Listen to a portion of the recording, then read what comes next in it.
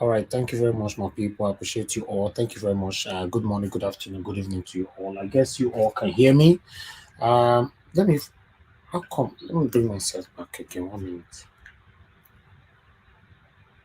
Uh, can anybody?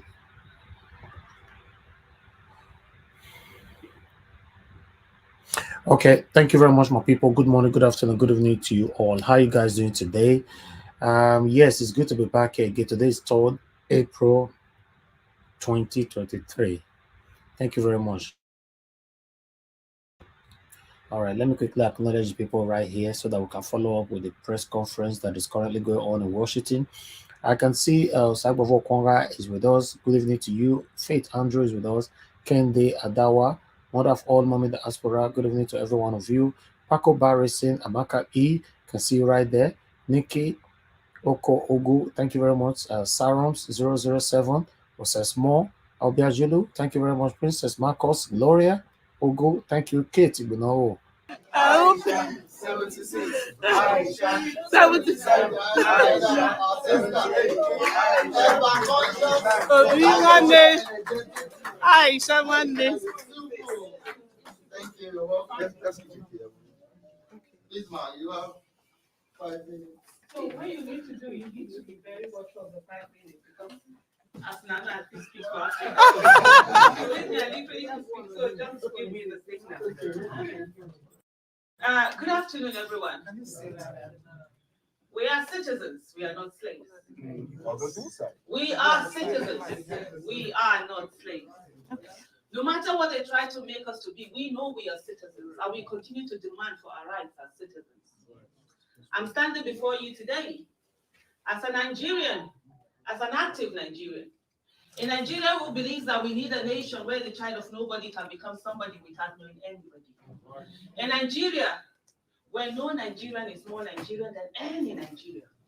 Over the years, we've kept quiet, we've moved on, we've never participated. And some few people have taken it upon themselves and they think they have the power. They do not have the power. Because like indeed, he said, the power belongs to the people. We are citizens. The office of the citizen is the highest office in the land. The office of the president is the highest political office in the land. So therefore, the office of the citizen is the #1 office. And we as citizens of our country, we came out, we voted. We did all that was supposed to be done. Nigerian citizens did the needful. But guess what happened?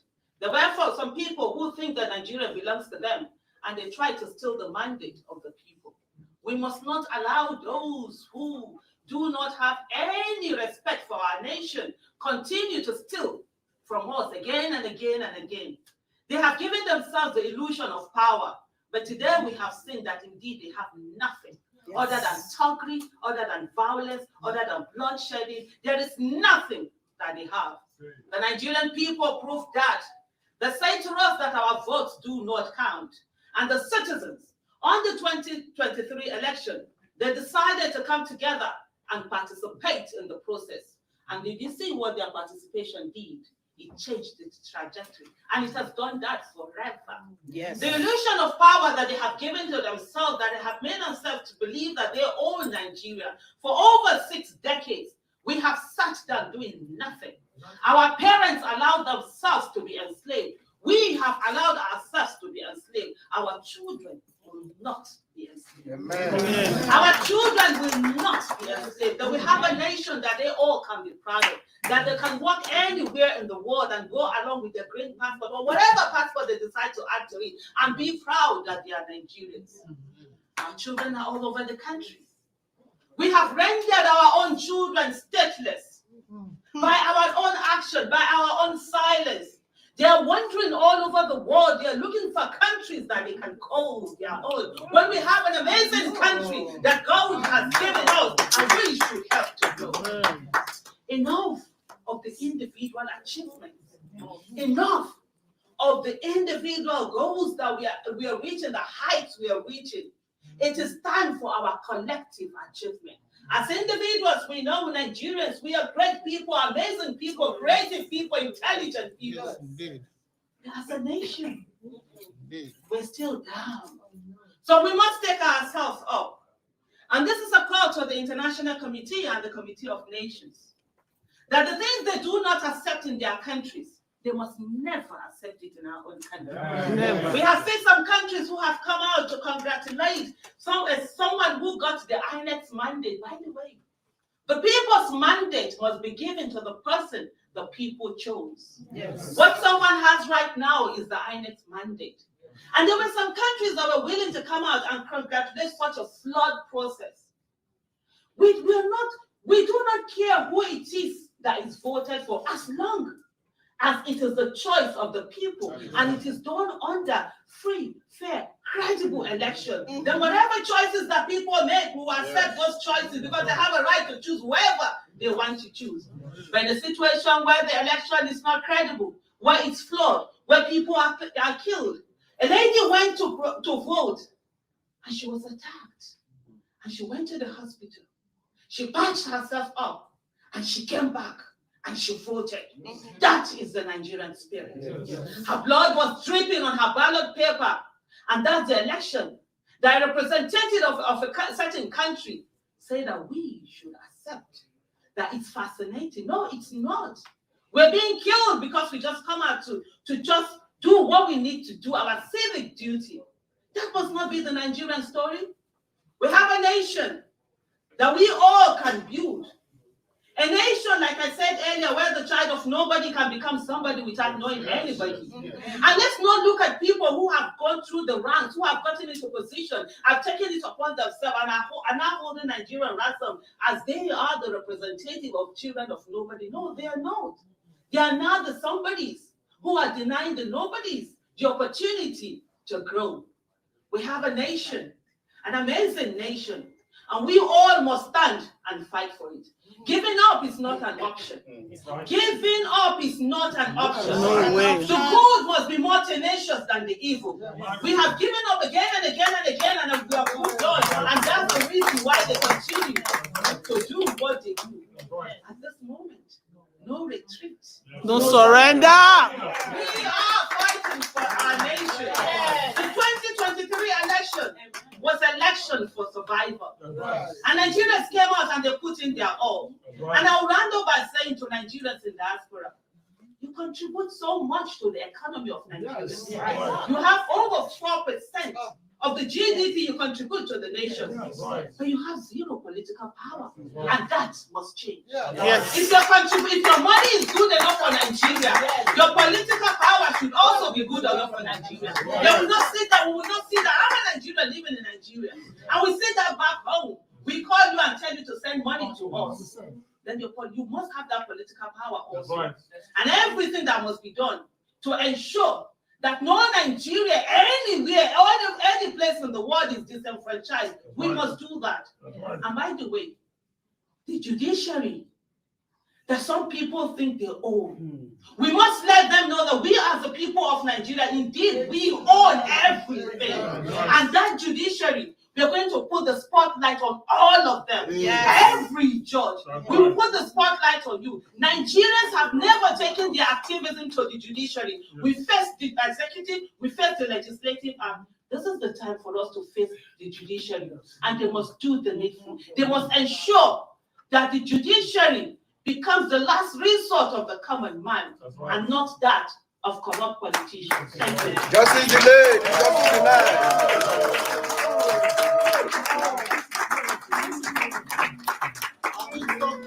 Can you continue to clap for our 71?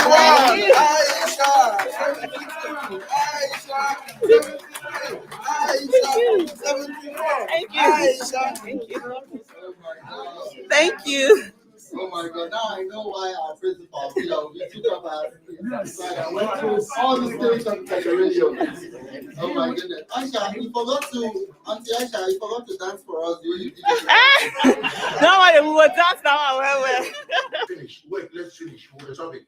And then he gave me 5, and I was managed to give 1, and he complained again. The umpire said, wait.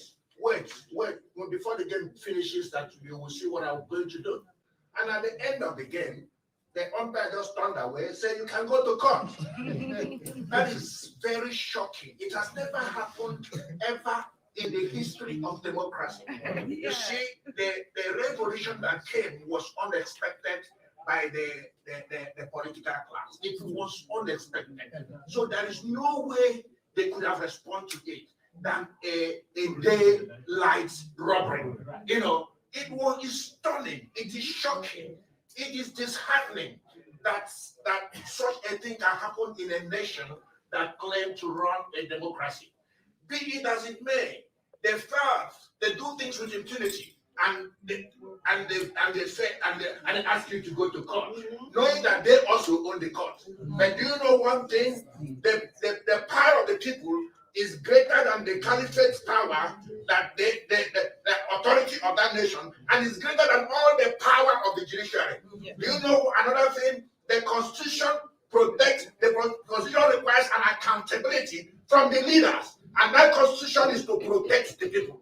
That any Constitution that cannot protect the people, that Constitution stands null and void. And our brother wrote a book, and his name is Professor Oluomo, that the man died who kept silence in the face of tyranny. This is an election has happened that inspired a generation of youths and giving them hope for a new Nigeria. And they want to abort that hope just on a twinkling of an eye. It will not happen. It will not happen. And our shock is that the international community are standing quiet. Not their needs. And the issue that we don't need to ask is this: what is American foreign policy in Nigeria? Does that foreign policy, is it meant to embolden the impunity of Nigerian political class, or is it for the interest of common Nigerians to choose a leader of their choice? What is that foreign policy? Is that foreign policy emboldening the leader, a caliphate government in whose tenure more than 500,000 people has been slaughtered, and emboldening and accelerating insecurity that people cannot sleep in their houses, they cannot travel by road, they cannot go to their farms, they are enveloped by every manner of insecurity? Is that what that policy stands for? Or is that policy to enforce all the international treaties on which Nigeria have committed themselves to? And it is time to hold Nigerian government accountable. It is time for the US government to hold Nigerian government accountable. It is time to require over $2 billion sent to Nigeria as aid, and including to strengthen democracy. What have they done with change? It is time to require that. It is time to demand accountability. It is time to require that election be reviewed. It is time to demand from the Nigerian judicial system for once justice. Let them give us justice, and be it as it may, it is better they do. But do you know one thing? The battle has begun. The battle has begun. It's not going to quench. This protest is not going to stop. This agitation is not going to stop until we regain our full mandate. And so shall it be. Yes.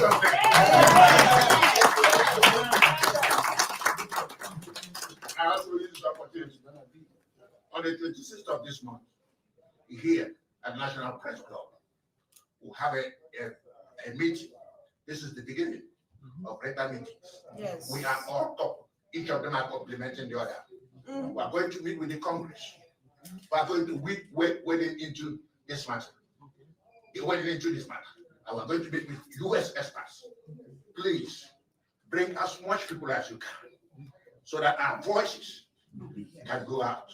And the American media can help us to urge the President of the United States of America and the Secretary of State to take responsibility to stop the impunity in Nigeria. Thank you so much.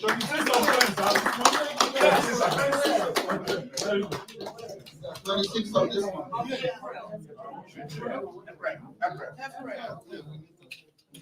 Thank you very much. I told you it was firebrand. I did all the reverends that are Emmanuel, and they have fire in them. Put your hands together for our reverends. For those that don't know, our reverend that just spoke has done a lot of work. Like he's watching your live stream. He's always found to protect us on the DC, and he's been speaking to the US Congress. So I want to thank Pastor Reverend Imaye for all his advocacy. So on the 29th of this month, 26th I should say, please try and be around as well. It's the same project, restore our mandate, INEC. I think that's the umbrella request. We want our votes to count. Let our votes count. Every other thing will follow. What time, sir? If you give us more information. Just reserve that date for yourself. We have contacted the press club to secure that hall.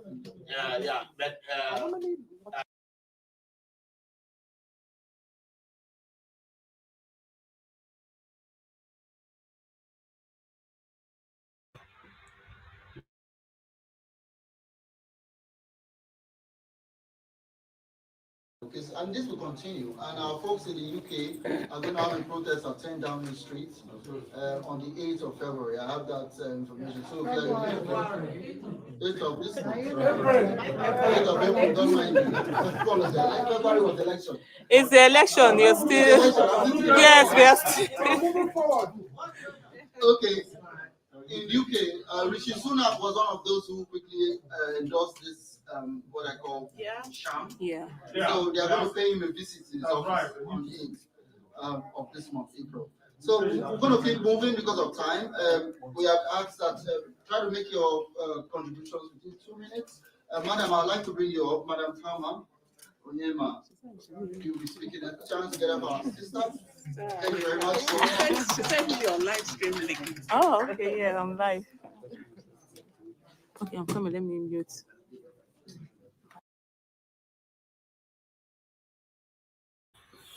All right, guys. I think we should move on now. We'll come back to this again. Thank you very much, my people. I appreciate every one of you.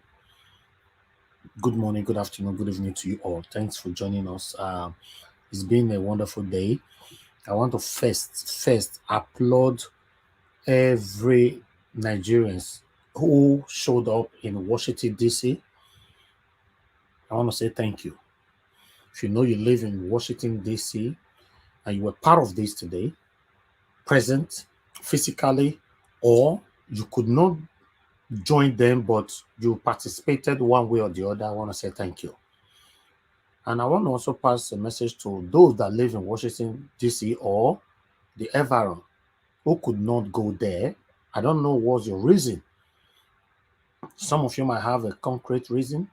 Why some of you, I think, is just reluctantness. I'm sorry, it might sound rude. Yeah, it is, because we cannot have Nigeria when some claim to be boss and allow others to do the job.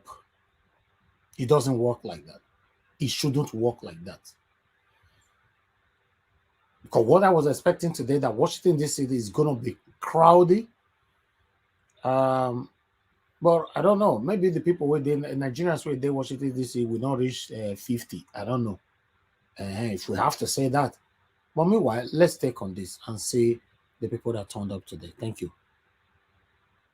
Not be concluded and the will of the masses be reflected, that there should be a constitution and a declaration. Okay, hold on. Let me see if it's that particular one. Okay, it's this one. Sorry. I'm going to be reading a placard.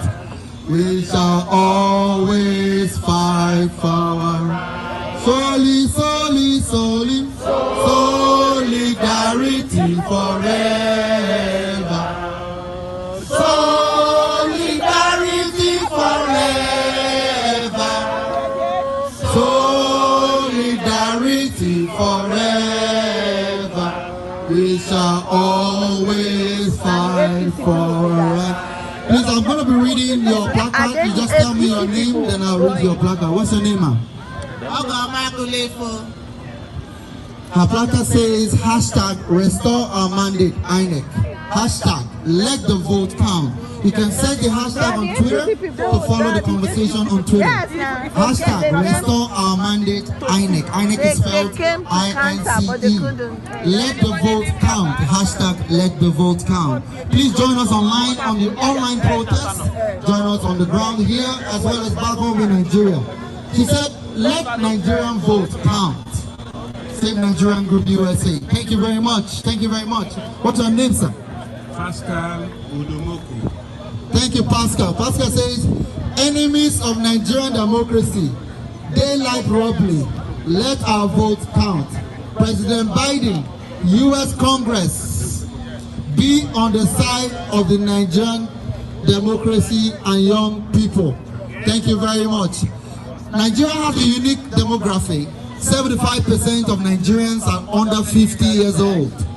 When you unleash good governance on that population, we will become an economic powerhouse. America, you need workers, you need tech engineers, you need doctors, you need nurses. We have the capability. Just give us good governance. Support our democracy. Let our vote count. Let Nigeria work. Do not make us a recipient of aid. Support our democracy. Let our vote count. Then we will contribute to the GDP of the world. Our ingenuity will show up. 260 million people want freedom. We want freedom. We want freedom. We want freedom. We want freedom. We want freedom. We want freedom. We want freedom. If you have a bag, if you are here, you have your bag, please grab your bag. Make sure you don't leave your bag unattended. Thank you very much. So we're here I see some of my leaders in the house. They'll be coming out shortly. But we are here in solidarity with the 260 million people that want their vote to count. We are not here primarily on the partisan fashion, because they are more than just the supporters of Peter Obi on this place. Although we are always the majority everywhere we go, obedience are everywhere. Even in the CJN aircraft, obedience was there. When he sneak into London, obedience were there. When he sneak back to Abuja, obedience were there. Anywhere you go, obedience are there. Thank you very much. I'd like to what's the name, sir? All right, Mr. Paris, I'll yield to you. Thank you so much. Great Nigerians. Great Nigerians. I just want to bring you news from Nigeria. I just came back from Nigeria. I served as a polling. We want to hear from you, President Joe Biden. Hello guys. Don't be silent anymore. My name is Bernice Peterson. Don't be silent anymore. This recording on behalf of the Dear Nigerians, Concerned Nigerian and Obi movement in collaboration. We are currently Thank you at very the much. Thank you very much. Square. Welcome once again. If you're Opposite the just joining White us, House, this you is can a see the White protest House for here. democracy across Nigeria This is the White and House. Africa. We have witnessed an election that cannot be said to be free, fair, and credible. We were promised a free, fair, and credible elections. All we got was violence, voter suppression, intimidation, bribery, killings, maiming, arrest. And now, those who think they are stronger than 216 million people are attempting to gag us. They want us to be silent. But we believe that in an oppressive society, silence is violence. We will not be silent. And we are calling on lovers of democracy across the world, across Africa, across West Africa. Those who want democracy to survive need to support Nigerians who came out en masse on the presidential election day to vote freely. Over 10 million new first-time voters. People who were outside the political space came back in because INEC promised us that our vote will count. But on election day, our votes were casted, the results were in, but INEC at night announced a different result. In a brazen fashion, raping our democracy. We will not be silent, we will keep speaking. Our democracy must survive. Let the United States support Nigerian democracy. We are calling on the President Joe Biden. We are calling on Democrats and Republicans alike, lovers of democracy, to speak in support of democracy in Nigeria, the largest, most populated black country in Africa, and also the largest democracy in Africa. 216 million voters. Most of them chose Peter Obi, the Labour Party candidate. But INEC, refusing to give up power, working with the APC, have subverted the will of the people. And we are saying, INEC, restore our mandate now. INEC, restore our mandate now. INEC, restore our mandate now. INEC, restore our mandate now. INEC, restore our mandate now. INEC, restore our mandate now. INEC, restore our mandate now. INEC, restore our mandate now. I'd like to yield to another patriotic Nigerian. Go ahead, sir. Great Nigeria! I want somebody to respond to this. We are great people.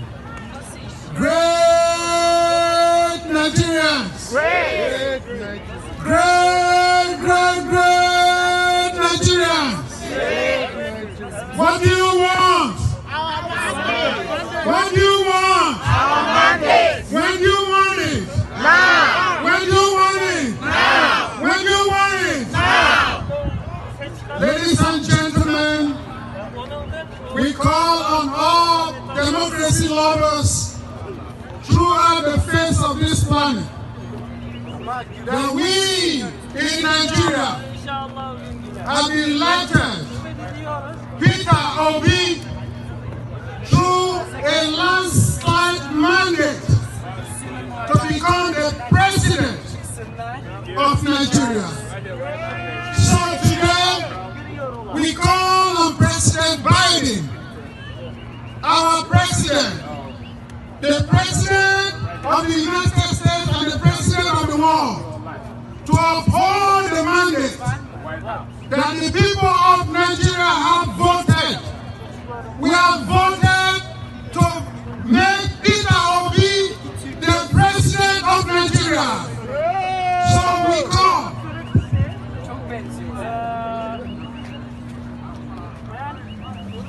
So we want the mandate. What the Nigerian people have voted, we want that mandate to be upheld. So we are calling on all people, all democracy lovers, to come to support the candidate that won the election. So today, I want to let someone know who won the election in Nigeria. Who won the election in Nigeria? Peter Obi is the one that won the election. If you believe that somebody else won the election, come and tell the Nigerian people. We are here to support Peter Obi. We are here to declare that there was a mandate of more than 10 million voters that supported Peter Obi. So we are here to uphold that mandate. And we cannot be silenced. I say no retreat, no surrender. No retreat, no surrender. No retreat, no surrender. What do you want? Our mandate. What do you want? Our mandate. When do you want it? Thank you very much. Thank you very much. What do you want? Our mandate. When do you want it? Now. What do you want? Our mandate. When do you want it? Now. What do you want? Our mandate. When do you want it? Now. Thank you very much. There's a reason why the gentleman was trying to stop you. There are people on. Okay, thank you very much, my people. That is it right there. That was the protest. And the previous one we were watching, which is still currently going on, that was the press conference, to pass a message to the government of the America right there. Okay, thank you very much, my people. I appreciate it all. We've been here for a while now. I would like us to talk on this before I can showcase any other. Okay, let us quickly. Another protests were carried out today in Abuja. So let's quickly take at least few minutes on this, just few minutes. of an interim government. Yes. We equally demand the compensation of all victims of electoral violence, Yes. suppression and other electoral atrocities committed during the federal and state elections of February 25th and March 18, 2023, respectively. Yes. As concerned citizens, we believe that our country is destined for greatness and are hopeful that in no distant time, our faith will nudge our dreams to reality. Amen. This is our prayer, this is our plea, as we nurse the bruises of hope. Although they force us to precipice, we will not curse our dear country or stand by those who curse it, for it is beloved to us. Nigeria is our fatherland and it's our holy home. We will not steal from our country whatever treasures it possesses, as God has abounded in its soils and its human resources. We will not disrespect the dignity of our state. We will hold on to the promise of unity, to the promise of faith, to the promise of peace, and to the promise of progress. And in our normal tradition, here we stand as our demonstration of solidarity to our dear state, Nigeria, and to our commitment to the message we carry, to our undauntedness, to our lack of despair, to our hope in our country. Here we stand in our normal tradition, and we hope we would have a member of the EU to come and receive our message, even as we deliver solemnly to this hallowed organization. Here we stand, Nigerians. All right, let's see to this as well quickly.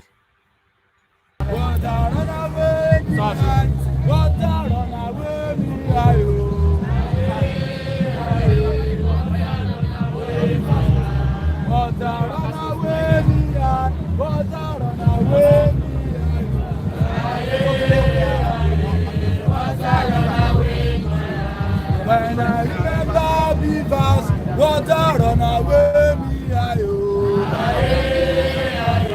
water run away me, water run away me,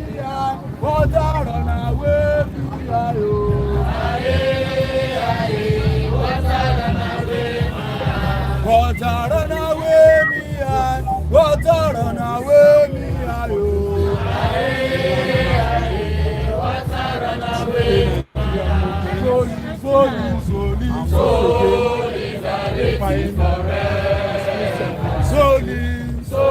solidarity forever. Solidarity forever. We shall always fight for our solidarity forever. Solidarity forever.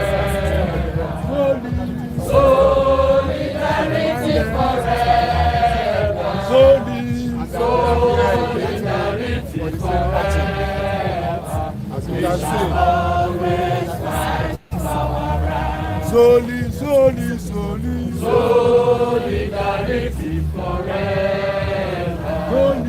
Solidarity.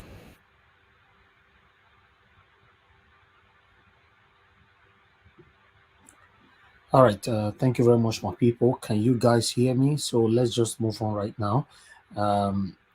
Yes, that is it for all the protests, both the one that happened in Washington, D.C. and the one that happened in Abuja. So that is it right there. So I appreciate every one of you for your patience with us this evening. Good morning, good afternoon, good evening to every one of you. I understand that we took a lot of time to showcase this video. Yes, it's part of why we are here. We are talking about the things that's affecting you and I. So I needed to carry everybody along. Thank you very much. Please do your part by liking this broadcast and share, so that we are going to start talking very soon. But meanwhile, before we start talking, yeah, we have a Nigerian on social media, which is currently trending, who called for MC Oluomo to be arrested. So I would like us to quickly listen to what you have to say here. Please help us to share and like this broadcast. God bless you all. The Nigerian government should go and arrest MC Oluomo. MC Oluomo is a terrorist. MC Oluomo is a terrorist. MC Oluomo is now to me, is an unknown gunman. It's one of the people terrorizing this country. Yes, I said it. Because I don't know who gave him that much influence. It's out a garage man that is not learned, that did not go to school.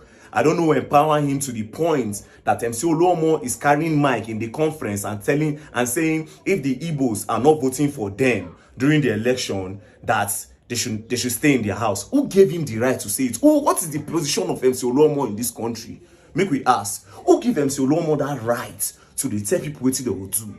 Who be MC Oluomo now? Wetin dey bust my head? And then as for Peter Obi, see, you don't dey make me vex. Everybody already the court. Mona hasting the process because now wetin Tinubu put for ground and we don't dey see so.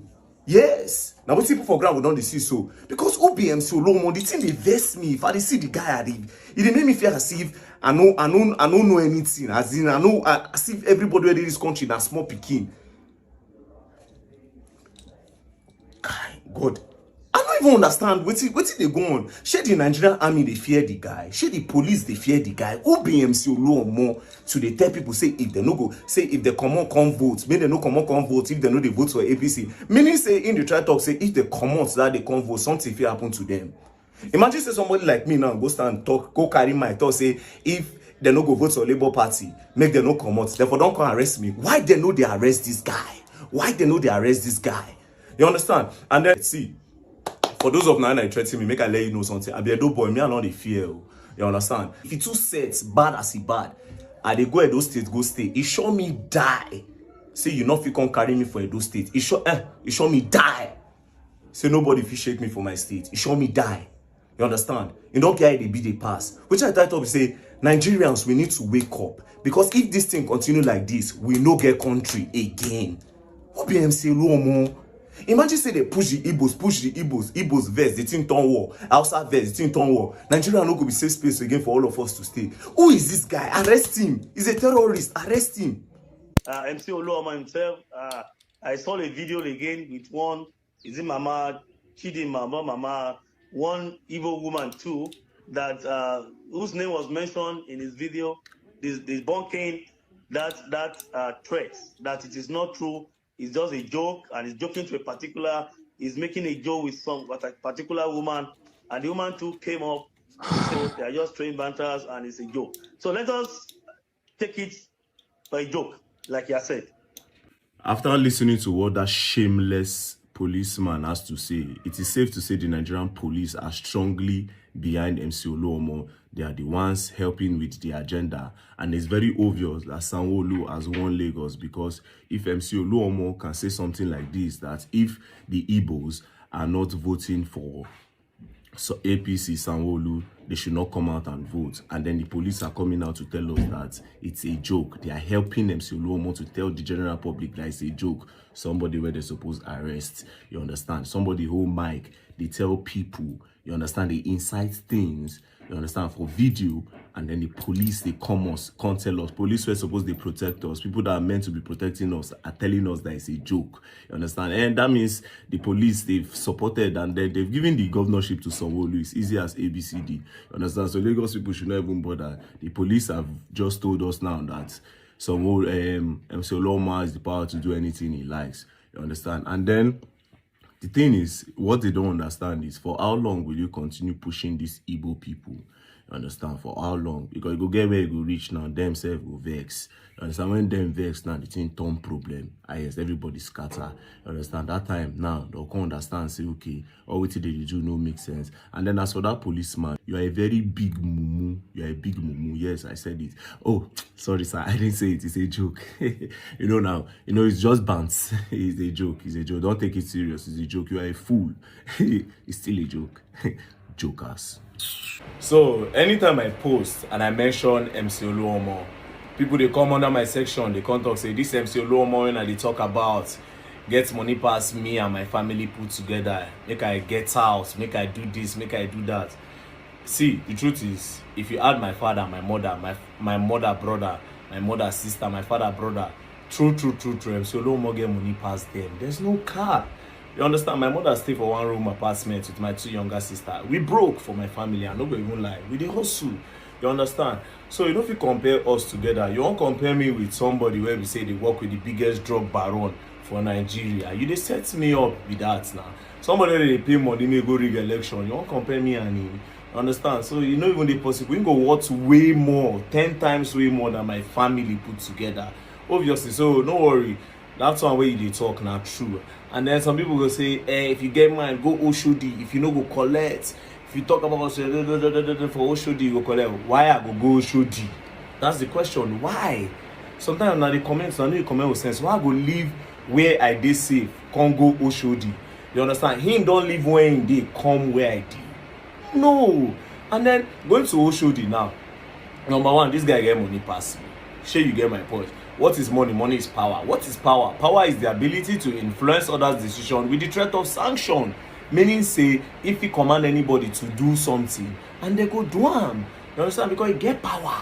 You go do am. And then also, this guy get the backing of the Nigerian police. The government, they back am. If not, therefore don't arrest am since morning. So why would they compare myself with am? The only thing wey me fit do na to let the whole world know say injustice dey go on. I need the aid, I need the help to do that injustice every day. In dey follow endanger Nigerians, in be threat to our nation. You understand? So na the only power wey I fit get.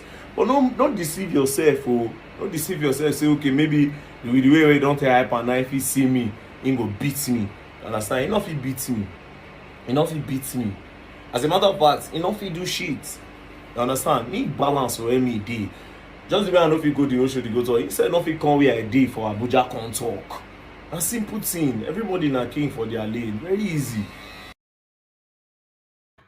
All right. I thought I should bring this here because it's currently going far right there. Short thing no go happen for Edo State. Where what this guy they do for that Lagos there? No fit You try.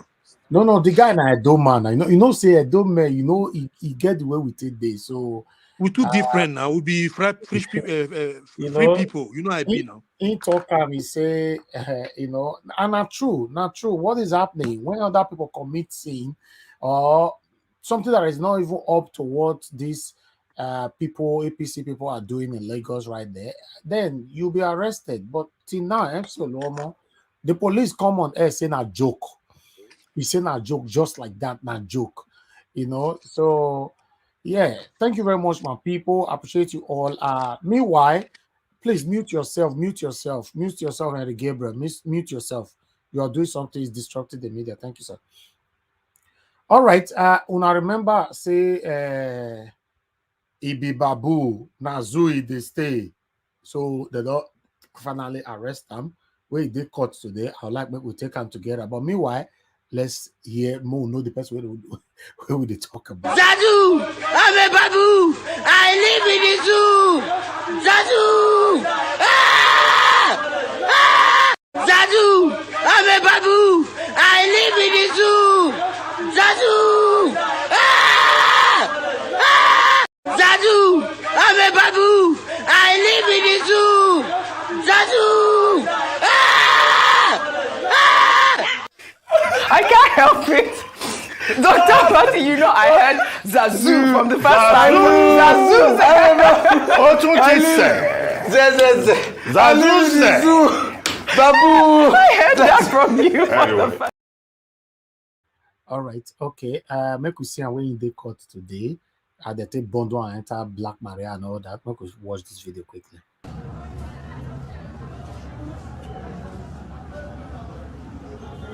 He on the front person where they sick for inside court that they ask a question.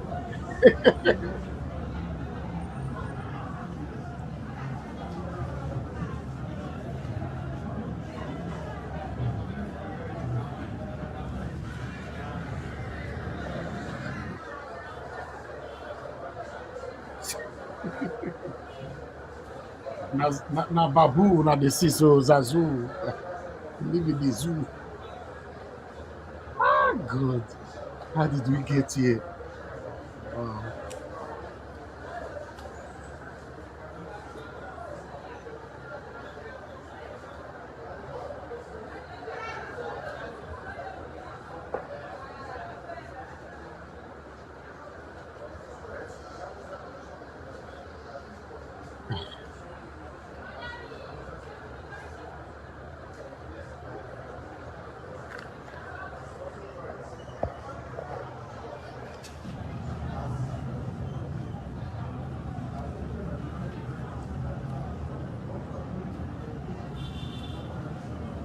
Yeah, no. Why not MC Oluomo? No, they're not. That one are untouchable. Eh, a deputy governor, not fit mention his name. Lagos deputy governor, fear not let her talk about MC Oluomo. So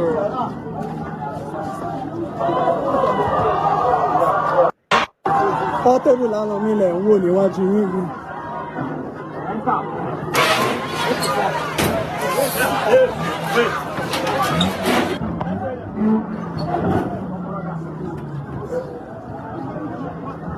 Má yọjú, má yọjú, má yọjú, má yọjú, má yọjú, má yọjú.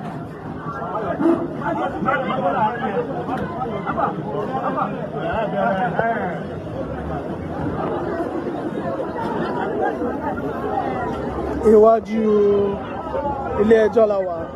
Portables ni wọ́n ti gbé tí wọ́n sì fi sínú mọ́tò Ìlaró tí wọ́n sì ń gbé lọ sí correctional center ti Ìlaró.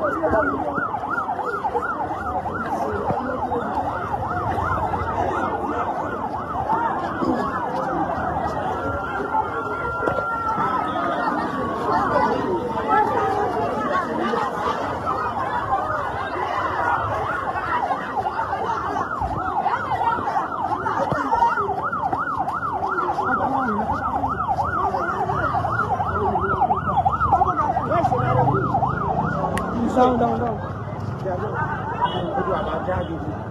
you can watch it again now, or rewind it back.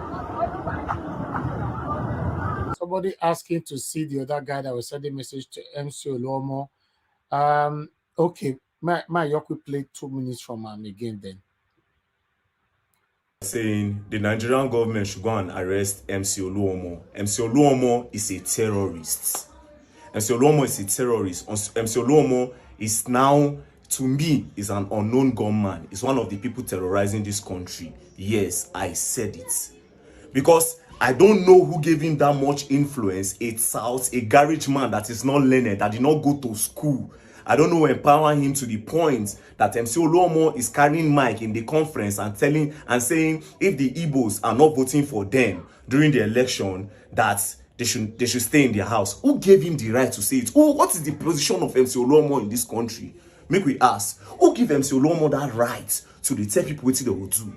Who be MC Oluomo now? What they bust my head? And then as for Peter Obi, see, you don't make me verse. Everybody ready the court. Mona hasting the process. Because now waiting Tinubu put for ground and we don't see so. Yes. Now what people for ground we don't see so. Because OBMC Oluomo, the thing they vex me. If I see the guy, it make me feel as if I don't know anything. As in as if everybody in this country na small pikin. God. I don't even understand what they go on. Should the Nigerian army they fear the guy? Should the police they fear the guy? OBMC Oluomo to they tell people say if they no go, say if they come vote, maybe they no come vote if they know they vote for APC. Meaning say in the try talk say if they come out that they come vote, something will happen to them. Imagine say somebody like me now go stand talk, go carry my talk say if they no go vote for Labour Party, make them no come out. Therefore don't come arrest me. Why they know they arrest this guy? Why they know they arrest this guy? You understand? And then see. For those of Nine threatening me, make I let you know something. I be a dope boy, me I know the fear. You understand? If it too sets bad as he bad, I they go Edo State, go stay. It show me die. Say you not fit come carry me for Edo State. It show me die. Say nobody fit shake me for my state. It show me die. You understand? You don't care the be the pass. Which I thought of say, Nigerians, we need to wake up. Because if this thing continue like this, we no get country again. What be MC Oluomo? Imagine say they push the Igbos verse, the thing turn war. Hausa verse, the thing turn war. Nigeria no go be safe space again for all of us to stay. Who is this guy? Arrest him. He's a terrorist. Arrest him. MC Oluomo himself, I saw a video again with one, is it Mama Mama, one evil woman too, that whose name was mentioned in his video, debunking that threat, that it is not true, it's just a joke, and he's joking to a particular, he's making a joke with a particular woman, and the woman too came up to say, oh, they are just trained banters and it's a joke. So let us take it for a joke, like you said. After listening to what that shameless policeman has to say, it is safe to say the Nigerian police are strongly behind MC Oluomo. They are the ones helping with the agenda. And it's very obvious that Sanwo-Olu has won Lagos, because if MC Oluomo can say something like this, that if the Igbos are not voting for APC Sanwo-Olu, they should not come out and vote. And then the police are coming out to tell us that it's a joke. They are helping MC Oluomo to tell the general public that it's a joke. Somebody where they're supposed to arrest, you understand? Somebody who mic, they tell people, you understand? They incite things, you understand, for video. And then the police, they come tell us. Police were supposed to protect us. People that are meant to be protecting us are telling us that it's a joke. You understand? And that means the police, they've supported and then they've given the governorship to Sanwo-Olu. It's easy as ABCD. You understand? So Lagos people should not even bother. The police have just told us now that MC Oluomo has the power to do anything he likes. You understand? And then the thing is, what they don't understand is, for how long will you continue pushing these Igbo people? You understand? For how long? Because you go get where you go reach now, themselves go vex. You understand? When them vex now, the thing turn problem. Yes, everybody scatter. You understand? That time now, they'll come understand, say, okay, all what they do no make sense. And then as for that policeman, you are a very big mumu. You are a big mumu. Yes, I said it. Oh, sorry, sir. I didn't say it. It's a joke. You know now. You know, it's just bounce. It's a joke. It's a joke. Don't take it serious. It's a joke. You are a fool. It's still a joke. Jokers. So anytime I post and I mention MC Oluomo, people they come under my section, they come talk, say this MC Oluomo, and they talk about get money past me and my family put together, make I get out, make I do this, make I do that. See, the truth is, if you add my father, my mother, my mother brother, my mother sister, my father brother, true, MC Oluomo get money past them. There's no car. You understand? My mother stay for one room apartment with my two younger sisters. We broke for my family. I'm not going to even lie. We did hustle. You understand? So you know, if you compare us together, you won't compare me with somebody where we say they work with the biggest drug baron for Nigeria. You they set me up with that now. Somebody where they pay money, may go rig election. You won't compare me and him. You understand? So you know, even the possible, you go worth way more, 10 times way more than my family put together. Obviously, so no worry. That's one way they talk now, true. And then some people will say, hey, if you get mine, go Oshodi. If you know, go collect. If you talk about for Oshodi, you go collect. Why I go Oshodi? That's the question. Why? Sometimes now the comments, I know you comment with sense. Why I go live where I did safe? Can't go Oshodi. You understand? Him don't live where he did, come where I did. No. And then going to Oshodi now. Number one, this guy get money pass me. Sure, you get my point. What is money? Money is power. What is power? Power is the ability to influence others' decision with the threat of sanction. Meaning, say, if you command anybody to do something, and they go do them. You understand? Because you get power. You go do them. And then also, this guy get the backing of the Nigerian police. The government, they back him. If not, they don't arrest him since morning. So why would they compare myself with him? You let me me feel do, and to let the whole world know, say, injustice, they go on. I need the aid. I need the help to do that injustice every day. In the follow endanger Nigerians, in the threat to our nation. You understand? So now the only power when I feel get. But don't deceive yourself. Oh, don't deceive yourself. Say, okay, maybe with the way you don't take hype and now if you see me, he go beat me. You understand? Enough he beat me. Enough he beat me. As a matter of fact, enough he do shit. You understand? Need balance for me day. Just the way I know if you go the ocean to go to, he said enough he come where I did for Abuja can talk. A simple thing. Everybody now king for their lane. Very easy. Thank you very much, my people. That's all we can present for now. Meanwhile, my brother, when you finish the talk, say nothing come Abuja. In case you don't know, they say that all the MC Oluomo, he boys don't they pack, they don't they relocate, go Abuja now. Kai, God, we can't continue like this. Meanwhile, I appreciate every one of you for your time today. Let me repost the link again so we can start talking now. For those of you, I understand. Say, Tunaja, you left. I don't know why. Maybe you waited for so long. Yes. It happens like this sometimes. I appreciate every one of you. Good morning, good afternoon, good evening to you all. And Nolly77, thank you very much earlier on for the super chat. May God bless you. Appreciate you all. Please press the like button and help us to share. And let's hear from our wonderful panelists and see what they have to say here. The first person we have on the panel today is Mr. Ike. Mr. Ike, good evening to you, sir. Thank you. Good evening, my brother. You can hear me? Yeah, we can hear you now. Better now. Thank you, sir. Okay. Please talk to us. Good afternoon, everybody, and a blessed new week for each and every one of us. It's a pleasure to be here again after so many hours yesterday, and I thank God that the Lord is our strength. I have the privilege to be here today because I'm off work today, and Niger Watch is taking my day off today, so it's a good thing. Thank you, sir. I think the press conference and the actions of the Nigerians in Washington is well commendable. I think the world is hearing our voices, and this move today in Washington, I hope, is going to produce more quicker results for us. We want a statement from the State Department. We want a statement from the White House, from the Congress. We want to know what their foreign policy is towards Nigeria. If their foreign policy is impunity against Nigerian citizens, they should let us know. If the same freedom that they preach all over the world, Nigeria should be part of it, because their economic benefit in Nigeria is so huge that no good relationship with Nigeria, they have a lot to lose. Therefore, we expect a quicker result from the United States of America. I'm happy that the gathering was peaceful. Let us not consider about the numbers. And when Jesus Christ started, he started with about 70, 72 disciples, but he ended up with 12. And even out of the 12, one betrayed him, so he ended up with 11. So it's not how many, the quantity of people, but the people that were there, what was their mission? Was the mission accomplished? I think the mission was accomplished.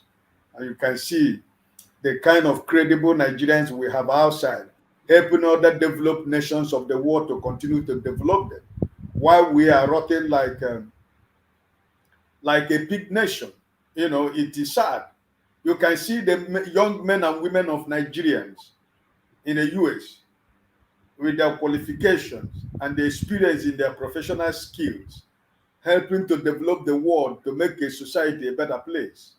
But our country, where they come from, there is no opportunity for them to export their professionalism into our system to be able to help 200 and something million Nigerians. It is sad, but also it is good for us because we know that this new Nigeria, we shall all experience their skill and their intelligence. So I was really happy. I was really impressed. The Bible said that many are called, but few are chosen. So we shouldn't be bothered about how many people that were there, but what was achieved by the people that were there, and I think they achieved a lot. And I was happy that Aisha, even taking time out of her studies, was able to be there, and that was good. So in general, I was happy. I was impressed, and I'm hoping for more positive result from the American government and the international community to know that we are not just crying for nothing, but they witnessed the election.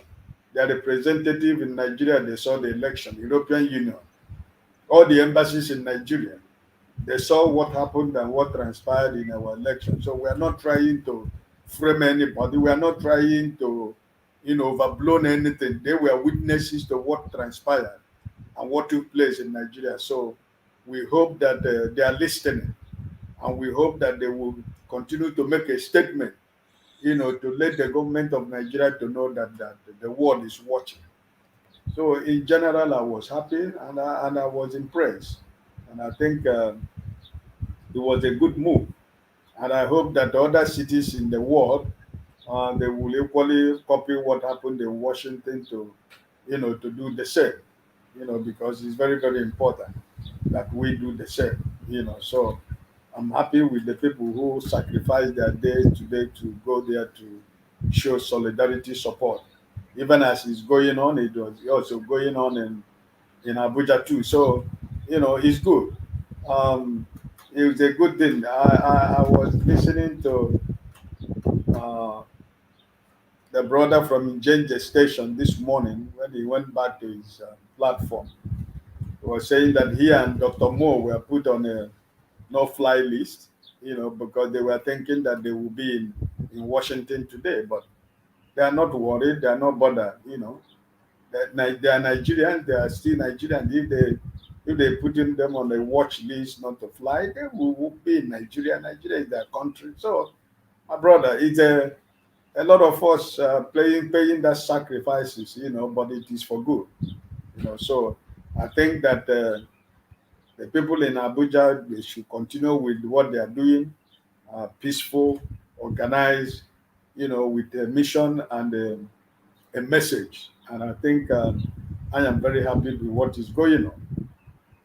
And the young man who talked about MC Oluomo, yeah, um, he said what every other person has been saying. And let's hope.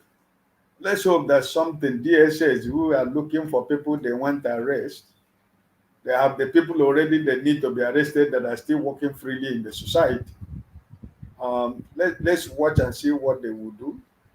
But I think that MCO Oluomo should go free from what he did before and after the election.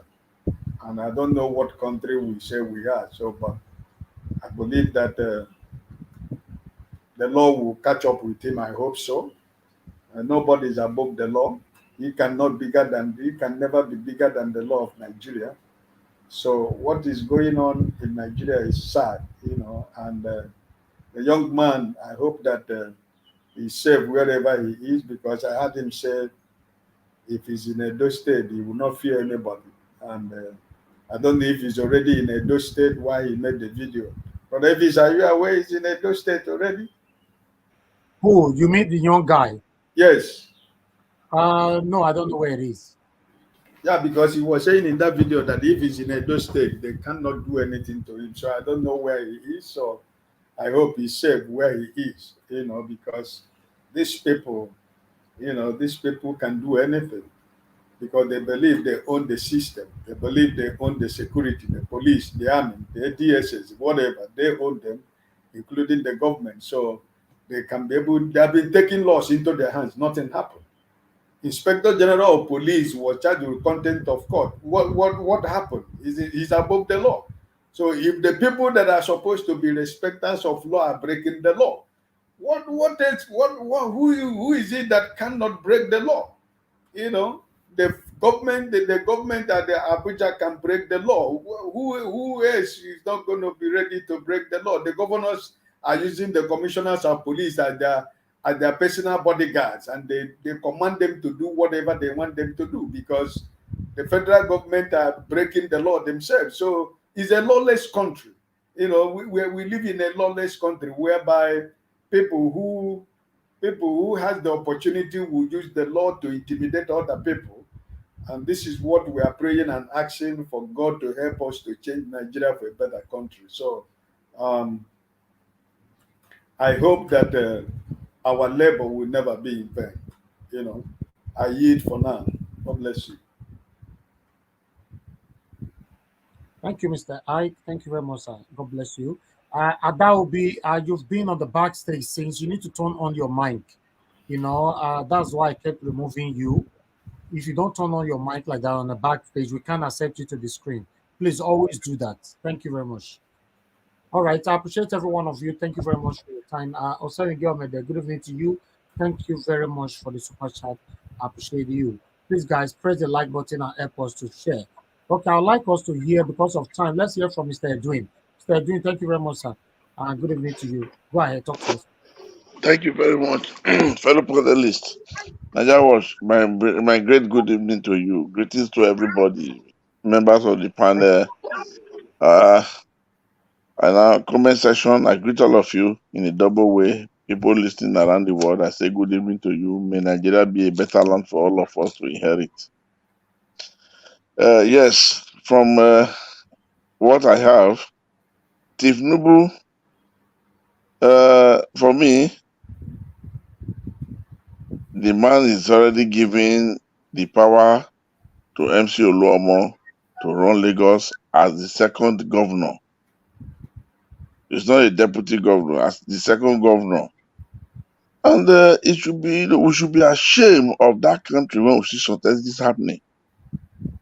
A commissioner of police will come to news media or police PRO will come to news media to say he was joking. Okay, wait, let's accept it the way he just said it. But the next day, what happened? When those threats now took place, what then did the police now made out of it? To now say, you gave this threat, we believe it was just a joke, like you initially promised us. But what happened later, you have to answer this country. You have to answer Nigeria. You have to answer Lagosians. What happened? This same Marty, this minute, nothing has been said. He has not readdressed that particular issue. And he's not ashamed of himself. He has wife and children. You see, one thing I want most of these people to understand, if you lay behind these people to destroy our country, just go back, take retrospect into your personal family. Watch what happened to your family. You must always get one or two of your children being destroyed. Have you ever seen a drug baron whose children are not destroyed? They always pay prices with one or two of their children, no matter how it is. Because that is what we call the law of karma. It will catch up with you. Those people aiding these people, I bet you, these criminals will be one of those people that will now inflict pain into your family.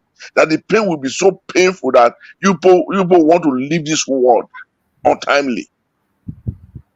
That's just the gospel truth. Don't just think today has come. We don't know what tomorrow have in stock. Tomorrow has a lot in stock. Okay? So I want you guys to understand. Mr. Raja you showed this singer Portable, and if you watch him, I would describe when he was in dock. I would see that docking as he was cut to size. He became small. You understand my point now? They reduced him to nothing. That's first time. They've just decided to use him. You see, that boy was having one thing in mind. Maybe he knows MC Oluomo or one of these people that are using them. But he has forgotten that the political jungle time has expired. They've been used and they are interested. I mean, nobody's interested in them any longer. Their service is no more needed. Because they cannot render anything now in the current dispensation. That was why the police were able to go after him. If you watch him, you said when he was in the dock, he was like he was sick. No. Like that was, do you know what was happening to that guy?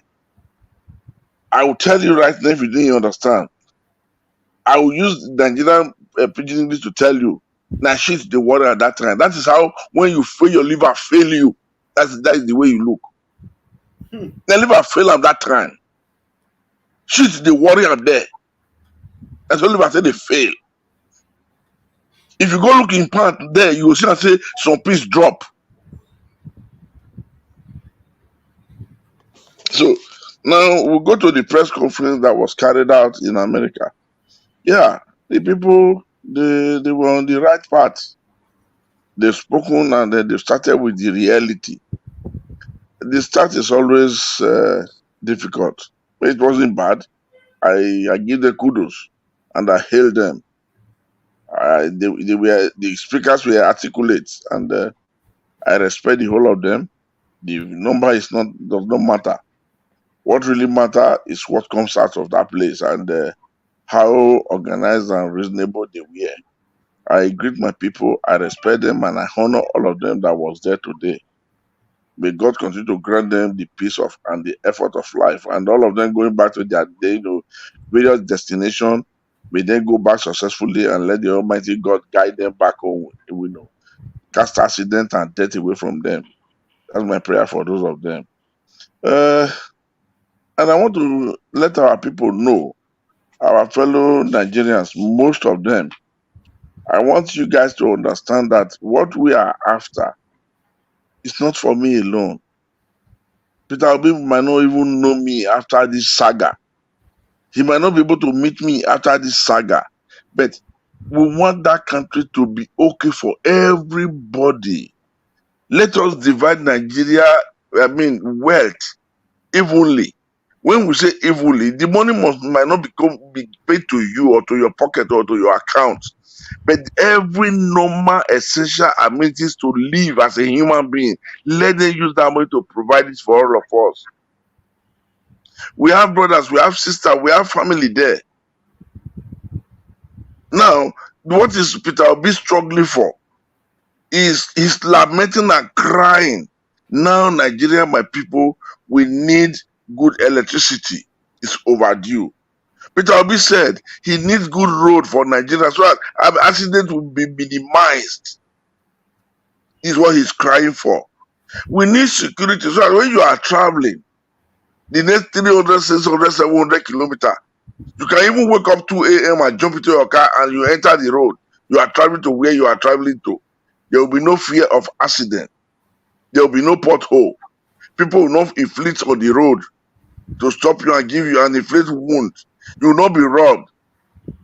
When these Nigerian roads are good, these guys you see, we are now seeing that they block highway. They have no chances.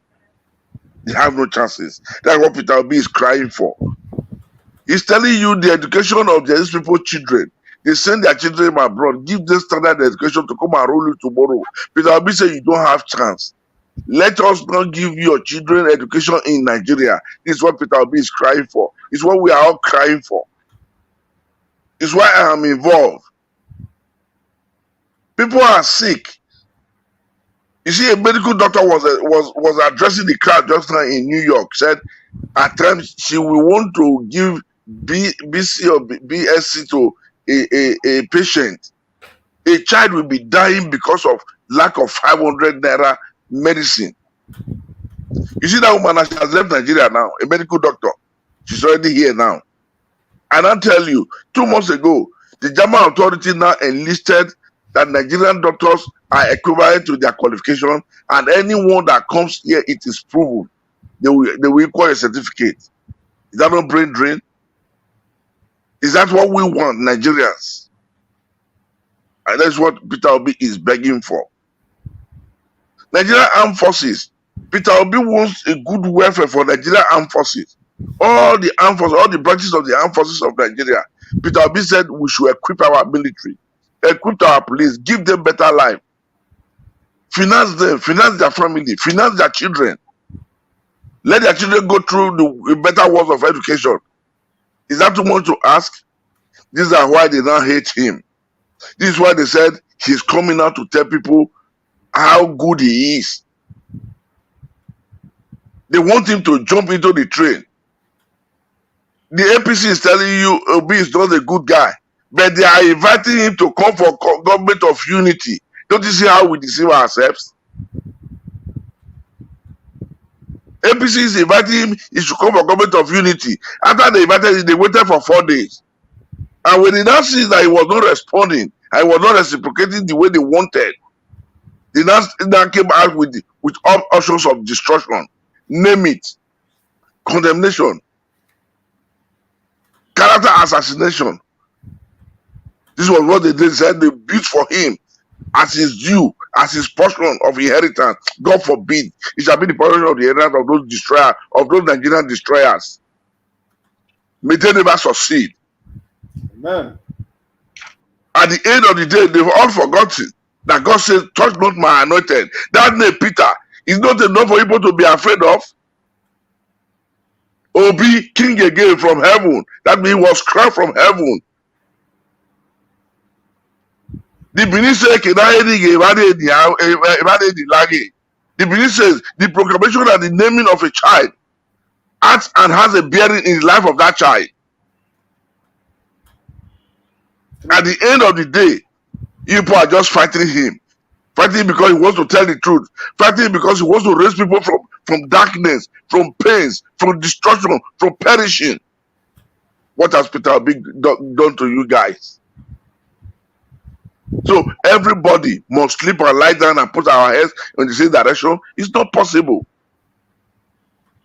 I always tell people, where you are seeing figure number 6, somebody is seeing that same figure as figure number 9. Now, my great uncle know it all, Festus Kayamo. It's a painful thing that I don't know. I believe I know you must have given the DSS order to go and arrest that boy in Abuja, because you are now Mr. DSS commander. When they ask you to go to military school, you said no. Go to police enlistment, you said no. Now you want to command the police.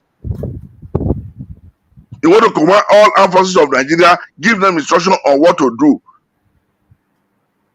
You don't want to go. You don't want to die, but you want to go to heaven. Festus Kayamo.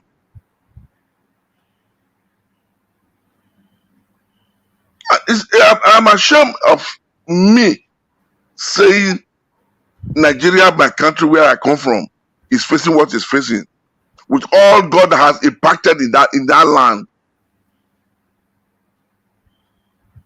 You know what? Now God has strived to build up that land and put everything you can imagine on editor land that is blessings. And you people say no, the effort of God we don't know. But the wrath of God fall upon all of you that is involved.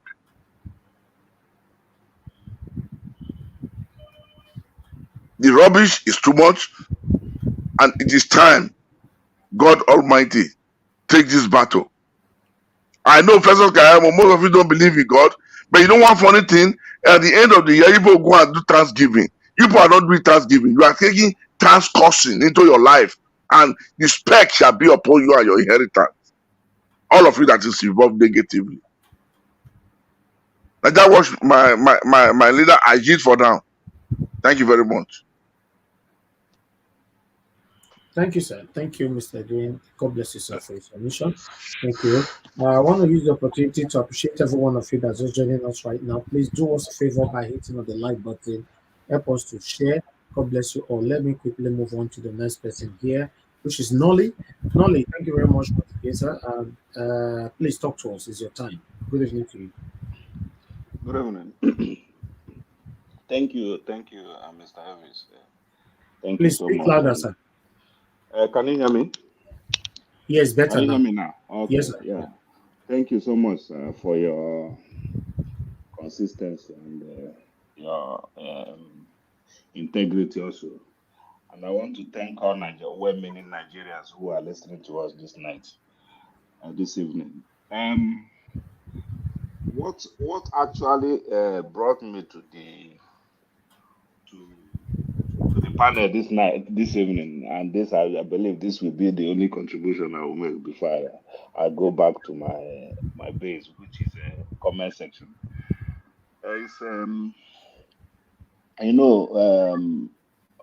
Many a times, so sometimes I ask myself some questions. What is happening to us as Nigerians? What is wrong with us as Nigerians? Does it mean that we love suffering? Does it mean that we love what is going on in our country? Does it mean that we don't want progress or what?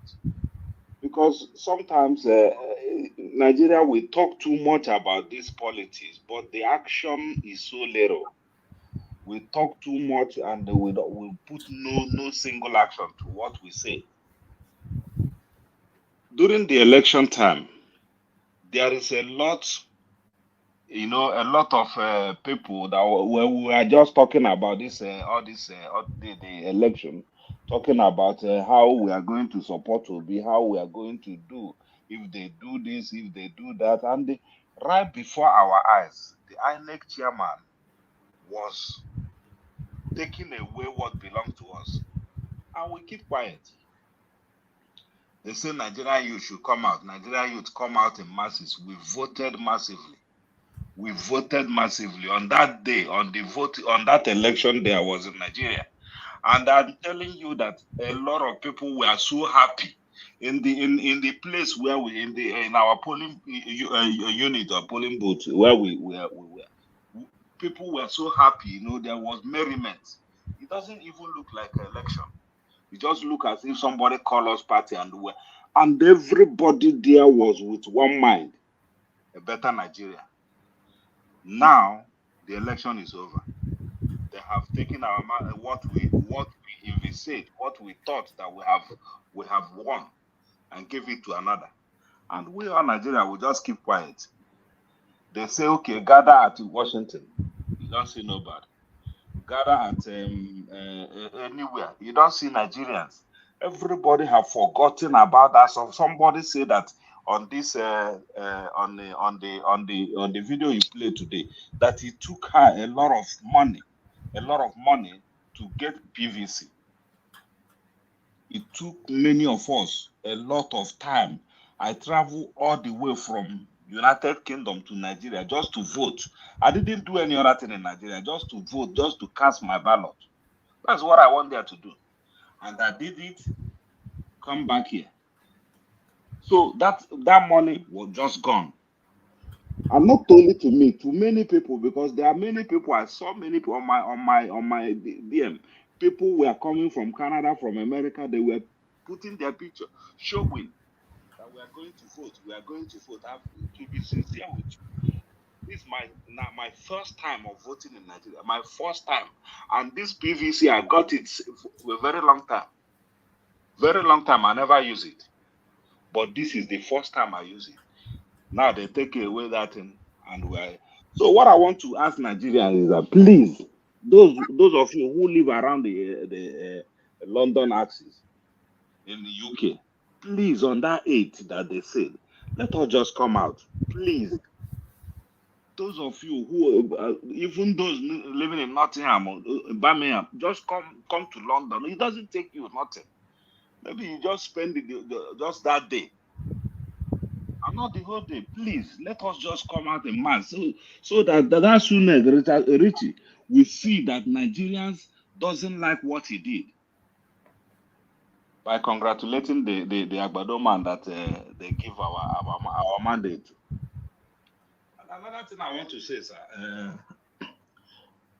concerning the guy that I was talking about, MC Oluomo, that is unknown gunman, I want to help him to tell him that he's not more unknown.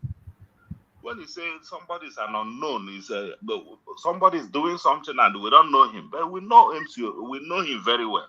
So it's a known gunman who is working against Nigerian and is working for the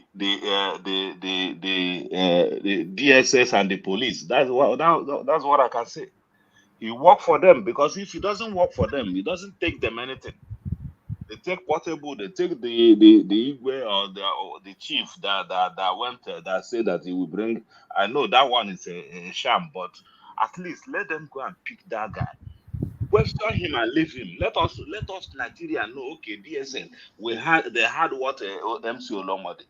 But nobody is talking about the guy. Nobody. Not Lagos State government, not Nigeria, not nobody. Why? Because it's above the law. That's why when Tinubu talk to them about China, what do? They bill China 5 million naira to pay. Why? Because they are the power that is holding Nigeria. And we just keep quiet. Please, Nigeria, let us wake up. Look at the march in Abuja. I saw in Abuja today. How many people is that? But during the campaign, during the obedient rally, there are thousands of people who come out. But now everybody have to their tent, oh Israel. Nigeria should be better than this. Thank you so much, sir. I'm really disappointed. Thank you. Thank you very much, sir. Thanks for your submission. Yeah, Nigeria should be better than this. We can't continue like this, where nepotism is eating every one of us so hard. You know, some people can be arrested, while some cannot be arrested. So it's sad.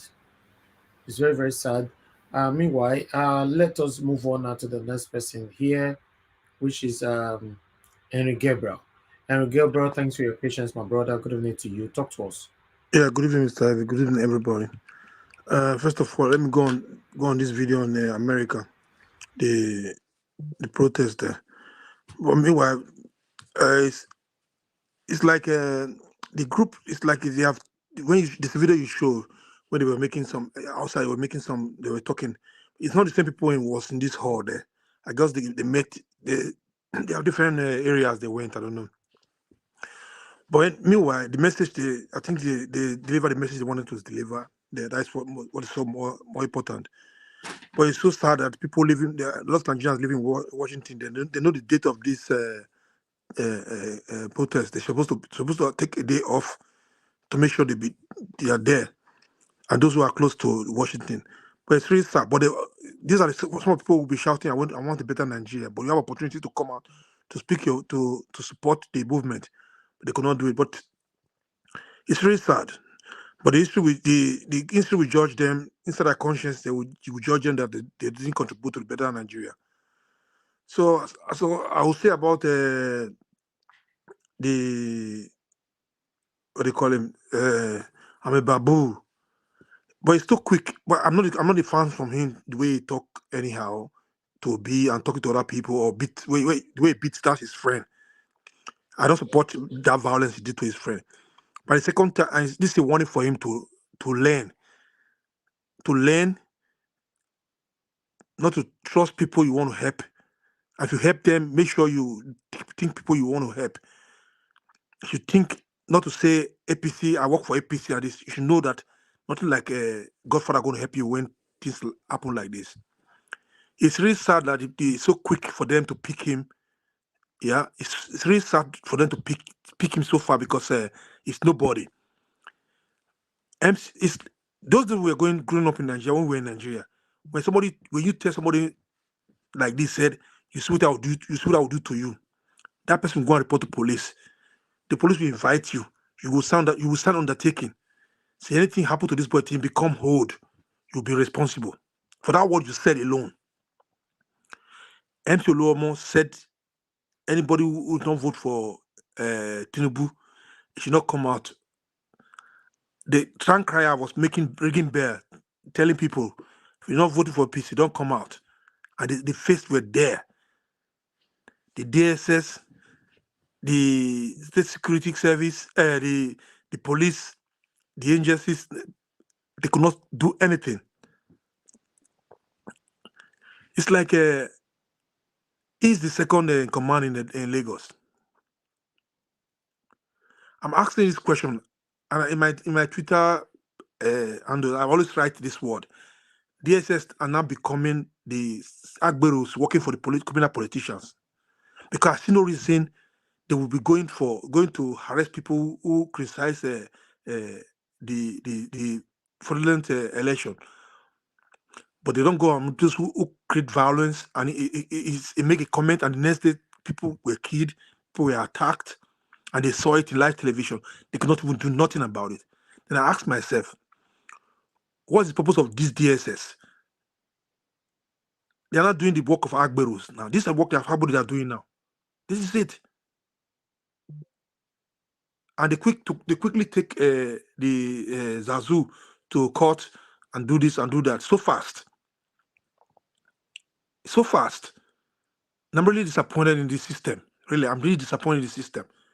It shows that if you don't have nobody, that one he was saying, I work with APC, we are in government now, but it was just it's just ranting.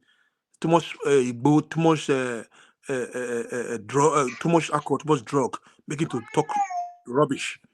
But now it's a lesson for him to go there, come back and reset his brain again if his brain is still working. You know. So I feel sorry for him. I feel not sorry for him. But it's both sides, because when he was talking about Obi his boy, said this, it was just because the little change they gave to him then. But now you can see that Obi is not a boy. Now he's going to be a man now. You go to there and know how it is. When he was in the court there, if I were to be him, I want to shit. I will tell the judge, excuse me, I want to cheat. I want to shit. I will say it. Because that guy want to go to toilet, want to use toilet. And what is he doing there is so dangerous that he could not even go to toilet, and he wanted to go to toilet. It could affect him directly. If I were to be in some position right now, they already put me in cell for how many days? Either they will do to me, put me in jail, or they bail me. You're already there. It's not that first day you come to the cell, you look at it like it's a big crime. After 2-3 days, you're already blended in the system there. If you go to toilet, I would tell the judge, I raise my hand, I want to go to toilet. I look at the judge, look at the court, the way it look like a New Benin market, where they sell crayfish, so noisy, so dirty, not organized. In 21st century, we're still living like this.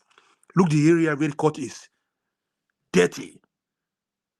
And these so-called people who's running this country, they go travel out to see how it is. They will not do nothing about it. Let me go to this our Benin, our Edo boy.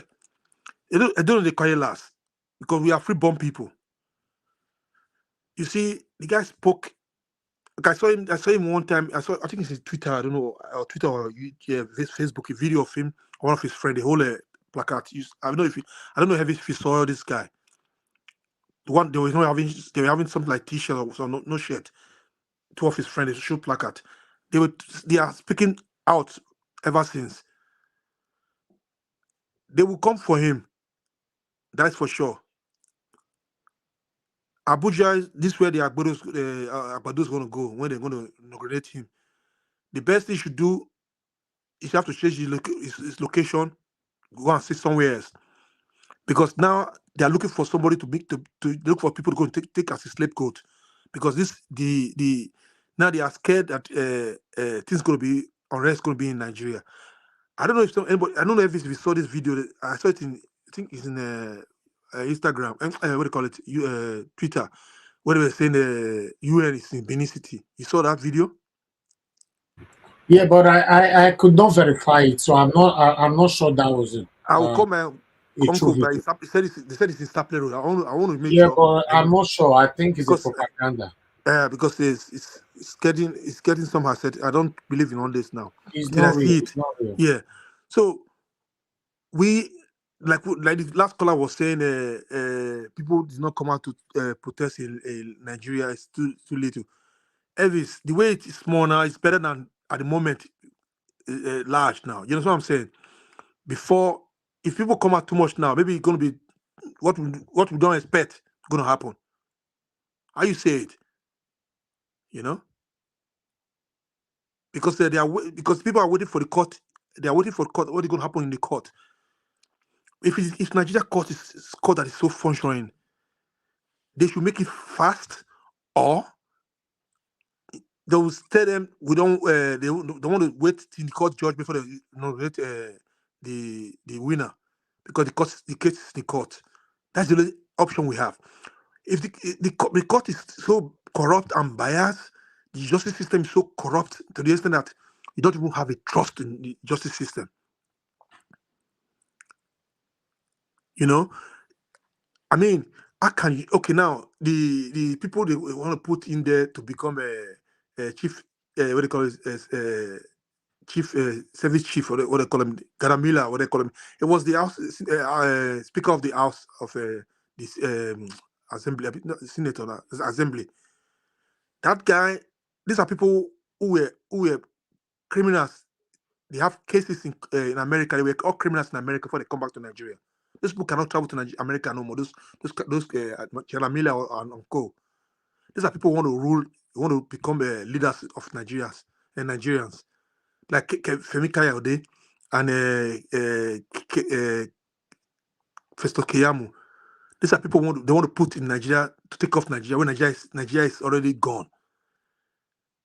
I never believe this, and I don't believe what is happening yet. Till 29th of May, Because if it happened like this, Elvis, I'll tell you, I would not go to Nigeria till they have a new better government. I'll be traveling Europe, America, Asia. This is how we'll be doing. Because I can't take it. It is time for the other Western countries to speak out. They should speak out.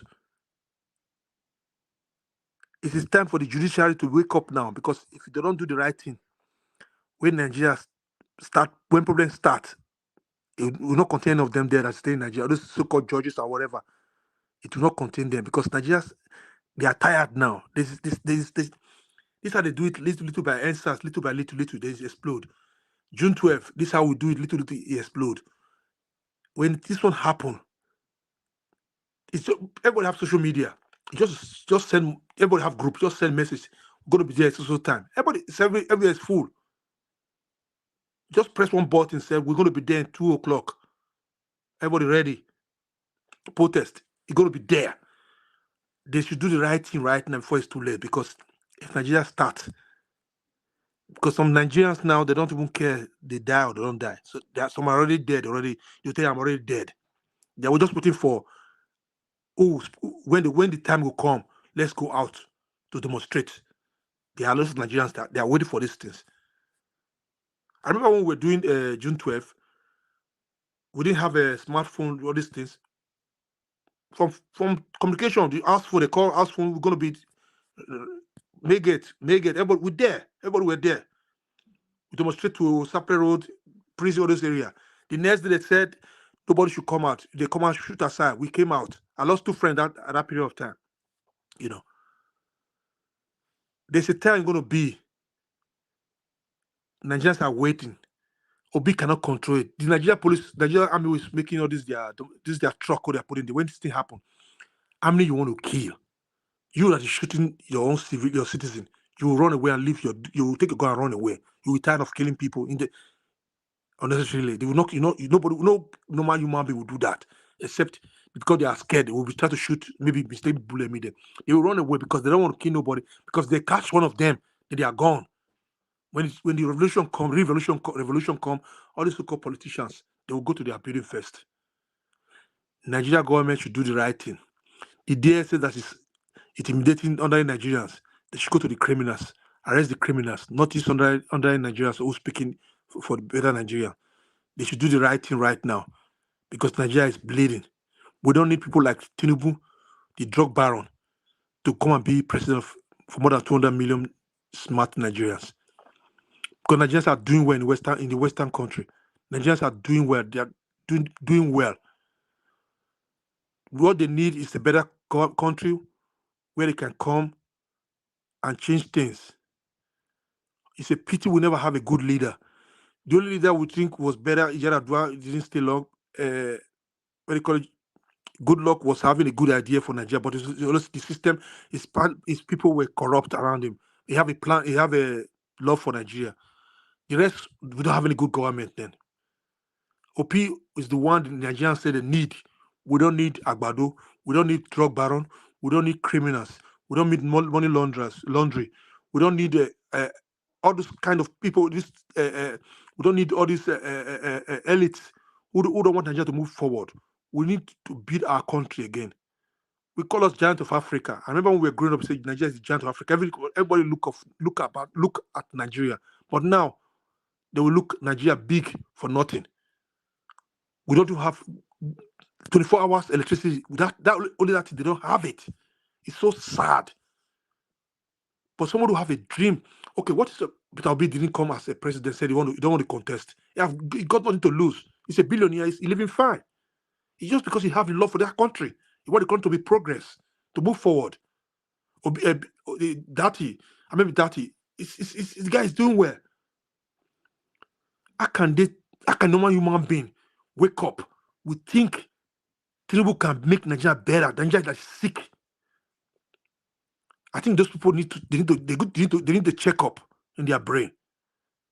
We have Buhari who spent more than 100 days abroad. We don't even know which country was staying. They say UK. We don't know if it's UK or Saudi Arabia. because of year inflation. Can you imagine how you're going to bring Tinubu cannot even remember his name? You don't even know his age. You don't even know his wife's name no more. Won't be Nigerian president. Not my president. He will not be my president. Never, never. I yield back. Thank you, my brother, Henry Gabriel. There's a lot of fact. There's somebody now that has been able to, dictate the whole. I think that from what they're saying, I think this is like four conversations. They were like, and anybody that has any level of intelligence, even a small child that they have a level of intelligence, if you listen to that conversation, you know that conversation is not coherent. It's not, when you start a conversation, the conversation should be able to flow. There is no flow in that conversation. That shows you that there's something was being cut and joined. If you listen to it from the beginning, yes, daddy, tell your people in the north, the whole thing doesn't flow. It tells you how wicked and how manipulative. And I'm so happy. That's one thing I always like about P2B and his people. He may not be saying anything about this thing now. By the time he comes out to say anything about it himself, he has to do what he needs to do. Because the forensic analysis of this conversation, of this thing, is going to come out. People will see it. He's not like Keyamu them that already celebrating. Oh, in their heart now, finally we have caught P2B. Hey, finally we don't catch him. I'm looking at this, I say, these people are just simply stupid. Okay, you caught him. If we had listened to this Arise conversation to the part Abati, in fact, the way Abati spoke today, I've not heard that Abati speak like that in a very long time. Abati said that he listened to this, he didn't even say anything. Like, what is the hula bula? What did he even say in the audio? What was that thing he said in the audio that is even everybody is even jumping up about? Is it anything? It has nothing to do with anything. That he said, oh, people are tell your people in the north religious. Like, he's like, that's what I keep asking. What exactly did he even say? Like, we were here analyzing Oluomo. MC Oluomo, in full glare of the whole world, threatened. He did not just threaten. He threatened and he carried out the threat. It wasn't just him. It wasn't just MC Oluomo. Even before the presidential election, a voice was even at the polling booth. Somebody was there screaming, "If you're not voting for APC, go home, go home." Things like this, a lot of things. Even I don't know how many of us that follows Fani Kayode's tweets. Fani Kayode's tweet is enough to set this country on fire. And yet, people like that, everybody is keeping quiet. And now they're celebrating that they've caught P2B. I wrote something. There was something when I saw Fani Kayode's not for the what's his name? Kayamo's post. The only thing I told him, I said, I responded to his tweet. I said, can you even listen to yourself? We're like seeing this thing now. I see P2B as a set, because if you have, the truth about it is that they say that they have discovered that P2B's comments, P2B's phone conversations from the past 3 years they've been tracing it. So this is the only thing they found that is close to what they are looking, what they are trying to find. They've been tracing this man's, and the NCC, they need to, in fact, it's so sad that it's like every facet of Nigeria has been compromised so badly. NCC knows it because they are the ones that released this thing, most likely, because there's no other where this thing could have gotten. They say they've been tracing these P2B's conversations with different people they trace it from 3 years past till today. They're just trying to get something they want to use to nail him, to say, yes, finally we have got. They want to see if he has ever mentioned anything like interim government or mentioned anything that will that have been citing, so that they will use it against him. That's what they've been doing, monitoring this man's phone call for the past 3 years. And this morning I was talking to somebody when I went to work. I'm like, why is it only Obi? I thought I think contested this election. Why is the attention so much on Obi? Why? I think we contested this election the last time I checked. Kwankwaso was in this election the last time I checked. Why is the attention so much on Obi? And that tells you one thing and one thing alone. They know they have something that belongs to that man, that belongs to the country, to the Nigerian nation, that Nigerians got through P2B. That is why they are trying so hard to silence that man, because they know that they have something that belongs to the Nigerians, which Nigerians got through P2B. If not, why the interest on him? Why is it all about? Why is it making about him? It's so sad. It's really so. And I look at that. When I look at it, I say, thank God that this is the only thing they've been able to find. Like I said before, yesterday, P2B is not a man that man is not a careless talker. By the time everybody sees, and another thing that bothers me, it's like Nigerians are so, I don't know, a lot of people in Nigeria are so gullible. This small thing now, a lot of people are already shaking. Yeah. Like, but you people are the same people that have been clamoring about what MC Oluomo said, that what was done in Lagos and what was done here. And just this thing alone, some people are already, you never believe you're big. I'm like, come on. What I mean, like, a lot of people are already shaking, shivering. And I ask myself, where are the obedience? Where are all those people? Where are they? Where's everybody right now? This is the time we need to make our voice louder. And we're already checking out, giving the lives of what's his name? FFK and the Keyamo, his brother, the likes of them, giving them a field day to make a fun of everybody. Like, are you guys kidding me? It's so sad. But like we said before, like we said yesterday, this is not the end of it with this fun thing. It's not the end of it. It's not the end of it. I know P2B is not talking. He's not going to let it lie low, because the truth about this thing is going to come out. The truth, the real transcript of everything. They already showed it. In fact, the person that sent it to me showed me, brought the way the voices are manipulated, like 4 different conversations that were like joined together. They brought it, and the thing was playing. You see how the whole, even the area that is not even P2B's voice, they put P2B's voice in it. The part that is not even P2B's voice, they manipulated it that P2B's voice was what was. This is what the 21st century, that is what technology can do. And when you look at it, you're like, wow. So this is how low these people can go. Just trying to find something against a man that has done nothing. And I was telling you, I told Keyamo in his Twitter page, I responded, I said, shame on you that for a man that has been in politics for more than 10 years, this is the only thing you can find on him. It does not tell you that the man is a saint. This is the only thing you can find on him. But you said, by the time we open you now, we will be, in fact, already your dirt, all your dirt is already on Twitter. Every nonsense you have spoken, even as at 2020, against this same Tinubu that you're making noise about. Everything is there. Your dirt is all over the place. Okay, here talking nonsense, and then coming to the one that said is in the zoo. It's so unfortunate that this is something I say. These people don't understand. They used you, do all their nonsense, collected the election, and they're gone. He was when he was busy there. I make a federal government liability. Okay, look at him in the courts now, doing like somebody who wants to vomit shit from his mouth. Local government, federal government liability. Who is there to save him? Nobody. I don't know when these people will learn that you guys are just being used. You guys are just a means to an end. I don't know when people will get this thing. You are just a means to an end. He started calling himself superstar. Look at superstar in the crowd. I was expecting him to go down, act like Dino Malaye, go down and say that he has collapsed, he has fainted. That's what I was waiting for him to do. And he was just standing there doing like this. Suddenly, somebody, when they were carrying him out, he was busy saying, immediately they took him to court. His countenance changed. He started shaking. No longer government. That tells you that these people, all they have is just mouth.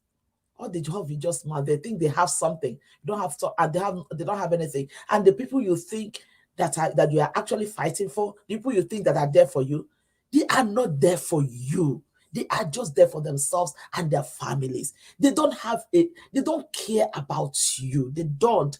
I don't know how else to scream it in the ears of people for people to understand that these people have nothing. They have nothing. They don't feel nothing for you. They don't give a damn about you. They don't. Look at MC Oluomo, the same transporter that he used to commit all the atrocities during the election. How many days after election? All of them already protesting. They already protest, and the man already told them the 13,000 every they have to stand, whether people like it or not. He doesn't care. And the same fools will come out and be bragging. He has more money. Telling the guy that was making his video, telling me he has more money than you. Are you not ashamed that it is your money? Your money that's supposed to be in your pocket, that's supposed to use to eat. That's what you're using to boost another man's ego. Are you not stupid? I'm so sorry that I have to use this word. Are you not senseless? The money you're bragging that MC Oluomo has, whose money is that? Is that not supposed to be the money that should better your life? Are you guys not? Are you people? Honestly speaking, it baffles me. It just baffles me how Nigerians think. It baffles me how Nigerians think. And I ask when will our people just wake up and get themselves out of this mess? Because it's going to get messier if nothing is done. It's going to get messier. I was hearing this morning when they're talking about Tinubu forming his government. Look at the people, Bajabi like them. Look at them. People that will be in the hem of Nigeria. Can you imagine a Nigeria with the likes of those people in the next 6 months, in the next 1 year? Can you imagine a country with such characters in the hem of affair? We don't have a country anymore. If these people get there, we don't have no country anymore. And I don't blame the man that said he will not go to Nigeria. Like, honestly speaking, I was even bragging of how I'm going to take my children to Nigeria this December. If this nonsense goes, I don't even see myself traveling down. Like that, like if this thing stays the way it is, that country disgusts me at this point in time. I'm even ashamed to tell people that I'm in Nigeria. Honestly, with everything that is happening, every dick career I've done knows about it. It is so disheartening. Look at Majabi Amela. He was a governor of Lagos State. What did he do? Criminals all over the place. Thieves all over the place. Those are the people that will be in the hem of affair. Hey. Oh my God. It's so sad. Anyway, I just rest it for now. Thank you. You know, it's not everybody that can think that supporting these people, it means that you're actually giving out your own future, your destiny into their hands. Saying that MC Oluomo have money than you, you know, many of them, I'm beginning to ask myself, you know, what do we really want? If these people give them a peanut, they praise them, they worship them. Sad. It's very sad. Guys, please press the like button and help us to share. Press the like button. We currently have 349. Can we take that to 400, please? Just press the like button. God bless you all. Okay, Mike, you've been there waiting for so long now. So it's finally good to have you. Please talk to us. Good evening to you, Mark Okunsaya. Hello, sir. You Thank you. You can hear me, right? Okay, I can hear you now. Yes. Please, where are you joining us from?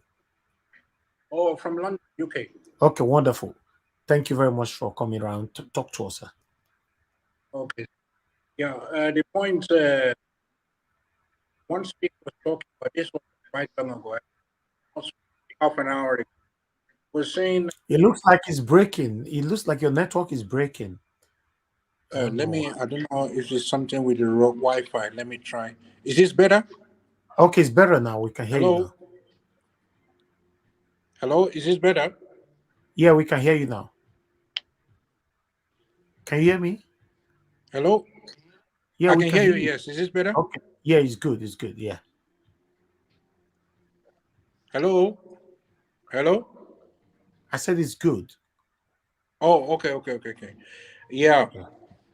So my point, the one speaker was speaking about half an hour ago.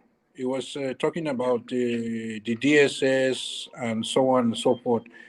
It seems that clearly the DSS, I'm pretty straightforward in the way I say things. I think they are rigged and in favor of.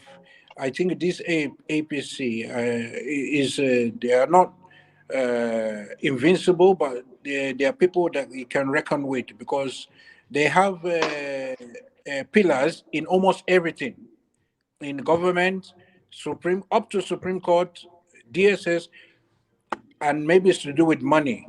A lot of them, they're billionaires and so on. They have money. So this DSS, they're rigged. Imagine they're going to arrest people who have not done anything wrong, who the Constitution is even saying that they have a right to do what they're doing. They want to arrest them. That doesn't make sense. The only sense I can make of it is if they've been financially gratified and now it's the money that is talking, it's not them. For instance, there are other people, other speakers have brought them up. They have said almost worse, 100 times worse than all these people have done. They have fined Channels TV 5 million naira. these other people who have spoken out on social media as well, from APC I'm talking about, against LP, what they have said is even worse. Look at the one who has spoken outrightly racist. Say, if you're Igbo, you better stay at home. What did the DSS do to these ones? Nothing. So it has to do with the strong link these APC have in almost every institution in Nigeria. So what we're fighting of is not something simple. You know, people were saying that they should label the APC a terrorist group. You know, I don't know. That's up to the states. They do the deciding whether they have seen enough to label certain groups as terrorist groups. That's up to the state. I don't know. I cannot make the decision for them, but they have a point because there's so many deaths in this election. So you know what I mean? They have a point. Another one, people were asking of Jagaban's whereabouts. Every time I come on the show, everybody's asking where his whereabouts. I saw a YouTube video. They said that he has arrived in his private jet. This was like 2-3 days ago, I think. He arrived in Nigeria in his private jet. Nobody knows anything about that.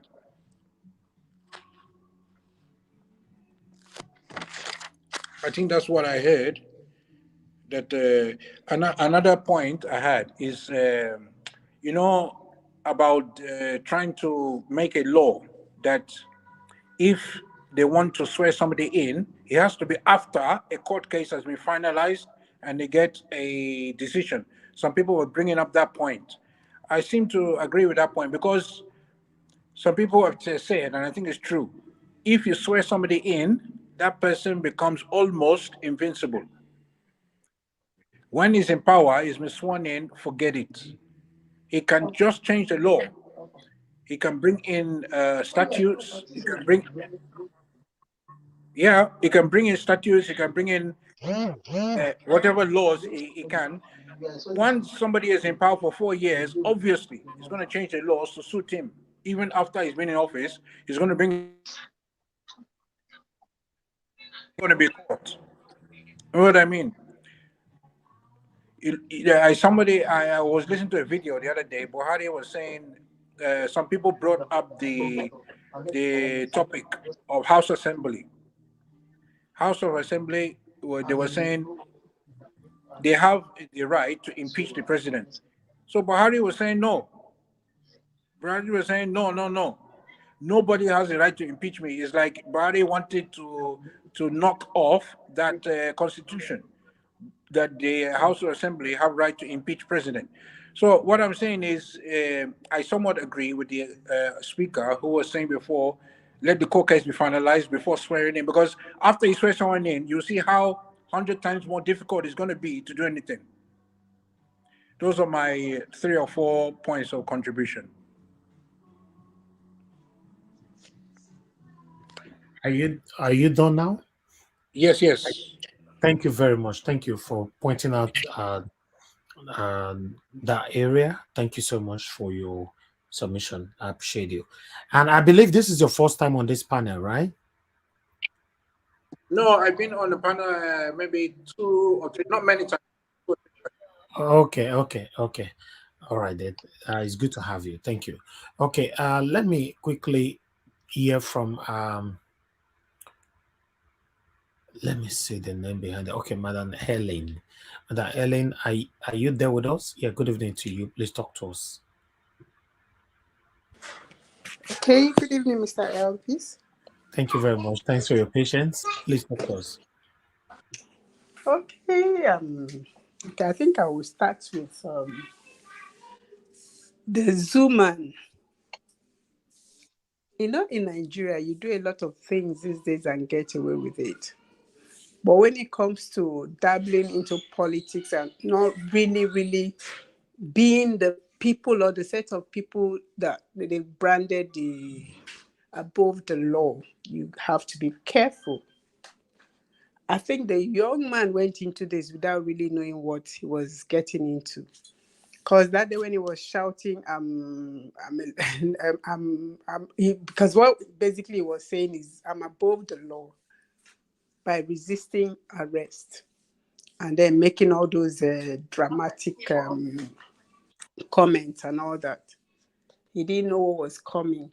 He didn't know he was going to be used as scapegoat because somebody did worse things than he did, and the person is, walking free in Lagos. Nobody.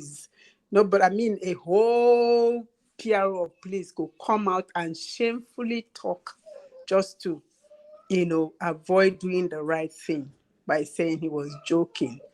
And the next day, this young man went out and did something. This young man, guided people, allowed people to do what they did. People died. A lot of people got wounded. A lot of people, I saw a young boy whose body was lacerated. I think they macheted him or something, and he was just lying there bleeding. And I don't know if that boy eventually made it. All these things were on, video. People saw it. The whole world saw it. And up till today, nobody has said anything concerning that.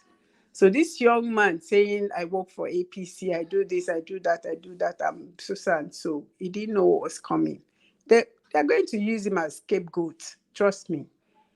And for the other young guy, the Edo guy that came out to speak, if we have a lot of young men and women as bold as that boy, I think these old politicians very soon will have to be very careful in the things they do in this country, because they are so used to doing, these things. They are so used to this. They are like lackadaisical attitude, behavior, acting with so much impunity, and nobody is talking. So they feel it's okay to act the way they act. You understand? But if we have few of these, I don't know his name, I've never seen it. It's just today is the first time I'm encountering him. If we have people like this, trust me, these old men very soon will have to start adjusting their pampers knicker, because a lot of them, that's what they are. And then for the voice, that voice note, like I said yesterday when I called in, all throughout Peter B's campaign, we could see that he doesn't talk recklessly. He doesn't, he's not a political or a religious bigot. He's not in any way. If he was, there is no way he would have, carried through all this campaign, and then, you understand, you won't pick a little of, this, what they're trying to portray him today. These guys are desperate. And the more they are desperate, the more they are exposing themselves. And I pray for them to be even more desperate, because that's when they are going to very soon, you see them, fighting amongst themselves. Because the more they try to, make him, paint him, black, or the more they try to rub, like my people will say, rub potter on him, the more they are actually showcasing who they are, how, empty they are. So we should allow them. All I pray for the obedience will be, let's just be focused. This is just like the distraction. They're trying to cause a distraction. They're trying to make us lose focus. They're trying to make us begin to question the character of who we are following. We shouldn't, he has no dent. Like I said, he's excellent and full of glory. So they're looking for something to dampen that glory. He shines. Like I was talking to somebody one day, and he said to me, he said, Helen, that the shining of light, the light, the shining is the aftermath of the light. You see what light portrays after it has portrayed it. That's when you say shining. It would have hit the place already before you even recognize it that it's there. Obi is a wave that has hit Nigeria a long time ago. So that recognition is what's dazzling, startling them. So they are trying to see how do we handle this? How do we handle this? This is too much for us. And really, it's too much for them. It's too much for our, like Nena said, Why only one person? He's not the only person who is gone to court. He's not the only person who is questioning who is saying, give me back my. He's not the only person. PDP is also fighting for the same thing. But why only him? We should ask that question. Why only? Why are you so after? Why are you so interested in making sure that this one goes down?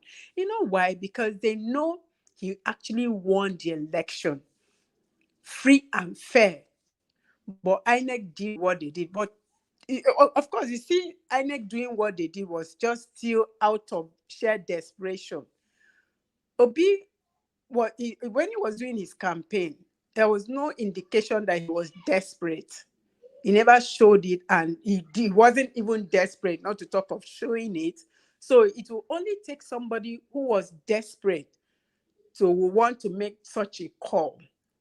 There was no desperation because he's got his salt. He knows what he wants, and he went for it. So this guy is trying to dig up this and say, religious, that, blah, blah, blah. Is all bullshit. I don't give I don't want to say the word of such. I jump and pass, and I want to beg all the obedient people, please jump it and pass. Move on.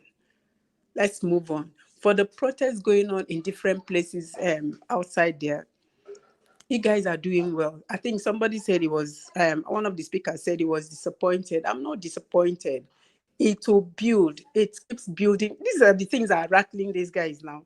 It keeps building the momentum. We don't need to be millions walking on the street for these guys to panic. They're already panicking. And the more they panic, the more they will showcase themselves. You know what keeps coming to my mind? I don't know why it keeps coming to my mind. The Council of Ahithophel. And I went to check what it's all about.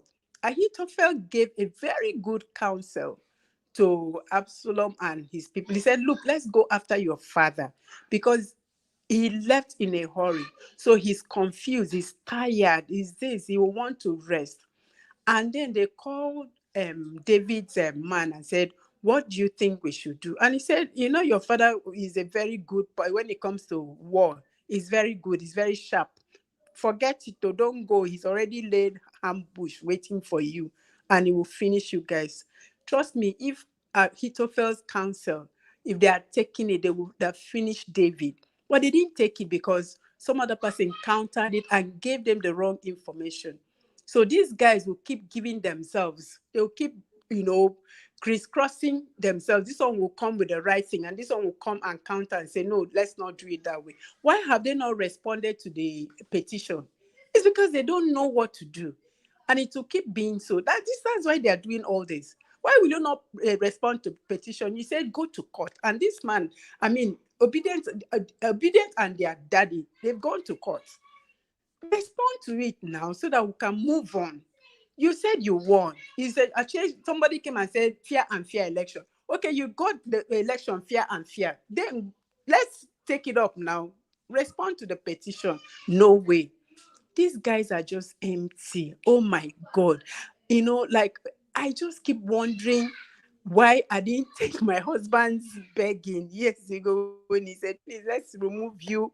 It was just me then alone without the children. But I was looking at it. Why would I want to leave my husband in Nigeria and go to the US and stay alone? No way. I refuse. Am I regretting it? No. Somehow I'm not. I'm not regretting it. But every day I just watch what is going on here. While people are, thinking of how they will go to live in the moon, we are thinking of how we'll eat agbado. Haba now. Haba. Who did this to us? I was saying this, and who did this to us? My friend said it's Ken Saro-Wiwa, that he laid a curse on Nigeria. Bikonu, can somebody just go to his grave where they had poured acid and burnt him and beg him to say, please take this curse away from us so that we can breathe?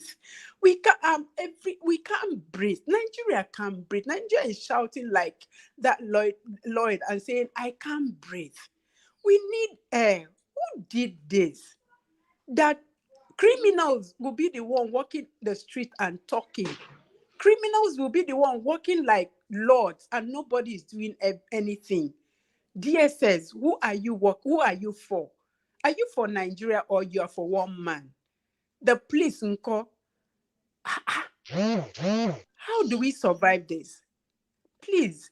But I see it all as a distraction. We will survive. We've survived. Nigerians are very resilient. Nigerians are very resilient. Like one of the panelists spoke and prayed and said, my prayer is, may this judgment of God be fast and furious and with so much speed that when he sweeps them, they won't understand where it's coming. And these guys know they are toying with a lot of things. They are hitting a lot of things. When the wrath of God will come upon these guys, they won't know where it's coming from. And it has begun. It has begun.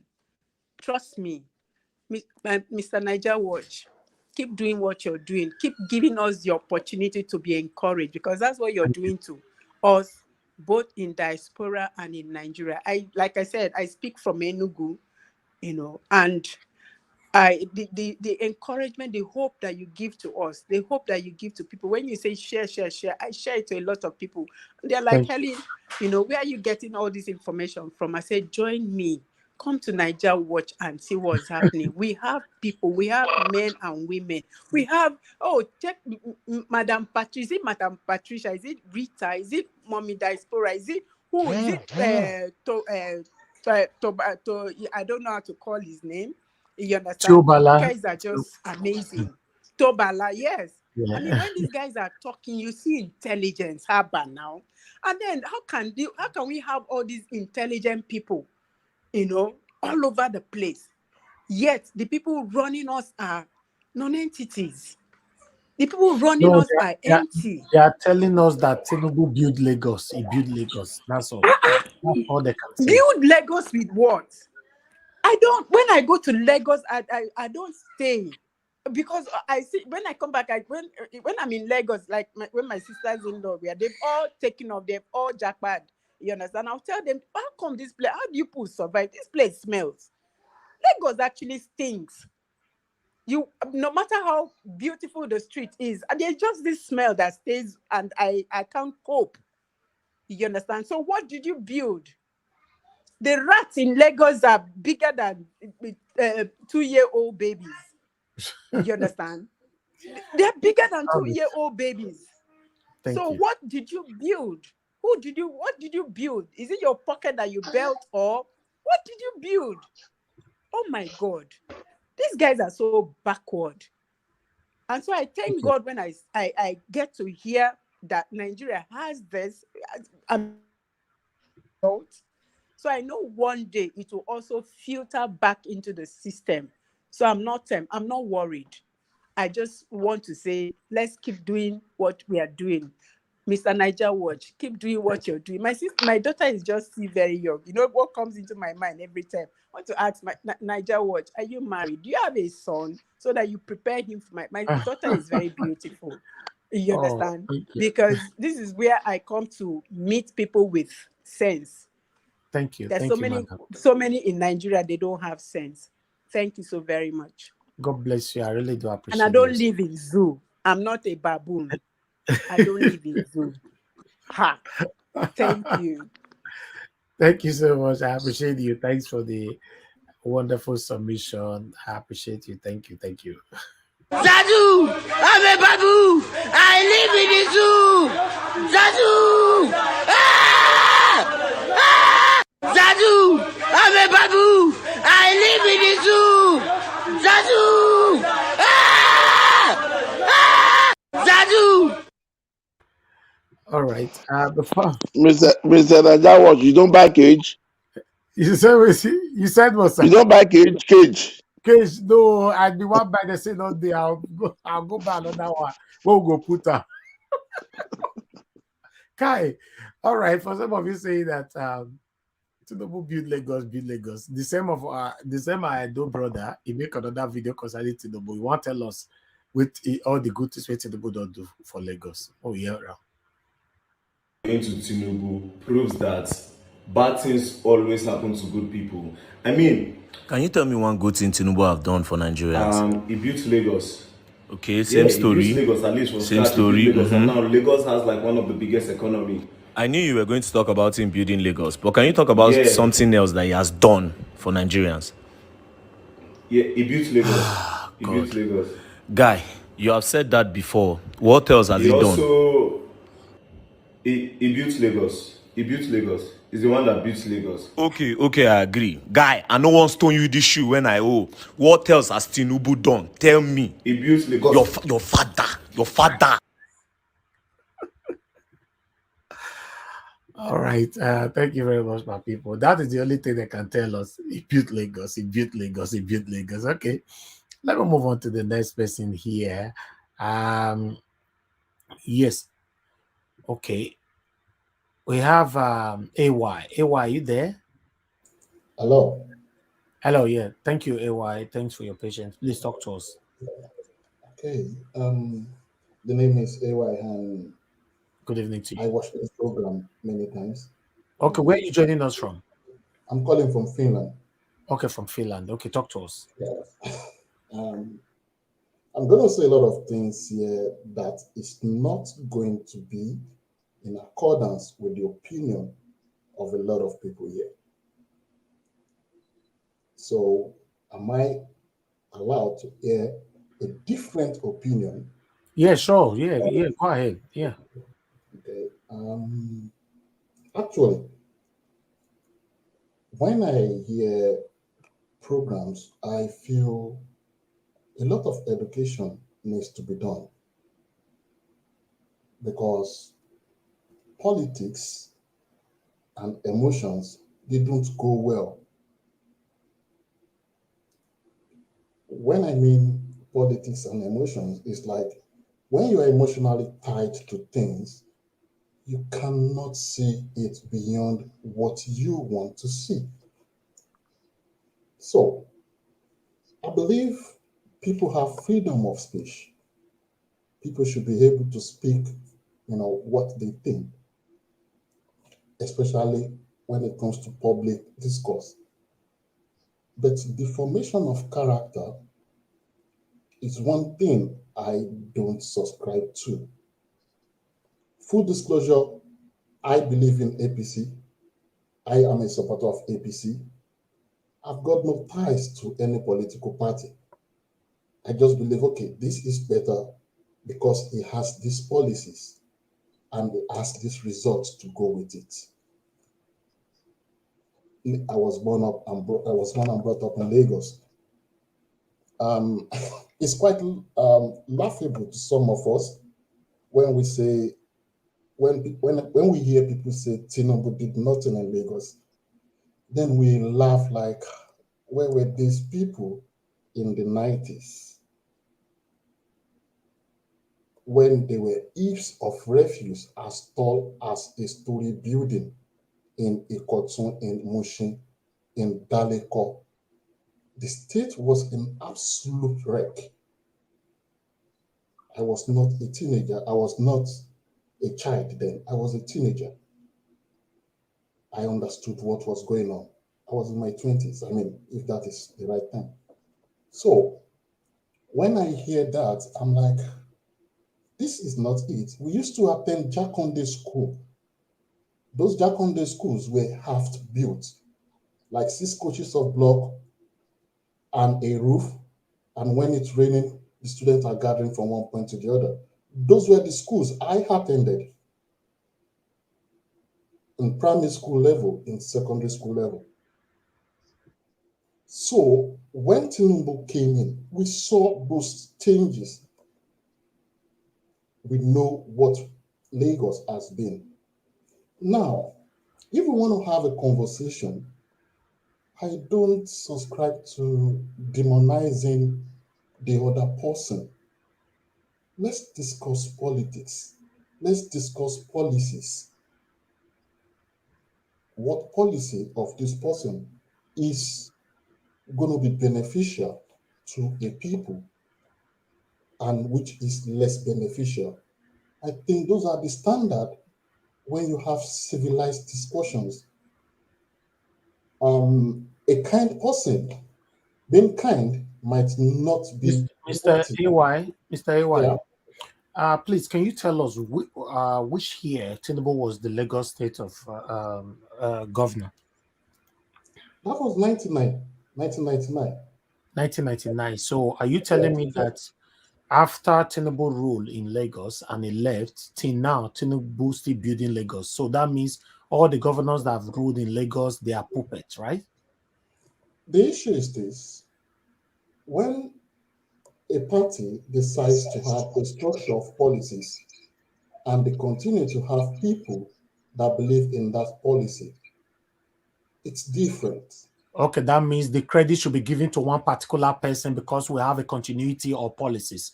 We all are educated here, sir. We understand what policies and continuity means. So if I Yeah. leave this studio right now and I give it to you, so do you think that your credit should be given to you or the credit will remain with me forever?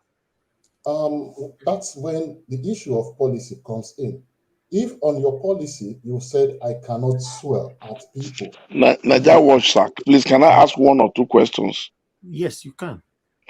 Okay, my brother AY, good evening. Thank God you are abroad also. May God give us all of us good health. my brother, please, can I express my thought first before? I think we should allow him to express his thought now. It's okay. It's okay. I respect that. Thank you. Okay, thank you very much, sir. So that is what I think. Now, Obi won the election. Obi lost the election. He was robbed. He wasn't robbed. I think before people should sacrifice families, friendship, we should be able to have certain degree of of results that is verifiable. It's almost 2, 3 weeks. I've been expecting a compilation of results from each polling booth, maybe kind of PDF form, so that if, as an obedient, let's put it like that, you have something to show. It's not 1, 2 isolated incidents that we will use as a kind of measure. There are 174,000 plus polling units in that country, and I believe Labour Party should have an agent in each of those places. So there was a result that was signed at that spot. So a kind of folder showing everything might be a good point also. Also, in my own opinion, I think we should understand each other, because let's just call a spade a spade. The Yoruba people are having issues with the Igbo people in Nigeria. This I've never seen. We have always have this kind of push me, I push you kind of arrangement, like Nigerian Ghana all these years, but it has never been this bad. If you go on Twitter, you go on YouTube, you will see the trend, except we just want to lie. Tinubu does not control 100% of the Yoruba people. But he has majority. He has almost a 70% majority of the Yoruba people. So there are also millions that doesn't like his policies. Now, if All right, this Mr. AY, I need to stop you there because you are telling us the biography of Tinubu. I'm not really interested on that, to be honest. I would like to ask you, talk about the presidential election that just concluded. Do you think Tinubu won it? I think so. Let me give my Okay. explanation. Okay, give your explanation on that better. Okay. I looked at the results. I saw that the movement of Obi was truncated in the middle belt, meaning his message did not get to core knots. And I understand probably why. The same way we in the South, we scream of Islamization of Nigeria, the conservative North is also worried about our way of life in the South. And The close affiliation of Obi with his spiritual fathers was worrisome to those people too. Those are the truth. That is the trend I see. Now, looking at this election, that election was meant for PDP to win squarely if they've kept their house in order. But because they were having too many infighting that couldn't be resolved, Obi was a PDP person, Kwankwaso was a PDP person. Then the G5, it was too much. In the case of Tinubu, they were able to manage their internal crisis in the north, and the sentiment that is our son helped Tinubu in the west. The sentiment that Obi is our son helped him in the east. Now looking at the other, parts, which is south-south and middle belt, the Christian part in the middle belt. Okay, but you are not analyzing the presidential election. You are still talking about kind of biography of Tinubu. I'm not. No, That's not what I'm we are doing here. analyzing. I think that is analyzing. I'm talking No, of no, no, no. But all the results. no. Okay. Let me give room for people to ask a question. Okay. Okay. I have your fellow Yoruba man here as well. And we all are one Nigerian, so we don't just attack people on this platform. And you talk Please, about. let me go first. Hold on, sir. Please hold on. You talk about the formation of character. This platform doesn't entertain anything like that. Whatever we talk about here, we have evidence of it. So please, can you mention one deformation of character that you've heard of? We talk about on this platform. One, only one. The calling of people terrorists and drug Who barons. Who called somebody terrorist here? Oh, my brother, in the process, if you listen to this message back, you will hear people call people terrorists. That's what I'm saying. We played a video who called MC Oluomo terrorist. That's a video. No. Some of our panelists here did that. They called who? They called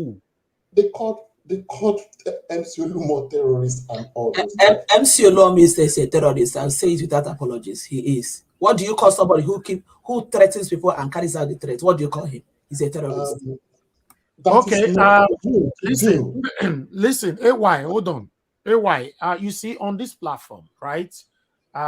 We have what we call disclaimer, which everybody are entitled to what they want to say as long as you do not insult anybody. The same way we are giving you the room right now to express yourself. You get me? Okay. But one thing you must understand when it comes to this platform, because I'm not too sure how long you'll be following us, on this platform, we don't talk about anything at all that we don't have any evidence against. The evidence to prove, to cover our statement or our content or articles on this platform. We've been running this platform now for years. We've never come on air and assume and just talk based on assumption. We have facts to everything. In fact, we work with third parties. It means that for you to blame us, you have to blame the primary source first. And the only source we work with is classified, verified sources. That's what we do here. So as for my panelists, you can't tell them how to talk.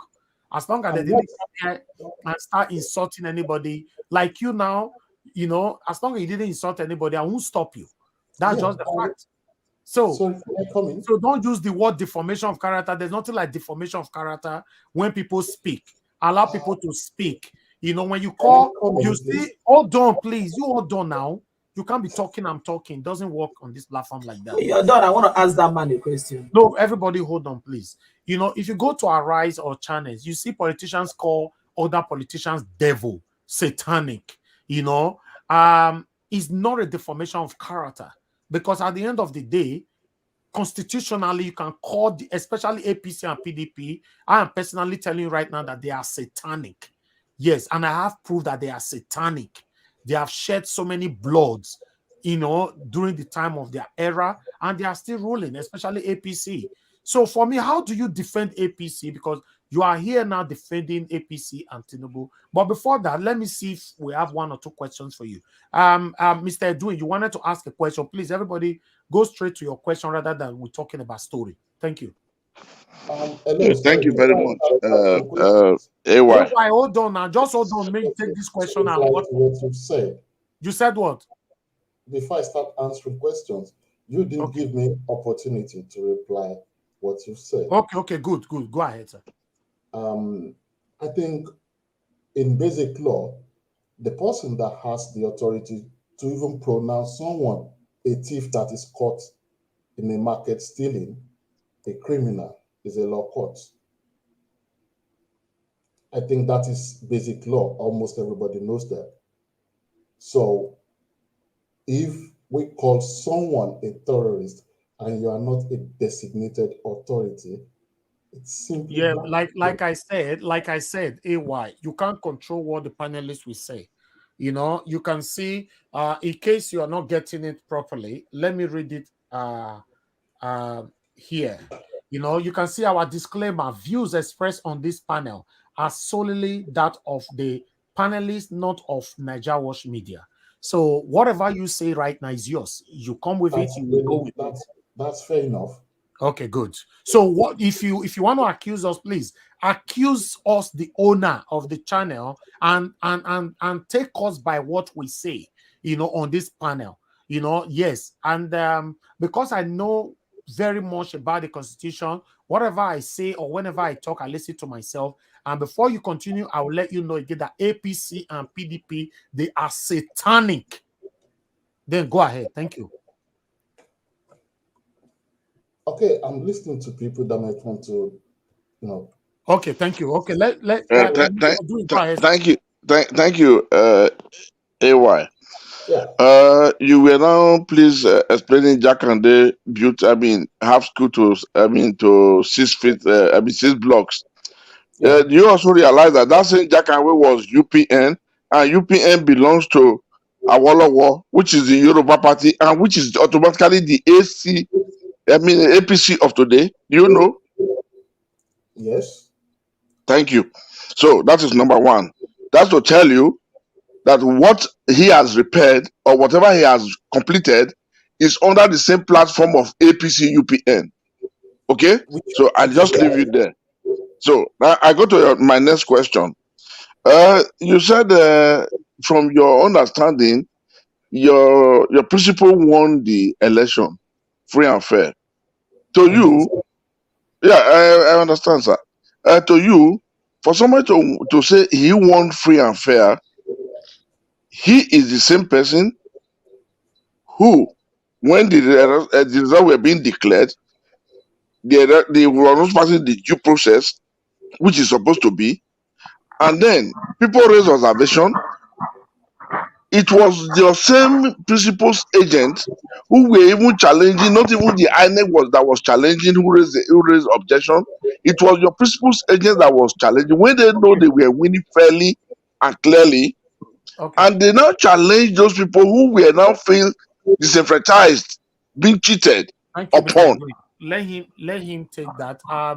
Do you want to add other questions to that, or you want to take this first? I'm sorry, I didn't get the question. The first question he asked was Jakonde School, which I attended at primary and secondary school level.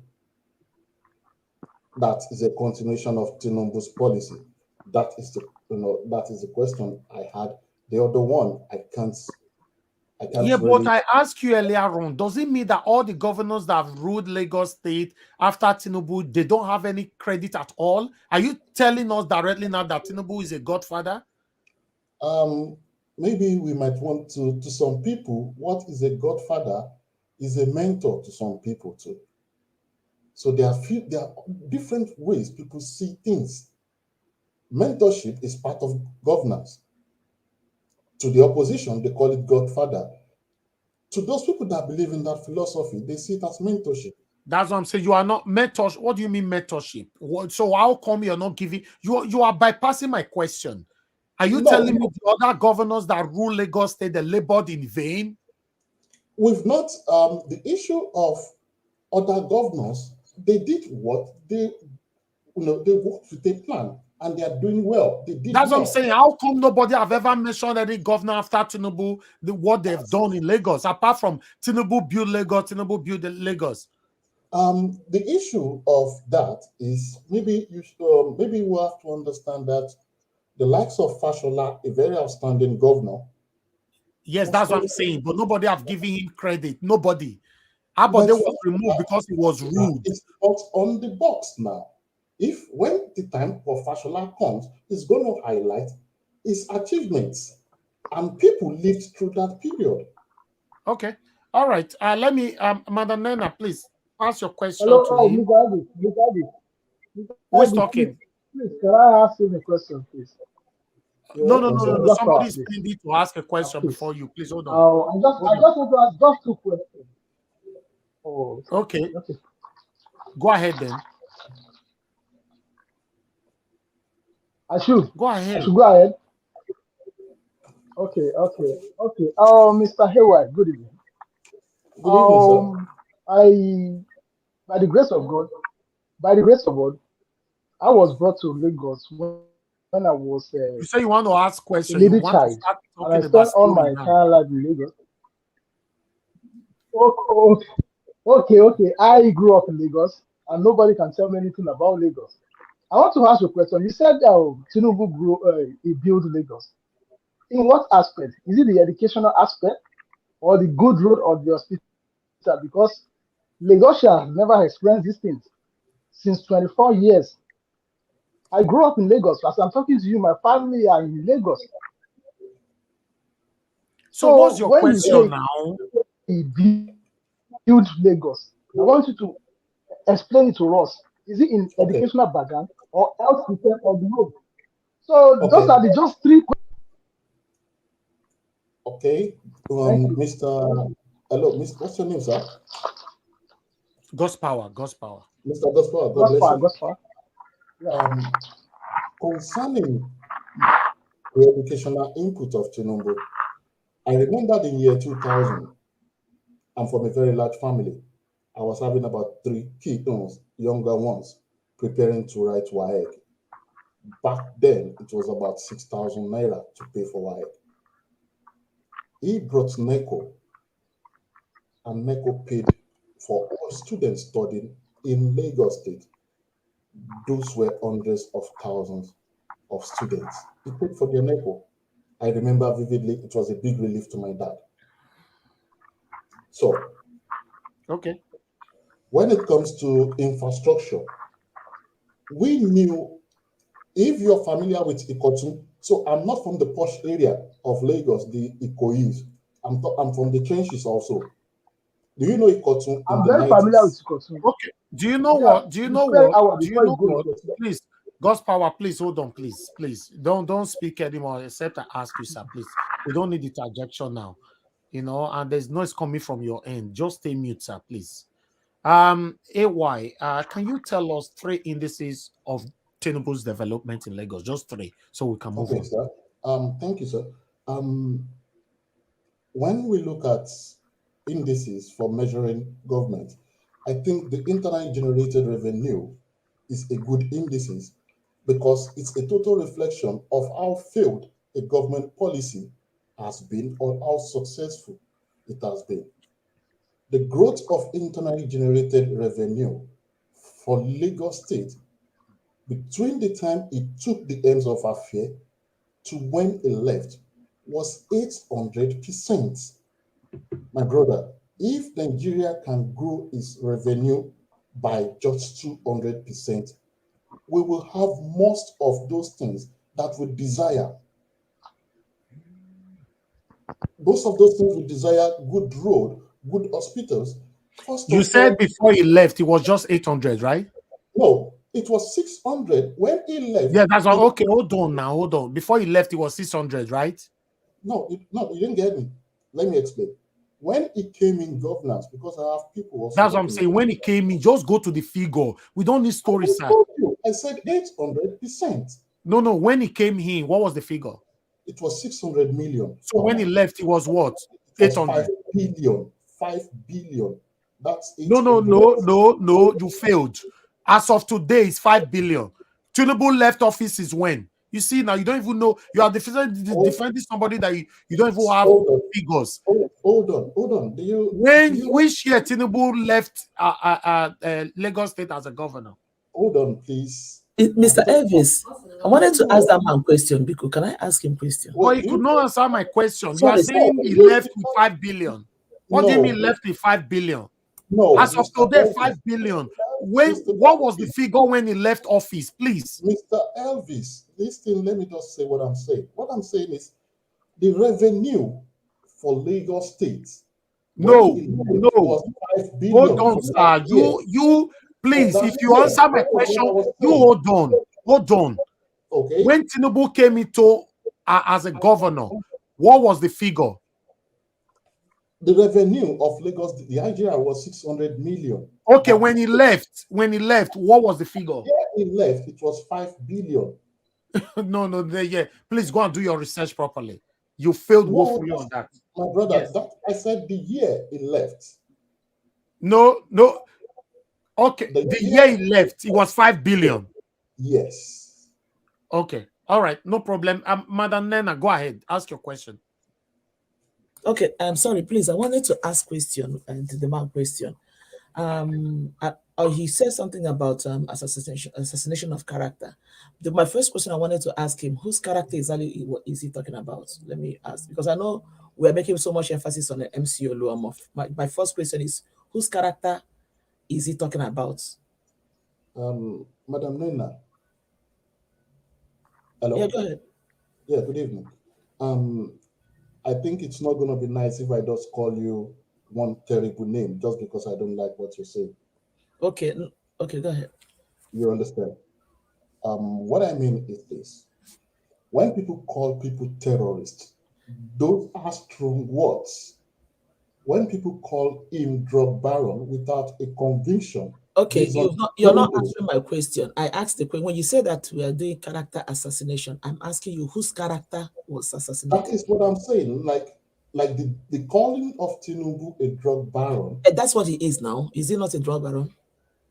Madam, can you swear under the oath of perjury in a U.S. court that is right? This guy, you're funny. Yeah. All right, hold on, everybody. Elvis, can I ask him a question? No. Before I come to you, I have somebody on the phone. Thank you, Mr. Chris. Thanks for calling in. Please go ahead, sir. Talk to us. Good evening. My name is Chris. I'm calling from Dublin. I just want to ask the man there one very simple question. See, all over the world, I know that when world leaders, if they finish building their country, they make use of that facilities in the country because they have confidence in what they have built.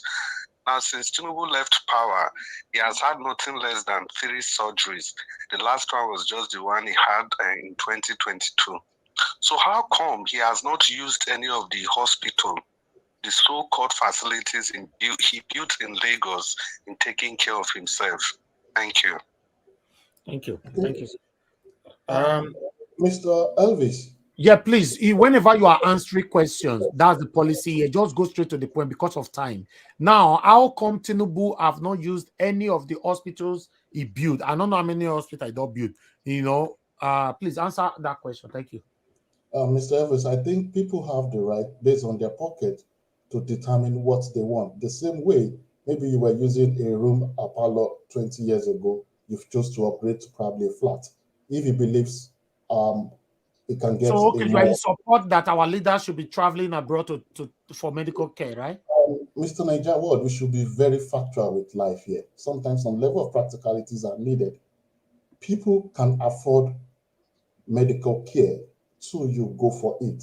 Okay, that's what I'm saying. Are you telling me the white people, they cannot afford medical care in Nigeria? How come they don't come to Nigeria? David Beckham came to Finland a few years ago for a I'm not talking about Finland. I say Nigeria, sir. Not Nigeria. I'm just saying people can, based on your capacity, people do these things. Especially Tinubu was not. My brother, do you know what you have come to do this evening? You've only come to disturb our flow engagement. Please, you are APC, you are acting now as an agent. It does not really matter how you say it. With all due respect, Uncle, please let us continue with our discussion. If you don't like it, don't listen to it anymore, please. Okay, No. hold on, Mr. hold Elvis, on, can I hold ask on. him a Let question? him, leave him. Somebody wanted to ask him a question. Mr. Who's Elvis, Mr. Elvis, Yeah, this this can is even answer my question because I had two questions I No, he wanted. didn't answer any No, he question. did not He's answer my beating question. around. He didn't answer No, any question. Because I Mr. asked him a question, Nigeria, he did not answer me. Mr. Because I Nigeria, wanted, there's supposed to be a follow-up question from the one Hold I on asked him. now. A different view to this thing. So I know if we need to live But Mr. together, Elvis, if you don't know, this is Emeka now. need Emeka is just disguising under the name AY. to Hold other on. people's opinion. Hold on. CM, thanks very much for calling in, sir. Please talk to us. Okay, good evening, everybody. All protocols observed. Well, can I say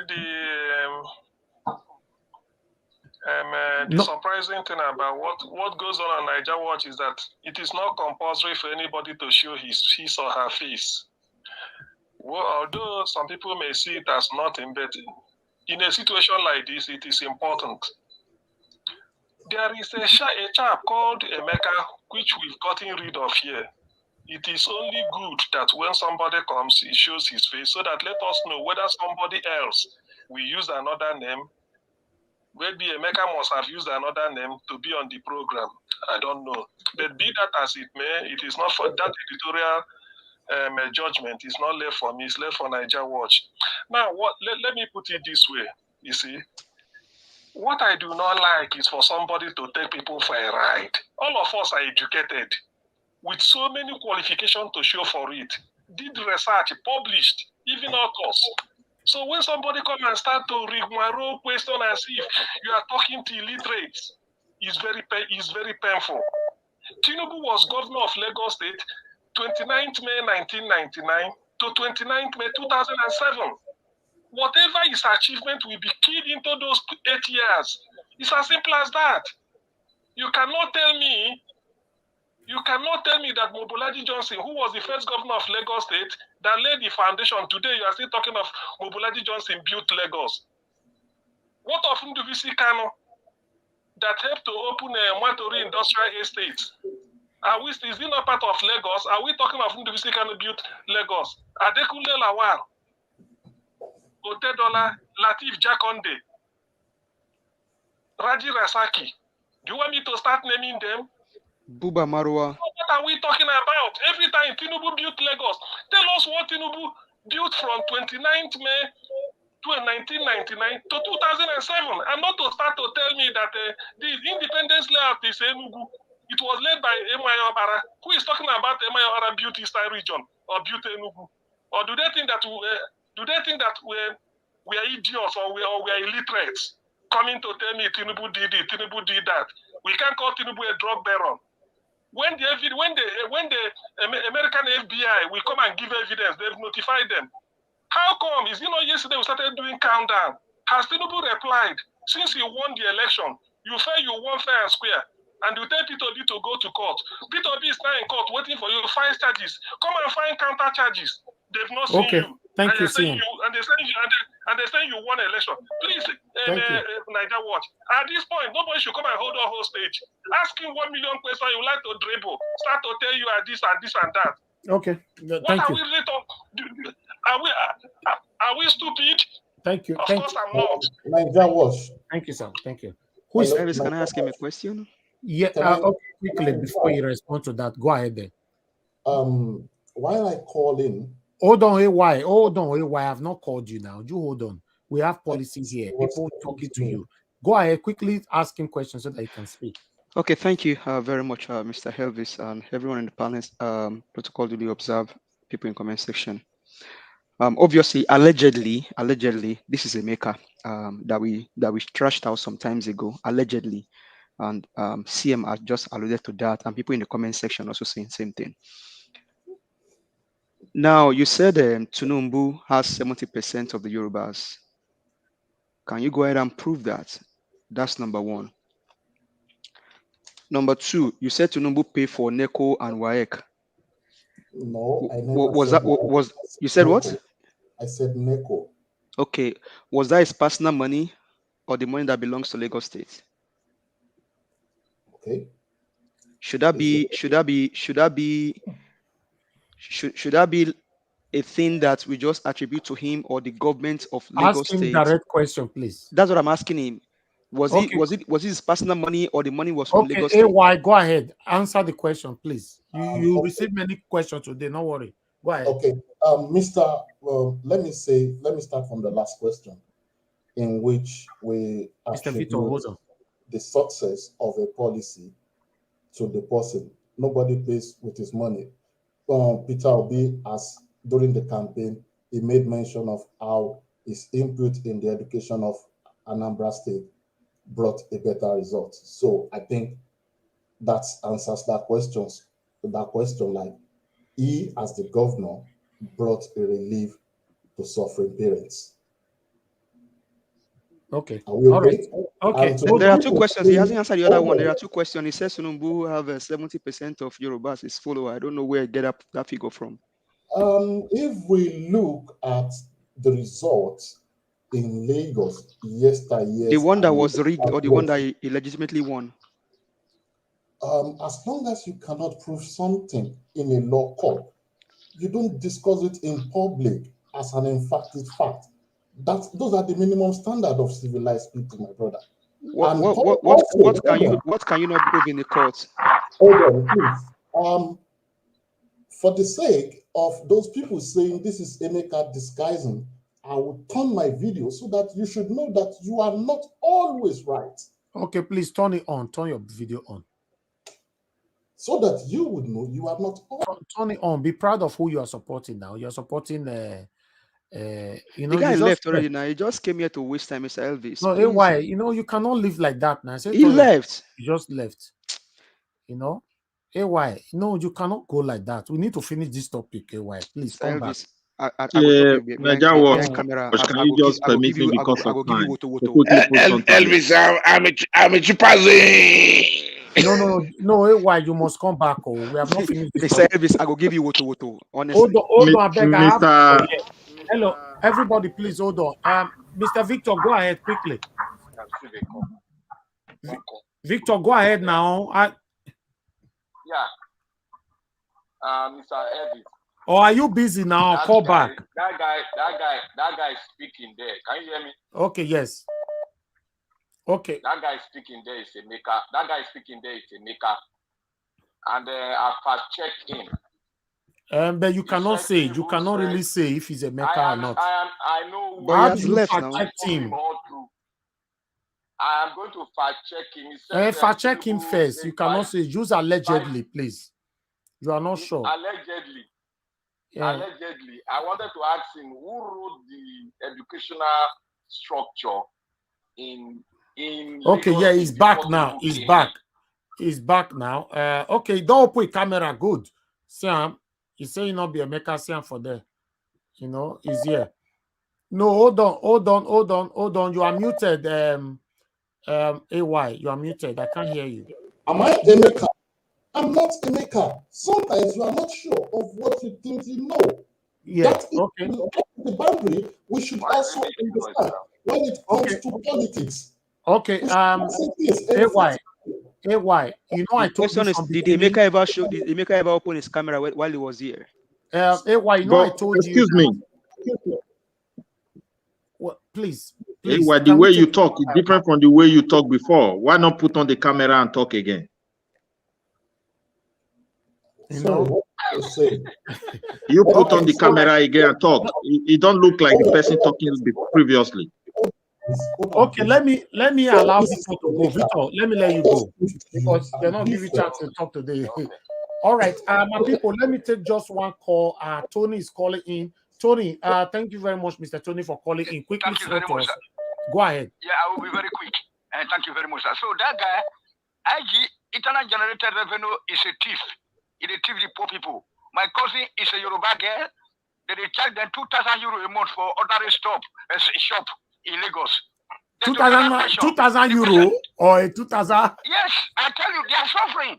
Euro or naira? Dollars. I'm not joking. Okay. For rent. Okay, yes. Yeah, they are killing people. Killing people. All my families are in Lagos. Some of them are Yoruba. And then secondly, this guy, you ask him that why should there be an electoral law that was not followed? You know, I mean, he's my brother. You know, say I'm a pro-Yoruba, I'm a Yoruba man. Like I said, Yoruba is a... Oh, yeah, round up now, sir. Round up. No, here. Why didn't they you know, upload those results electronically? Okay, wonderful. In fact, now that question I want to ask, I like that one. Okay, AY. Yeah, my brother. Please answer that, please. Go ahead. Concerning that brother that made allegation that is... No, AY, when you are talking, turn on your camera. Your voice doesn't look like that guy when you show your face. Hold on, please. No, you show your camera. I doubt if you were the one that talk when the camera was... Mr. People, please, we should show some level of... Just try your best as much as possible. You put on your camera while you talk. Hold on. It's not meant for you to decide that. Claim Emeka, there was a joint belief that Emeka, I don't know Emeka. But the one talking now is not like the person talk when the camera was on. Can you prove this? Okay. No, I can't prove it, but it looks like. I said it looked like. Okay. Why not just turn it on and while you talk? Hold on. You should have some level of trust in people. The situation of Nigeria now, I don't trust anybody. The Finland where you live, APC. The Finland where you live trust nobody. They only trust their system. So that's the difference between Nigeria. That is why you said verify. Trust but verify. They trust the system. So you put on, let everybody put on his camera while they talk. You don't look like that person that appeared when you were talking with the camera, please. And if you don't look like, I assume now. Listen, I'm not supposed to convince your doubt. Okay. Can we? Let's move on. Right now. Okay, my people. That is the situation. Okay, thank you. So I'll give you everybody all questions post, please. I'll give you 2 minutes. Your 2 minutes start now, AY. Finish your submission so I can move on to the next person. I don't want the distraction to continue. Thank you. Okay. The submission is this. For us to live as a people, we have to understand there are other convictions that others have their own genuine convictions too. We are not always right. That is my submission. Okay, that's quick then. That's quick. Okay, we are not always right. That's fine. All right. I have a lot of people here. Before we know now, time don't reach. Let me move on to the next person. Yeah, please. You guys that have spoken before, just exercise patience. Let me call those that have not said anything at all. That will be, you've not talked to us. I would like to hear from you. That will be, are you there? Can you unmute yourself if you're there? Hello? You already unmuted yourself, but I can't hear you talking, Adelby. Okay, Adelby, I think you have audio problem because you've unmuted yourself, but I can't hear you at all. Okay. All right, I'm moving on to the next person now. Midwest people, thank you very much, sir. Please talk to us. Good evening to you. CM, you can come to the stage, to the platform. There's a space here for you in case you want to come in. Go ahead. I greet everybody, ladies and gentlemen, listeners and viewers all over the world. What I'm really going to talk about, and I will try to bulletproof point what I want to say. Concerning the video, I will talk about the audio recording between alleged Peter Obi and Papa Oyedepo. I think we have gotten to a point where I feel prominent people, when they see people trying to use propaganda to destroy their image, they should invest on it so that they can expose the evils that is going on in our country. There are what is called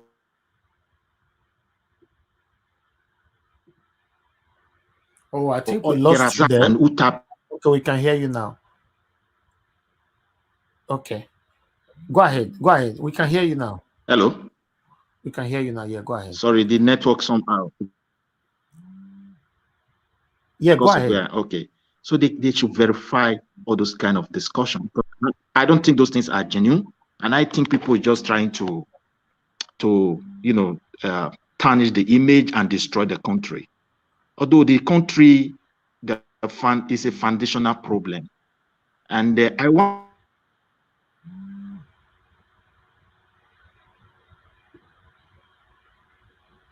Oh, your network is not friendly at all. to appeal. This is an election. Your network, we can't hear you. Electoral issue. Midwest people, your network is so bad. Your network is so bad. God's power, your network is bad as well. Let me just listen, and you give the floor to another person. Yeah. So many networks are bad here. God's power. So I don't know what is going. But I really wanted to hear from you, Midwest people. I don't know why your network did like this. So to be honest, God's power. I don't know what to do. So I will be going out. So let another person speak. Let me go out, and I will try my best.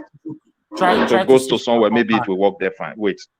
Okay, that's fine. Okay, let another person also talk. Okay, let me hear. Let me go out, and I want to go out and check for network there and see. Okay, no problem, sir. Oga Juden, good evening to you, sir. Please talk to us. Yeah, good evening, my people. Everybody, they fine. Thank you, sir. I've been listening in the background.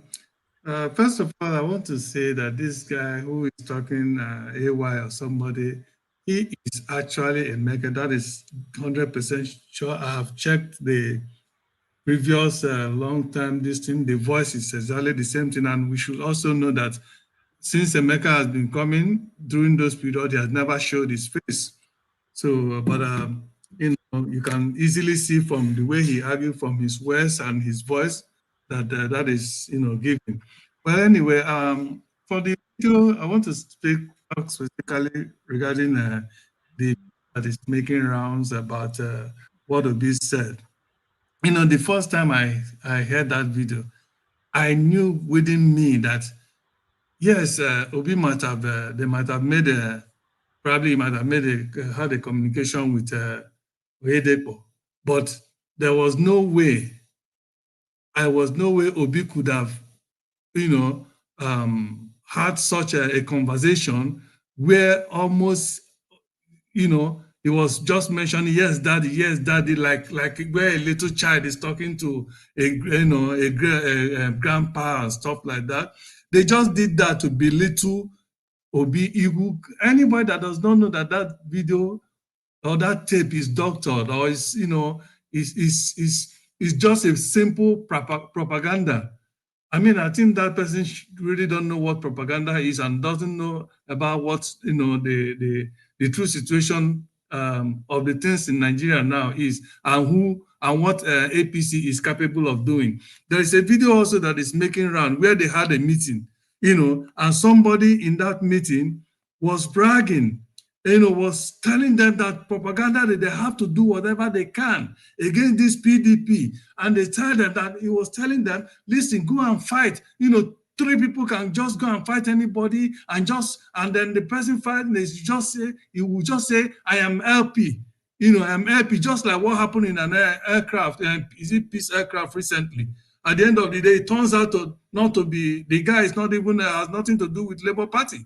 He just presumed that it's a Labour Party member just to rubbish his Labour Party. All these are the propaganda, versus Kiamu, Fani Kayode, and all the PDP, APC demonic, evil, wicked people that are working so hard to see that Nigeria does not move forward. That is what they are doing. And we should be wary of them. And whenever they come, we should also know that they are not doing this thing, first of all, basically to attack Obi as a person.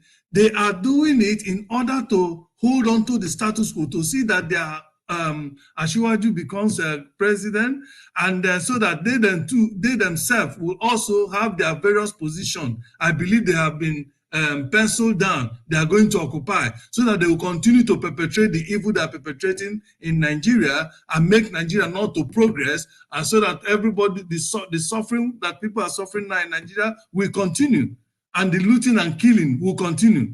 That is exactly what they are doing. It's not necessarily targeted at Obi as a person, but they know they want to use it to, one, to cripple the effort of trying to regain that mandate that majority or overwhelming population of Nigerian registered voter, accredited voter, decided that this is the person that is going to rule them, that they don't want any other person.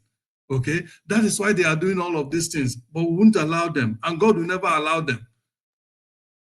That is what I want to say for now. I don't know if I can play that video. No, we cannot play any video yet because of time. Okay, let me hear from CM. CM, thanks for joining us. Please talk to us. Good evening to you. Unmute yourself, CM. Sorry. Thank you. Ready for me. Thank you, Niger Watch. Good evening, Okay, everybody. okay. No, give us a mandate. I know say you do here. No worry. After CM, I'll come to you. Okay. Thank all protocol duly observed. Give us a mandate. Sorry, you will come after me. I know. Actually, no, you know you're always my brother now. Go so ahead. the thing is, this. Remember, it wasn't not yesterday, Niger Watch, that we started counting down 15 days, isn't it? Yes. So you must understand one thing. The guilty, according to James Hadley Chase, are afraid. They said they won the election fair and square. Go to court. Peter Obi went to court because they thought Peter Obi will say everybody on the street. The man said, no, cool down. I will prove it. In his first press conference, he said, I won the election and we will prove it. Shenwo Kimbaloy of Channels asked Peter, what are you going to tell them in court that made you think you won the election? Peter now said, if I tell you what I'm going to tell them in court, what do you then expect me to say? I will say it there, not here. And everybody laughed. So those figures will be made known in court. Now, you told somebody to go to court, and the person has filed the case, and you are still dilly-dallying. Come and file counter case so that everything will start. They are still waiting. Why? Okay, they announced you as the winner. How many people started being in a money mood everywhere? Where are the 8 million that voted for you all over the country? You Northeast, you won. Northwest, North Central, South, even Ebonyi. Imagine Tinubu getting vote from Southeast, South, everywhere. Then where are those 8 million people? Where are they? Not even to come and clap hand in the street and do praise and worship. Nobody. You see, it is because, let me just say, with respect to the guy who called himself AY, if we had mistakenly asked the Emeka we got rid of to show his face, by now we could have, because I have a very photographic memory, I know I have it. By now we could have been watching that face. Now, I feel because that Emeka didn't show face, they will like to come here and be, derailing what we are doing. Not really that they know they don't have. Actually, it is we, the obedient, that are supposed to be making argument, not them. They would have been saying we are waiting in court, come and show. But they are the people now complaining, looking for something to say Obi did this.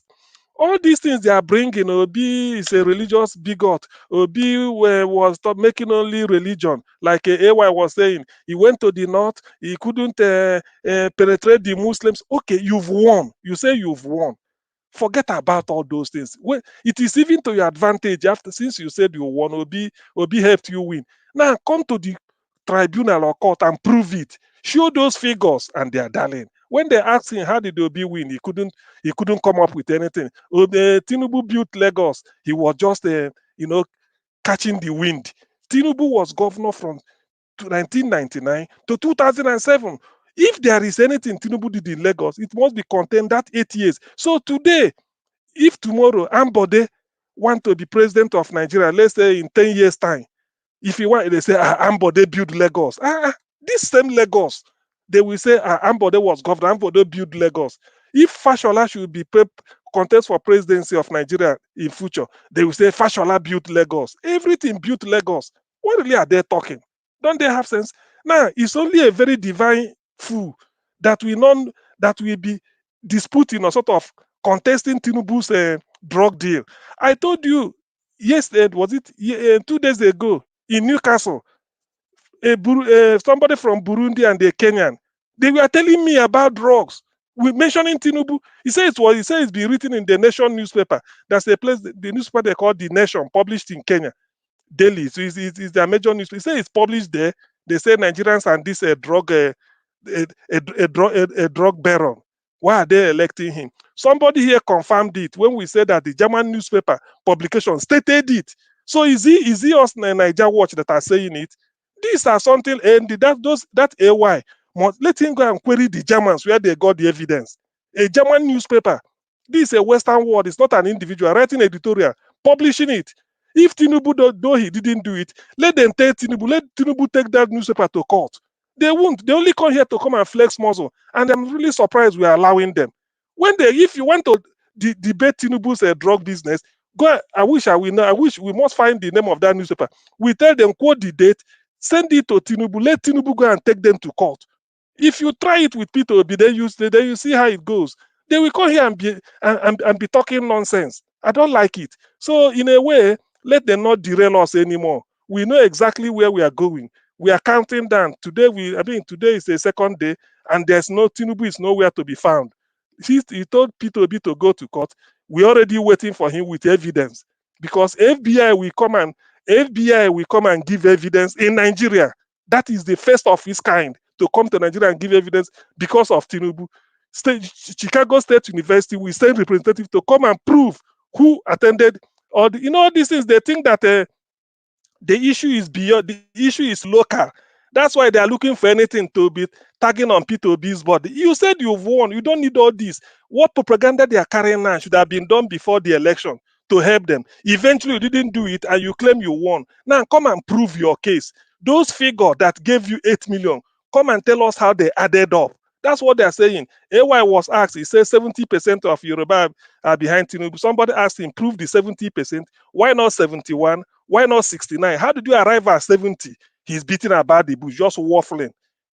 Some people cannot come here and bamboozle us. Some of us know how to. It is not the figure that. It is not the figure that matters, but the process that led to the figure. You see, you cannot get a genuine data from an improper method. In research, you will be busy saying this is the figure you got, this is the graph. The man will be asking you, what method did you use? He said that is the most. Forget about the figure. What method? So how did you come about 8.something million votes to Tinubu? That's what they are asking them. I think up till now, INEC has not finished uploading what should have been on the server since. And here they are telling me Tinubu won. Go to court. If you not go to court, they start talking another thing. Hey, obedient to talk this something in aeroplane. All Hey, right, obedient thank to you. do this. We've passed beyond Let me those see. propaganda. It's annoying. Thank you. Before I'll pick calls, let's quickly watch this video, my people, including AY. I beg, help us watch this video, AY. Thank you. Hear this and hear me where we are through the service. I just want to share this to those of you who are from Nigeria, and even if you're not a Nigerian. Isaiah chapter 5, verse 20. Now after that, I say grace and go. Message is over. This is for Nigeria. It's a woe to them.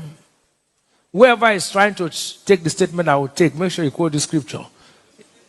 If you don't quote the scripture, don't take my statement. Even if you're a blogger, quote the scripture. It's a woe to them that call evil good and good evil, that put darkness for light and light for darkness, that put bitter for sweet and sweet for bitter. It's a woe to anyone who will see evil and they say this evil is what? Good. Anybody who calls evil good is a woe to you. God speaking. Not me. It's not David Biomia who says so. It's a woe to you that will look something and it's bad and say this bad thing is good. And then you say something good and say this good thing is bad. It's a woe to you. Nigeria has come of age where every Nigerian now must stand up to say evil must stop. The destiny of Nigeria must be taken by the Nigerians. We can't watch politicians mess up Nigeria. They've done it, and it has come to a point where they think that they have every authority to do what they like. No, the Nigeria is bigger than the politicians.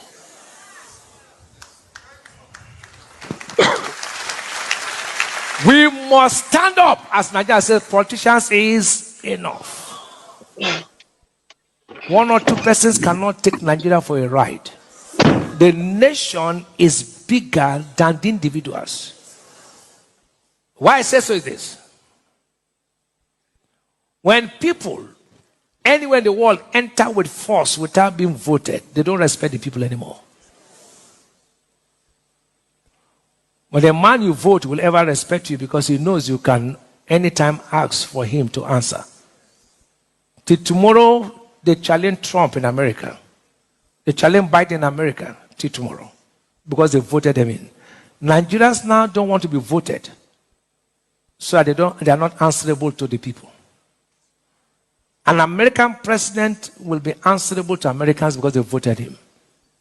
They are careful when they are doing something because they know the people, they are answerable to them. But Nigeria is turning to be another thing, becoming a monster, where somebody will not be voted yet want to impose himself on people.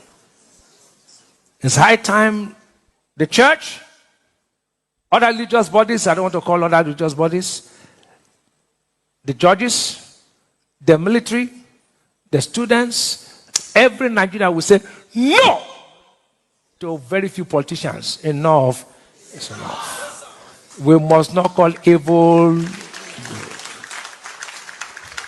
If INEC chairman knows that he will not be able to conduct election, no point for 306 or 305 billion to be voted. There was no point. They would have used it for education. No point doing an election that will not have any effect. Yesterday, many people did not go to vote because they were disappointed. They were disappointed. Many people in Nigeria did not vote because the first one they voted, what is it? But Nigeria cannot remain like this. No. Everybody must react. Enough is enough. We can't keep quiet. Every Nigerian, students, lecturers, church, even every religion, say no, don't call evil good. Call evil evil. Whether you like it or not, people have failed in education, they failed in security, they failed in finance, the economy, they failed in your education. Everything they failed, we thought they would only succeed in election. Now they have also failed in election. So what is remaining? As bad as some rulers were, at least they have some things you can remember them for. But I tell you, after these people leave, they will not remember them for anything. Life is not people can praise you. This is one of the things I talk about all the time. I ask people every time on this platform that what do you want to be remembered for? You know, when you leave this world or when you move out of your present position to another position, how do you want to be remembered? And what do you want to be remembered for? That's what life is all about. So meanwhile, I would like Niger us... what?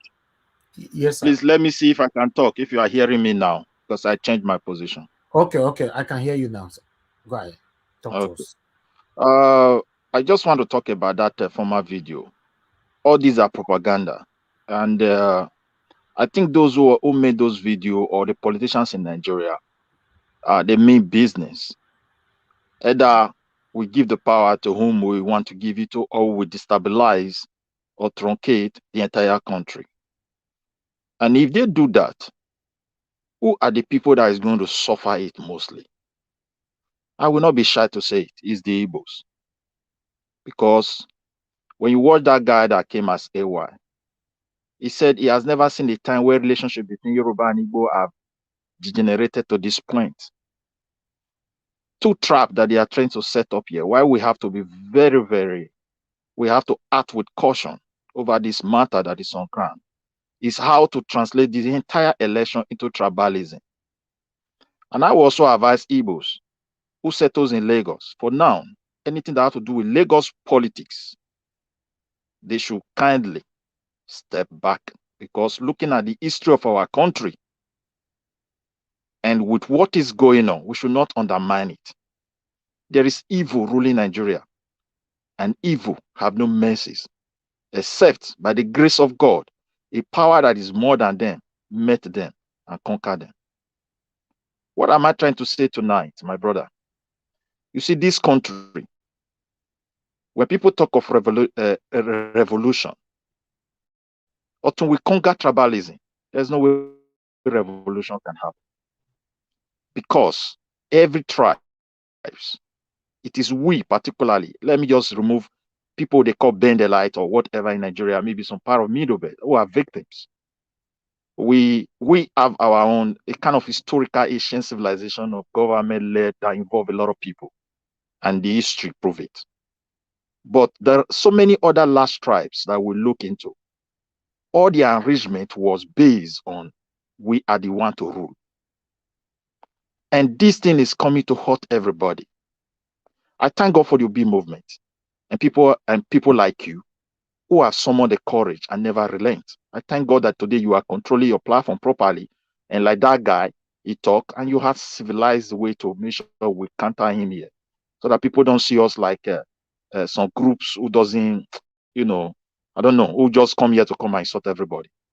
That guy was not a genuine person. The face that showed up wasn't the same face that was talking. There was a slight difference. That is my own conviction, but it may not be true anyway. Let's put this as an alleged something. What here, my dear brother, the issue on ground, we as a Benin, we need to think of our own interest. I just have to tell the truth tonight.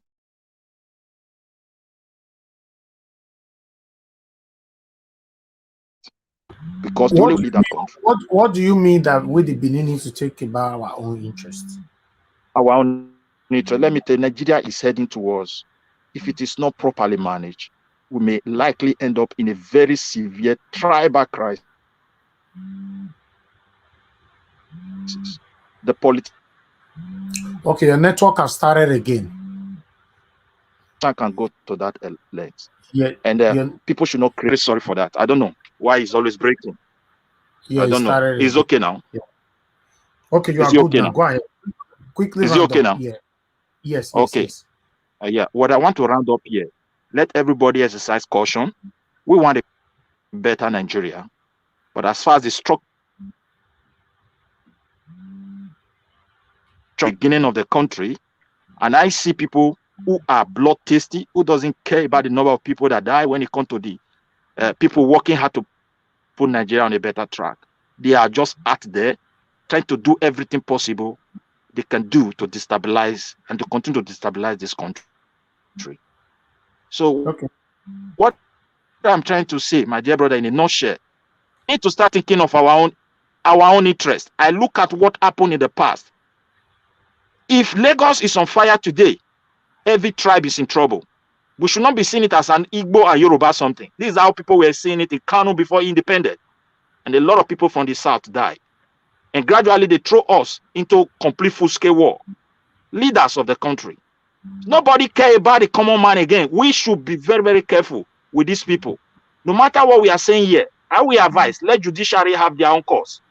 But however, if they continue to manipulate, or when there is too much dirty in the soup, even the blind man will see it. And everybody see what is going on in the country. This election is no longer for the interest of the country. It's not for the betterment of Nigeria, because those who have made their way through this fraudulent governance of the country wanting to remain. And they don't care the number of people that will die for them to make sure they fulfill their own evil agenda. Thank you. So let the judiciary handle this case, and I pray for them to look into the interest of this country, because their own children is involved. And lastly, I still repeat that word.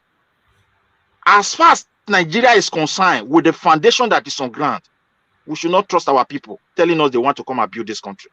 There's what is called ethnic agenda. It's becoming so pronounced.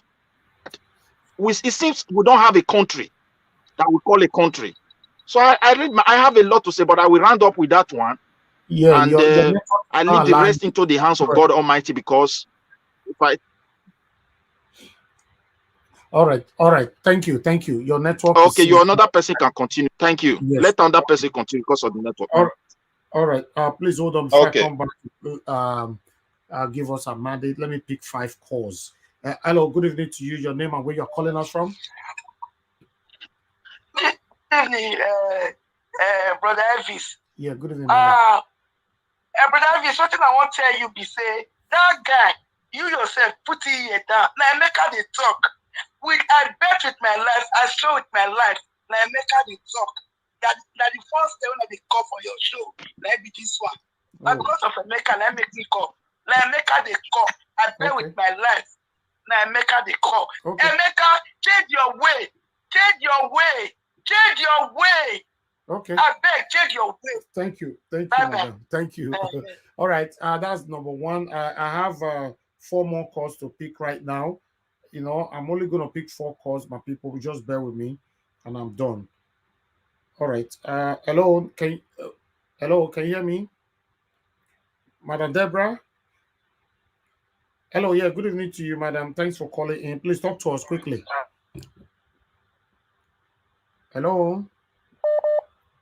Madam, you are not talking. Oh God. I need to pick another call right now. Hello, madam. Can you hear me? Yeah, I can hear you. Okay, wonderful. Good evening. Go ahead. Talk to us quickly. Thank you. Yeah, good evening to all the panelists and everyone there. I just wanted to make a quick contribution. Can we please try not to get distracted? Because the truth is that now that the matter is in court, these people are coming with all sorts of distractions. And now one of them is that they say Emeka is come now to distract us from our focus that we're supposed to focus on. I think at this time we should be focusing more on the court hearing, everything that is going to happen to at least make our case successful. But now they're bringing all form of distractions just to take us away from demanding our mandate and focusing on the case, because they know that the evidence are overwhelming. They cannot defend anything. They cannot even defend the process by which they've won the election. They cannot even defend the evidences that have already been put out, and they know that there are more evidences against them. So all they're trying to do is to distract us from what we're supposed to do, and we shouldn't fall for it. We should just stay on point. All this, nobody should come and be telling us that they won election. We know the truth. They shouldn't come and gaslight us. We're not stupid. We saw everything in broad daylight, and we know the truth. So anybody coming to gaslight us should just go and sit down, because we know the truth. So we passed that level, and we cannot go back anymore. We're not going back to Egypt. Thank you, madam. Thank you. Okay, madam. Thank you so much. Thank you. Not going back to Egypt. All right, madam. Thank you. Thank you. We don't have time. Thank you. Thank you. God bless you. Thank you. All right. Hello. Good evening to you. Your name and where you calling us from? Hello. Turn down your device, please. Turn it down. Your name and where you calling from? Thank you. My name is Grisella from London. Go ahead, madam. Thank you. I'm so happy I got through, because I've been trying for a long time. You know, and I'm just so happy with what you're doing. I joined about some weeks ago and have been glued to it. Thank you. I want to respond on what that man was saying. I was just like, what is this man talking about? Tinubu did not build Lagos. I was born and I grew up in Lagos. He's talking about Jakande. Jakande built riffraff schools. Those were not schools. They were schools. I went to a public school in Lagos. I went to Surulere Baptist School. From Surulere Baptist School, I did common entrance. It was one of the best schools at that time, because if you're getting 100% in your common entrance, that shows your school is good. We had everything in that school. So I don't know what he's talking about. This was ever before Tinubu came on. Tinubu never built Lagos. In fact, Lagos was a lot better before Tinubu. You could open your doors down and nobody comes in. We open the whole gate down and then we forget to sleep. We just sleep off. And nobody comes into your house. That was Lagos. You could drive bicycle all over James Robertson. Nobody kidnaps your kid can go out anyhow. Not now that everybody is locking their children at home. Nobody goes out. Tinubu never built Lagos. Not at all. Not at all. Lagos was way better before Tinubu. Way better. I grew up in Lagos. I was born in Lagos. I am originally from Delta State. Thank you. Thank you, madam. Thank you so much for calling in. I appreciate you. Thank you so much. Thank you. Let us quickly listen to the hello, thank you very much for calling in. Your name and where you're calling us from. Turn down your device, please. My name is Tosin. I'm calling from Toronto, Canada. Thank you, sir. Please talk to us quickly. Thank you so much. I appreciate what you guys are doing. May God continue to strengthen you. You not fall in Jesus' name. Amen. But one thing I realize is this. Honestly, the way I look at Nigerian situation is tired everyone. My brother, since after the election up to today, I'm not concentrating on my job because you will be discovered that something happened on this planet in called Nigeria that we call ourselves Nigeria. You just be thinking that can he be happen to that country? One, everybody, what we are missing in this issue, whether we like it or not, I'm so sorry to say, I'm not abusing anyone. I just believe we are not ready yet in Nigeria. Look, we suffer to come here. Everybody want to go back home.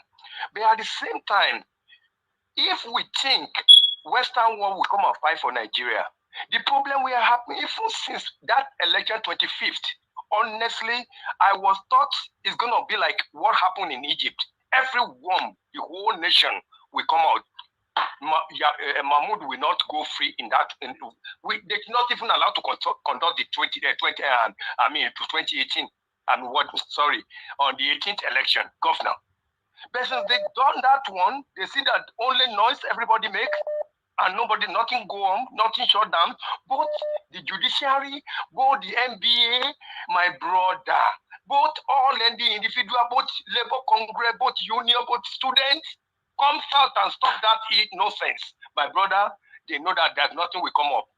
In anywhere, whether you like it or not, anybody sitting there talking, we are just talking. I know, including myself, because everybody get confused. But until everyone in Nigeria stand on the street, not even, demonstration, I'm not destabilize everything, but at least nobody, both churches, both everybody, go on the streets. Thank you, sir. I believe you don't have power more than us. Thank you, sir. Thank you so much. God Thank you for calling in. God bless you, sir. Last two calls. Hello, good evening to you. Your name and where you're calling us from. Turn down your device, please. Hello. Talk to us. Your name and where you're calling from. Hello, it's me, Felix, from Italy. From Italy. Okay, talk to me, my brother Felix. We have been talking for so long. You pay me say I not the platform where I did there. One question: anybody that we say Tinubu build Lagos, we should ask them the question: who built Abuja? Why do I ask that question? Because Lagos was once a capital state. Exactly. We should start asking them that question: who built Abuja? If they can tell us who built Abuja, we will not believe that it is Tinubu that built Lagos. Okay.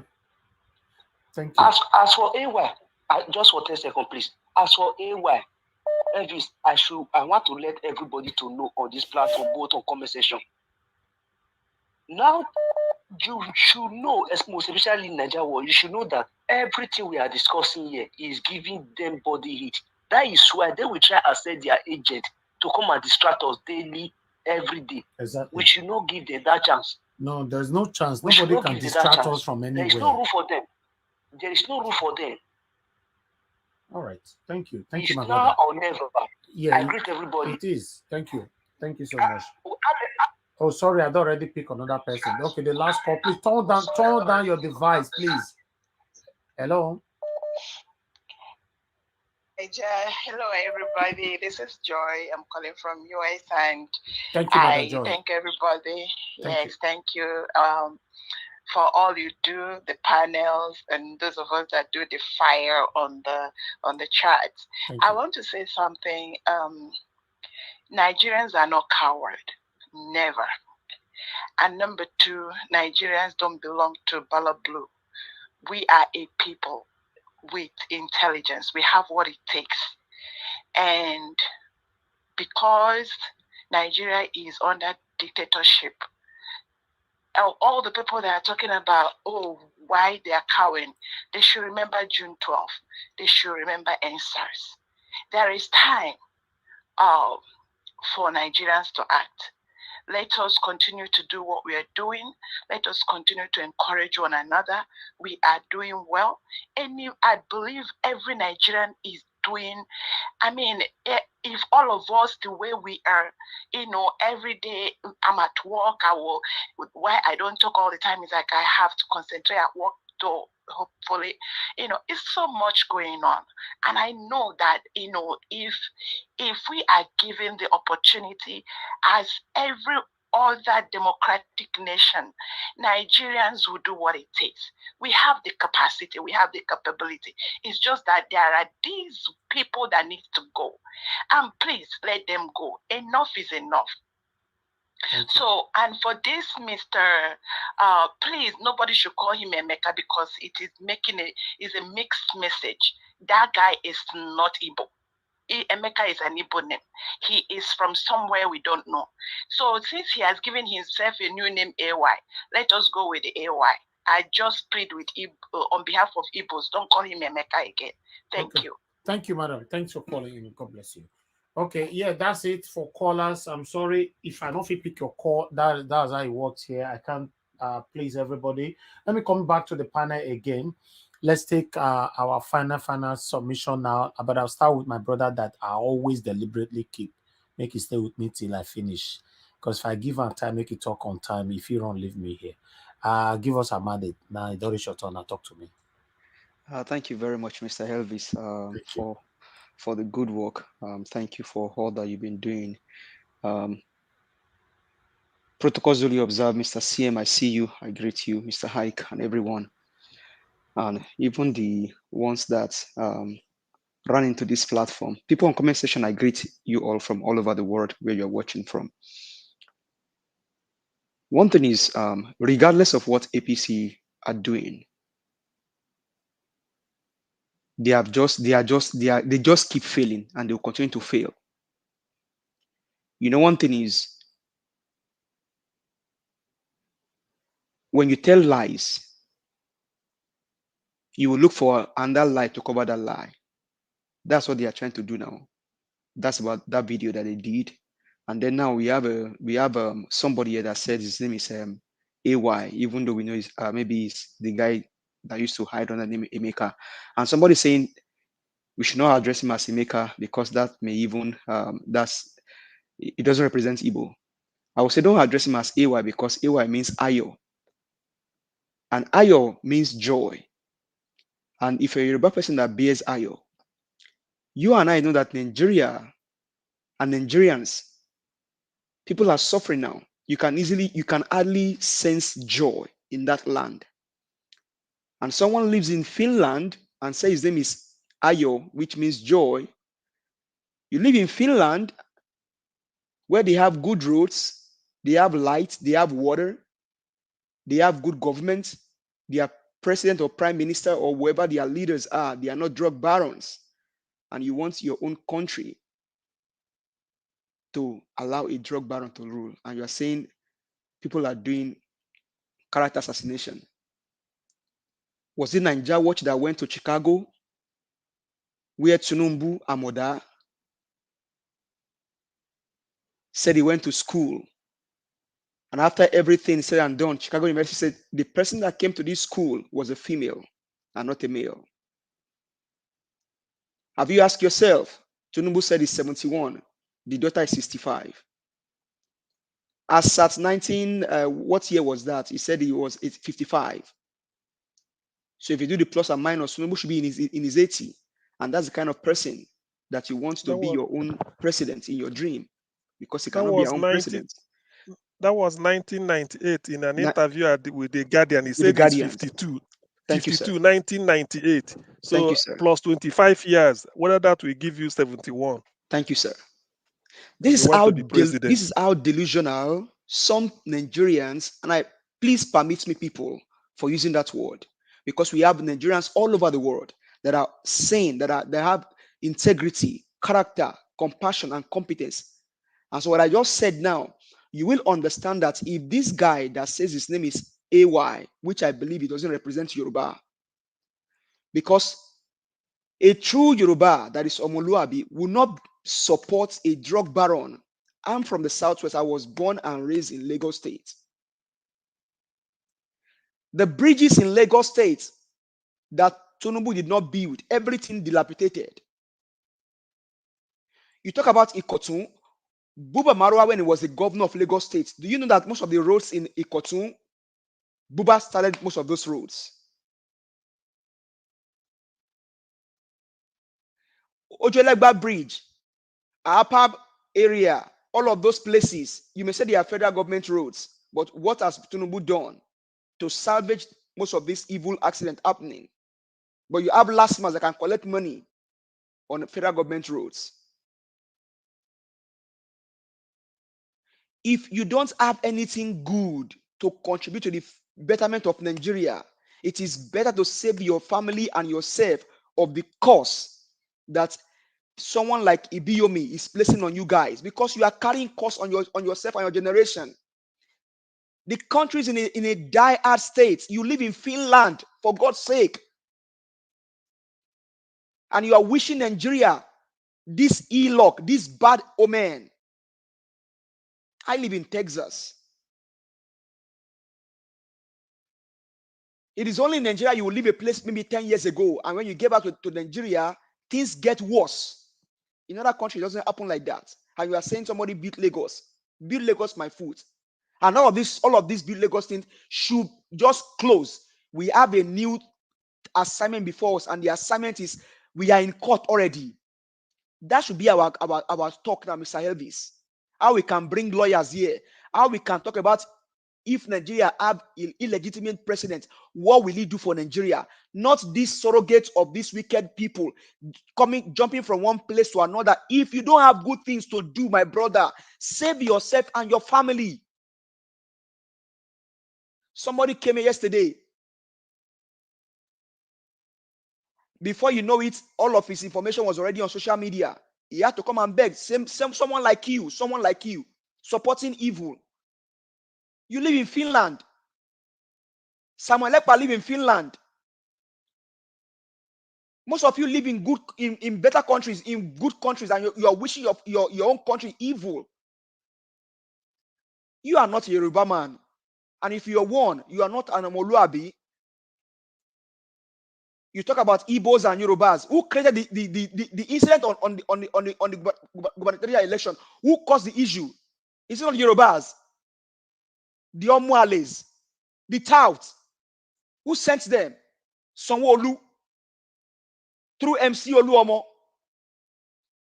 and through your godfather, Tinubu. I am a proud Yoruba man. Omo Yoruba king Gbewiri. Yoruba they don't support Agbewiri. Agbewiri is a thief. And Yorubas don't support Agbewiri. Yorubas will not support Enton Fagburu. Enton Fagburu means the one that is a drug dealer. Yorubas will not support that. True Yorubas, Omoluabi kò ní support Agbewiri, kò ní support Enton Fagburu. If you're a Yoruba man, why not go on Mayegun's YouTube and go and talk to him? Let him deal with you. You guys are the one destroying the country. How much will they pay you that will save you? That will save you. You just showed your face. How much will these people pay you that will give you dignity and integrity? That the culture of Yoruba stand for. I am a proud Yoruba man, and I support Peter Obi because I have seen character, compassion, and love in a man. This is about tribes. This is about religion. This is about tribe. It's about who can do the job. Man, Nigeria is dying. You live in Finland.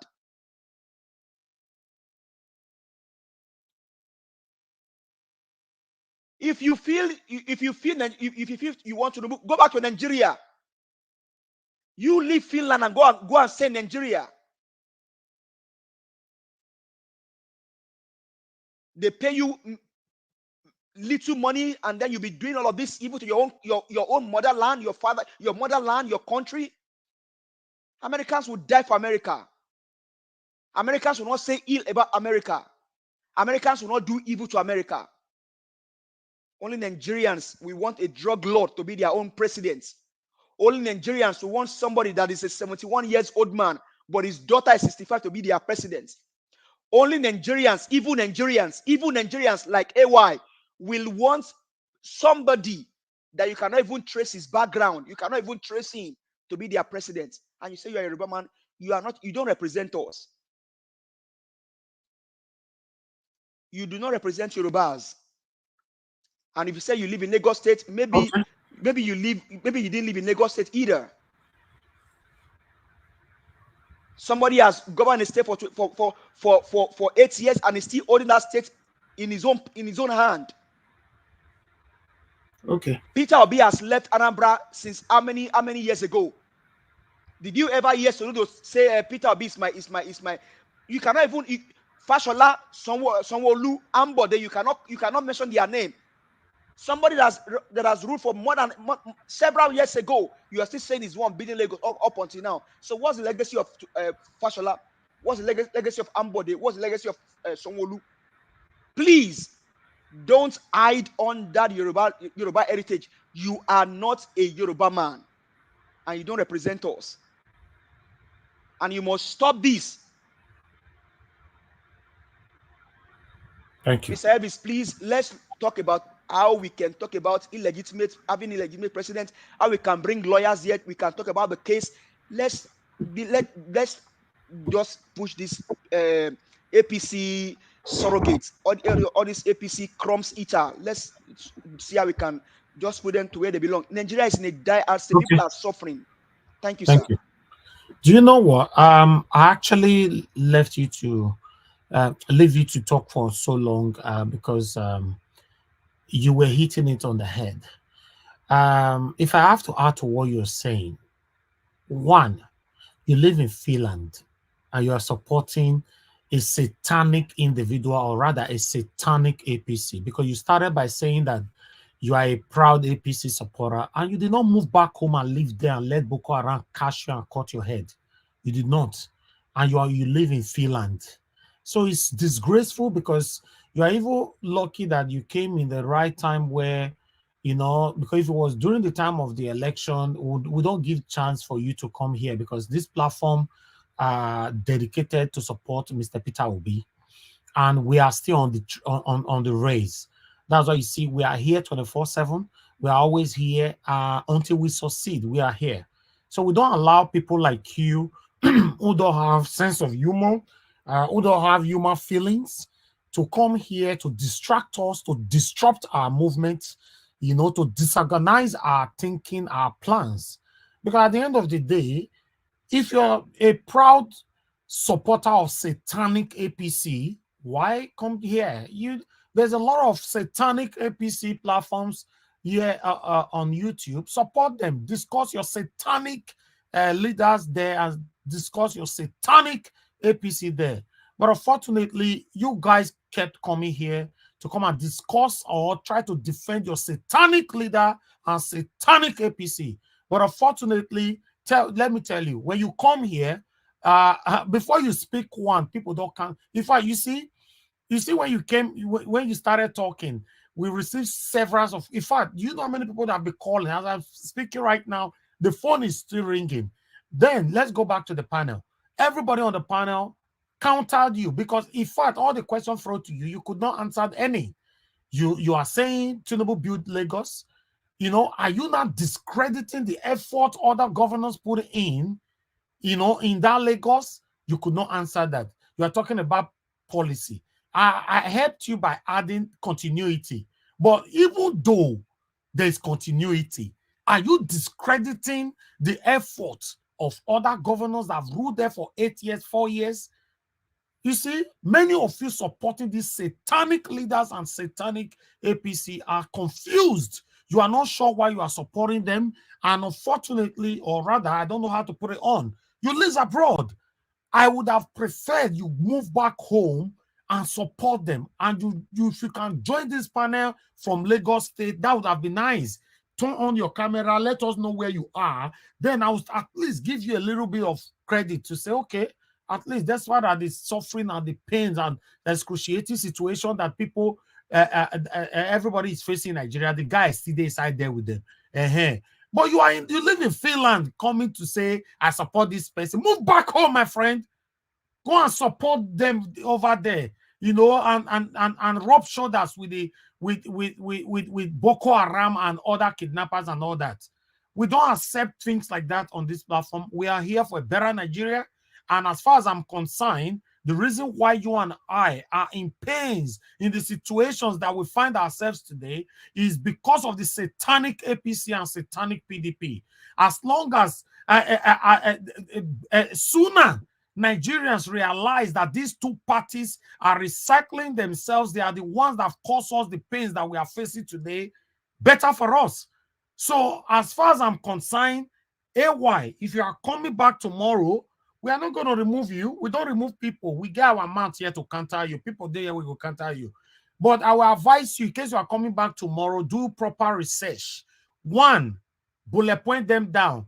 Come back tomorrow. Come and tell us how Tinubu built Lagos and why you discredit other governors that have ruled Lagos before Tinubu.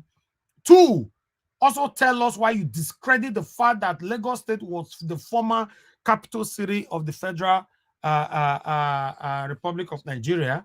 You know. Then three, come here and tell us why you choose to live in Finland. Why didn't you just be in Nigeria and rub shoulder with your satanic leaders and satanic APC over there? Because you can't come here and defend evil and you are running away from the same evil. Is unacceptable on this platform. In case you don't know us, if you know this platform, you know that we stand for a better Nigeria. I will never rub, if it's my brother that or any of my family members that is part of these satanic people, I will continue to discredit their wings. So please, this is unacceptable. I wanted people to listen to in fact, a lot of people were saying remove him. We don't do that here. We won't remove you. Give us facts, and we will counter you with our fact as well. But as of today, you could not give any fact. All you are saying, oh, people shouldn't talk like this and talk like that. What do you know? Are you going to tell people how to air their opinion? Everybody are entitled to how they want to speak, as long as they are not insulting anybody. Calling a person a drug baron, yes. You know what we are talking about, and you are discussing something else. We can never be distracted from our mission. Thank you very much. Let me move on to the next person here. Let me so sorry, Mr. What you have just done to him now in Yoruba land, they call him Omotabako Ninule Itayotimanko. That means the people they not train for house, then go train him from outside. So you just lecture him now. Let him go home and ask Tinubu. Tinubu will explain to him, and then if possible, he can come in next tomorrow. But if you come here tomorrow, we have changed topic. We have moved on. We are moving. We are already in court. Come and meet us in court. Thank you, sir. Thank you. Please. No, stay mute. We work according to people here. No, just 20 seconds question. Who do you want to ask question? He cannot answer you now. No, it's not AY. I don't have anything with AY or BY, whatever. Please, 20 seconds. I need to move on. Seconds. What I want to, I think it's Ed, the chap in Germany. Please get us the name of that publication. We put it here so that when we say Tinubu is a drug baron reference, let them go and challenge that German newspaper that wrote it in Germany that Tinubu is a drug baron. So we want to know I want the name and even the date. We put it here so that any illiterate that can come here and challenge us, we point him in the right direction. The painful part of all this is that when I see youth, you still support these people upon all the pains we are facing in Nigeria. You just eat it on the head, Mr. Elvis. This is so painful. There is no way the blood of the people that have lost their lives in the hands of this satanic will not be on their neck. Will not be on their neck. Want any of you that is supporting them. You know, there's no way. The blood of those that have lost their lives in the hands of these satanic leaders, we haunt you, we haunt your children, we haunt everything that belongs to you, except you are not aware that these people are the pains that Nigerians are facing. Amen to that, Niger Watch. Amen. Amen. Mr. Ike, please talk to us. 5 minutes. Thank you.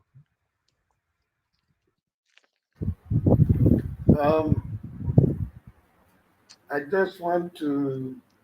I don't know if we have seen the new T-shirt that is trending in town. Yes, Daddy of Labour Party.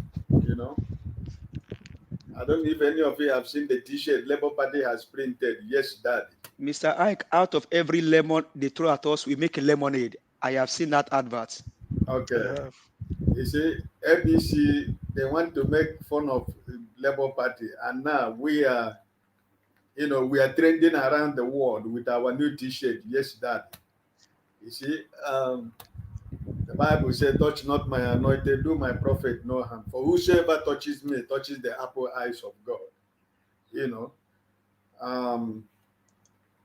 I don't want us to continue to drag the issue of drug baron or whatever. It's known already. So let not somebody come here begin to pull our legs about drug baron or whatever. We know already. We know he paid $400 and something thousand as whatever, fine or whatever, I don't know. But everything we shall all meet in court. So let us not drag our feet with these people who come here to, try to force you to explain whether it was a drug push or whatever. Well, we have 14 days or 15 days to go for them to reply or respond to the submission of Mr. Peter Obi and his legal team. So we are waiting. We are prepared. We are watching we shouldn't lose our focus, so that is what it is.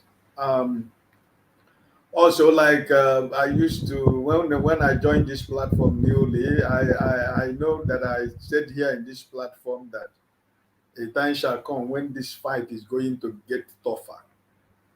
And we are in that stage right now. So let your mind not be troubled.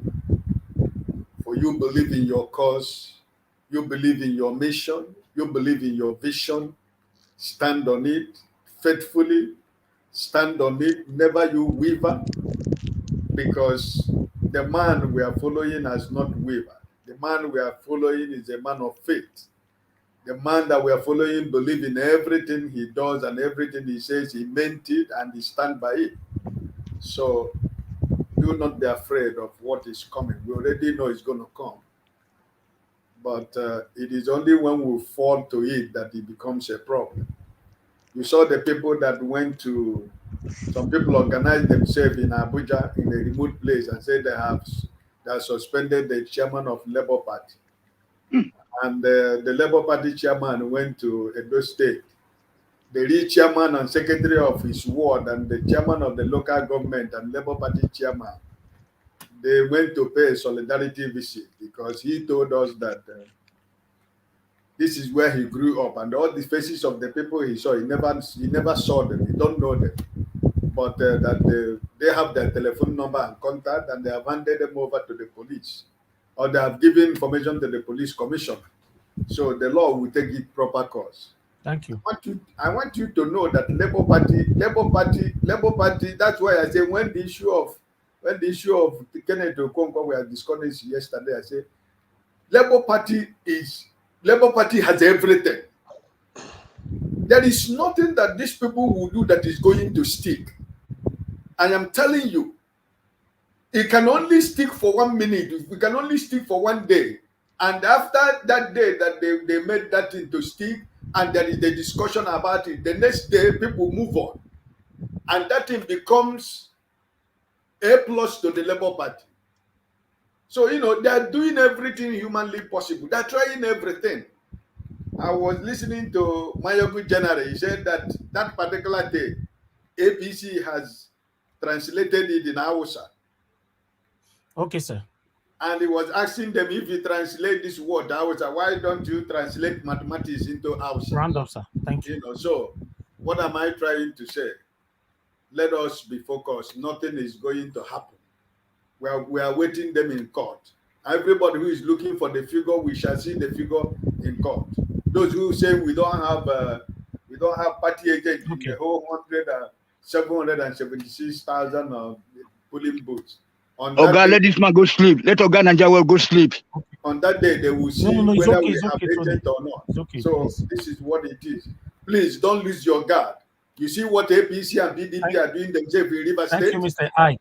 Please round off, sir. We are working with time now. Yeah, I'm okay. See all of you tomorrow. God bless everybody. God bless you, Mr. Ike. Thank you very much, sir.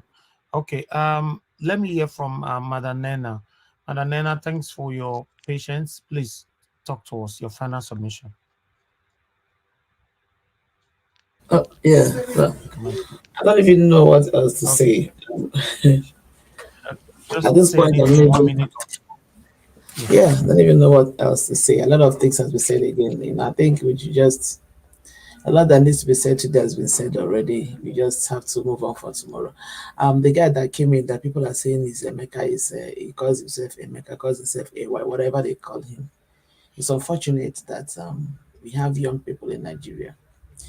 When civilized nations in the world have some 20 something year old, 30 something year old, 40 something year old making a difference in Nigeria, you see a young man in Nigeria, a Nigerian who could come out in the public and be making the kind of assertion that this man is making is very shameful, is very disgraceful. It shows that we are a lot of people in Nigeria, a lot of the young youth in Nigeria that we expect to take up the mantle and the leadership and effect the change that we're looking for in Nigeria are not ready. Are not ready. Whatever they are gaining from this evil government that we have, we are yet to know. We are yet to understand. Whatever it is they are gaining from it, we do not have we do not understand. It's so unfortunate. It's unfortunate. I was trying to ask him a question before when he was talking about character assassination. My question was going to be to him. First of all, I wanted him to tell us who is that person that his character is being assassinated. And then let him tell me if he's referring to Tinubu, if he's referring to Oluomo. I wanted to ask him what character does such people have? What character does a tout have? What character does a criminal have? What is the character in a criminal? Somebody who is a thug, somebody who is a nuisance. What character does such a person have? You're coming to tell me that the person's character is being assassinated. Before you talk about somebody's character being assassinated, the person has to have a character first of all. So how can you tell me that somebody who doesn't have a character has one that is being assassinated? It doesn't even make that person is not even making sense to himself. But it's so unfortunate. I don't know if he has children. I don't know if he intends to have children. Somebody put on the chat, people were cursing him out. And I say also, may Nigeria happen to him and his children unborn. It's so pathetic when you hear young people talk the way that individual is talking. It's so pathetic. It's telling you that Tinubu won election. Which election did Tinubu win? Which election did Tinubu win? The election that they killed people, maimed people, destroyed people, threatened people, intimidated people to grab something that he literally stole in the full glare of the whole world. You're telling us that he won it? What nonsense is he talking about? It's so pathetic. And I keep asking myself what is their gain? So at this point, I still find it difficult to believe that there are people who are not ashamed and who are not tired of the present day Nigeria. Because as for me, I am ashamed to be identified with the present day Nigeria. I feel ashamed to be identified with the Nigeria that we see today. I don't even want to go outside to tell somebody that I'm a Nigerian. It's so pathetic. And to think that people still brag and support what is going on in that. Somebody was talking to me, was saying something about Nigeria. Says, do you call this a country? So when people are asking for countries to come, Nigeria will jump out. Do you call this a country? Do you call this a democratic? Or what is democratic about a country where people do not have freedom of speech? A country where people cannot say so. A country where a thief is moving around with police escort. Do you call that a country? Are you kidding me? That is ridiculous. Anyway, the rest we'll have to talk about tomorrow. I know by tomorrow, something important. Somebody like that don't even need to come here. He needs to sit his behind wherever he is. You don't need that kind of energy in this place. That's just all I have to say. Let them enjoy the Nigeria they are creating. And may Nigeria, everything that has to do with Nigeria, may it happen to him and his generations to come. That's just what I have to tell him. Thank you. Thank you. Thank you so much. let me move on to Madam Ellen. Are you still with us? If you're with us, please can you give us your final submission? And Helen, you're not available right now. Okay, that's fine. Let me move on to the next person. Okay, AY is your turn right now. Please talk to us. You have 5 minutes. Yeah, I spent my time. I had to wait. Give us our mandate. Someone is writing some things there on the conversation, and obviously, some people are not matured to have difficult talk that will really play with your emotions, but we just need to have it. If we have a kind of society where it's only our voice that we're listening to, we are playing with something terrible. Why did you go and live in Nigeria? You are still beating around. Go to Nigeria. Hold on. You can't you see that I kept quiet and allowed people talk? I didn't interrupt them. That is the least expected of you. You have a podcast. No, but I will not allow you to air your destructive opinion. Hold on. If you think my opinion is destructive and it's so bad that I cannot air it in public, and you claim you're democratic, it speaks volume of how much of democracy you understand. Democracy is not I know. I allow understand him you, but to we're not to promote your satanic APC. Elvis, sir, can I just speak and so that I leave the forum? Finish, sir. Let him finish. Thank you. So it's only narcissistic. Obviously, I saw the pastor which you played here, and if I may refresh your minds, in 2003, there was this pastor, well-respected pastor, Okote, that was saying, "Thou sayest the Lord, thou sayest the Lord. I will be the president in this country." 2003 today, that's 20 years. What is the standard of the Bible concerning fake prophets? So sometimes we need to pump the gas and subtract emotions from these things. These people you are holding in extremely high level, sometimes they are just men. They are men with agendas too. So if we want to discuss politics, let's talk of policies of the people coming over. Otherwise, Organizer Watch, an opportunity for him to answer my question. Please, why was the election not uploaded electronically? And why should those big money be wasted? Because they didn't allow it to answer before he left. Hold on, please. He won't answer it. I didn't. He won't. This is a maker. I saw some here. Can't you see that is the bone of contention? Let him finish, please. Hold on. This kind of he can't go for more than his minutes. People cannot hear contrary opinion. It's not good. No, answer that. Oh, please. See where everybody wait for me. Wait for me. Why can't they? Why didn't they? Follow the electoral law. Hold on. Please. I listened to people. Sometimes you should be able to give what you give out. You should be able to take it. If I respected everybody here. Why was the election not uploaded? Why should they upload the Senate and the House of Reps and the other one to prevent all this trouble? Calm your emotions. Can you calm your emotions and listen to others too?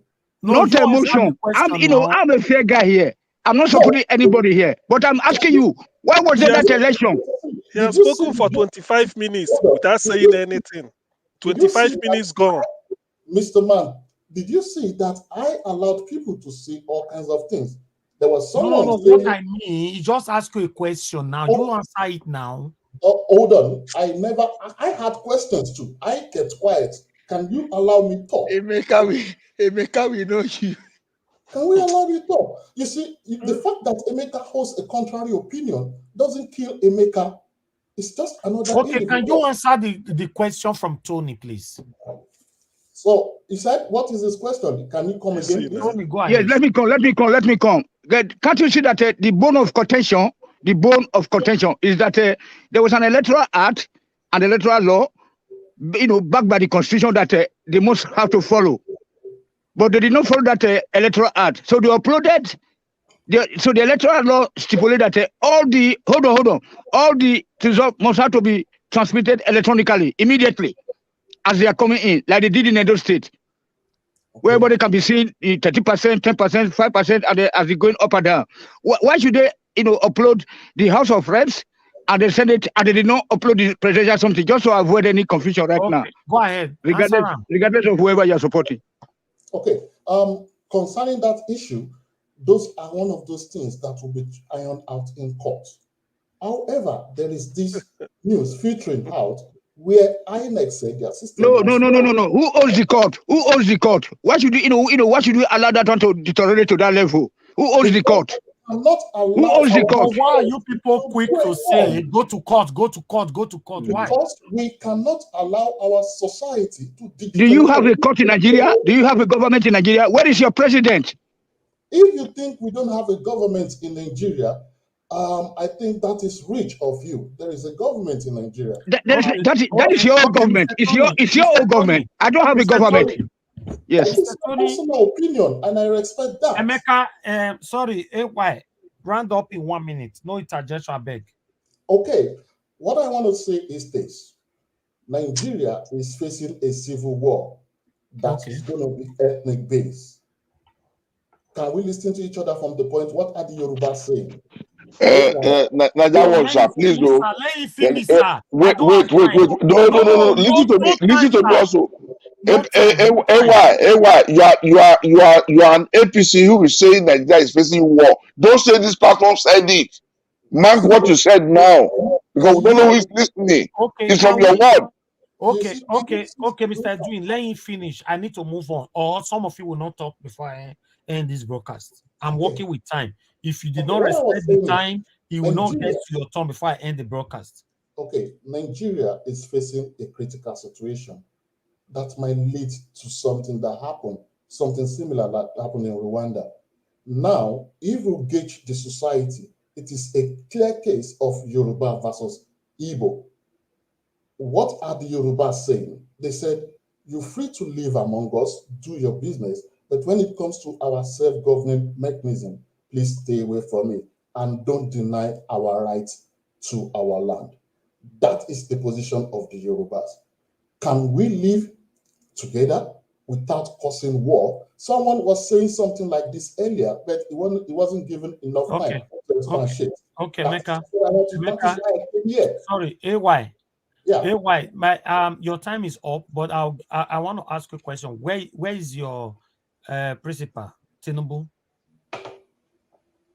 I just told you I live in Finland. I don't know where Tinubu is. Can you imagine? Nigeria a few days ago. You don't know where your principal. You said is the president elect at the moment. Where is he? Do you know where everybody is at any point in time? I don't know. I won't lie. Emeka, hold on. I don't know. Why is it that you have similar voice with that, Emeka? I don't know why I'm calling you Emeka. This is Emeka, this guy just. All right, he's just boboing you. Move on to the next person quickly. I beg Thank everybody. you for having me. God bless you. God bless Nigeria. Take care. God bless Nigeria when you are supporting satanic APC and satanic principal. I don't know. You better repent. Emeka, change your ways. Emeka, They're going to burn the country. Okay. Change your ways. You live in Finland and you are doing this evil to Nigeria. Everybody mute. Let me hear. Bye-bye. God bless you all. Bye. Thank you. Madam Ellen, okay, can you speak now? It's your turn. Go ahead. Talk to us in 3 minutes, please. Thank you. Thank you very much, Mr. Elvis. Thank you. I just want to say something to, I don't know whether AY or Emeka or whatever. Nah, Emeka. AY, I don't think you have any right to talk about what you're saying because you're not in Nigeria. Do you realize for me to get my 10,000 naira that I was forced to carry to the bank, I have to pay 3,000 naira to get it?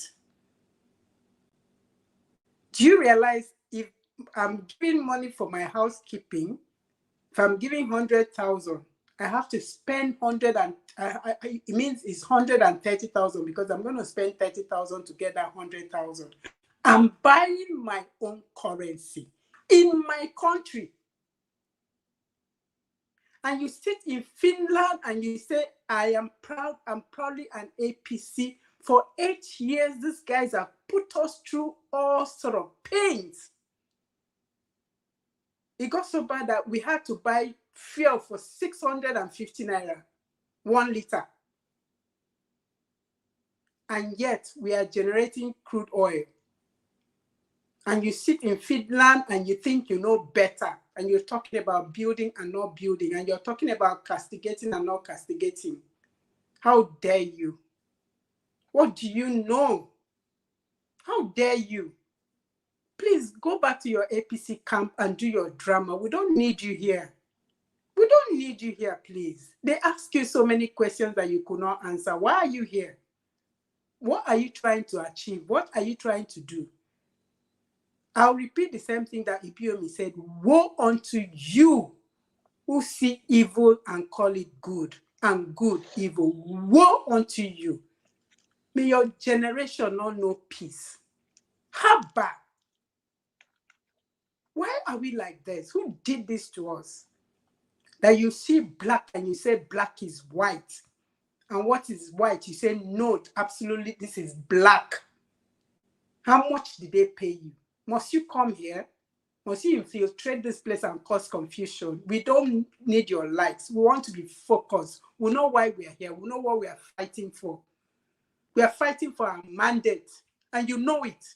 You know it was stolen. Whichever way you want to keep your mouth and speak, it was stolen, it was stolen. So back off. Leave us alone. Go and do your thing. Go and do your propaganda and your drama. We don't need you. We know your type. We know why you're here. Before you even came, we were already aware. Thank you. Come back to Nigeria.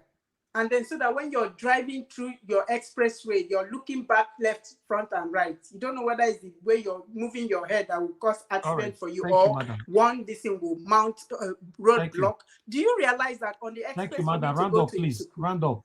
For my job, I panic because we don't know who is who.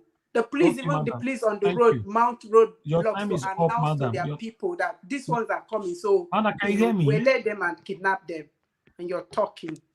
Please leave this group. Don't come back because you don't have anything to offer us here. Thank you, Mr. Elfis. I'm very sorry. Please. It's okay. Thank you. That's fine. That's fine. We are working with time right now. Thank you so much. All right, let me move on to let me hear from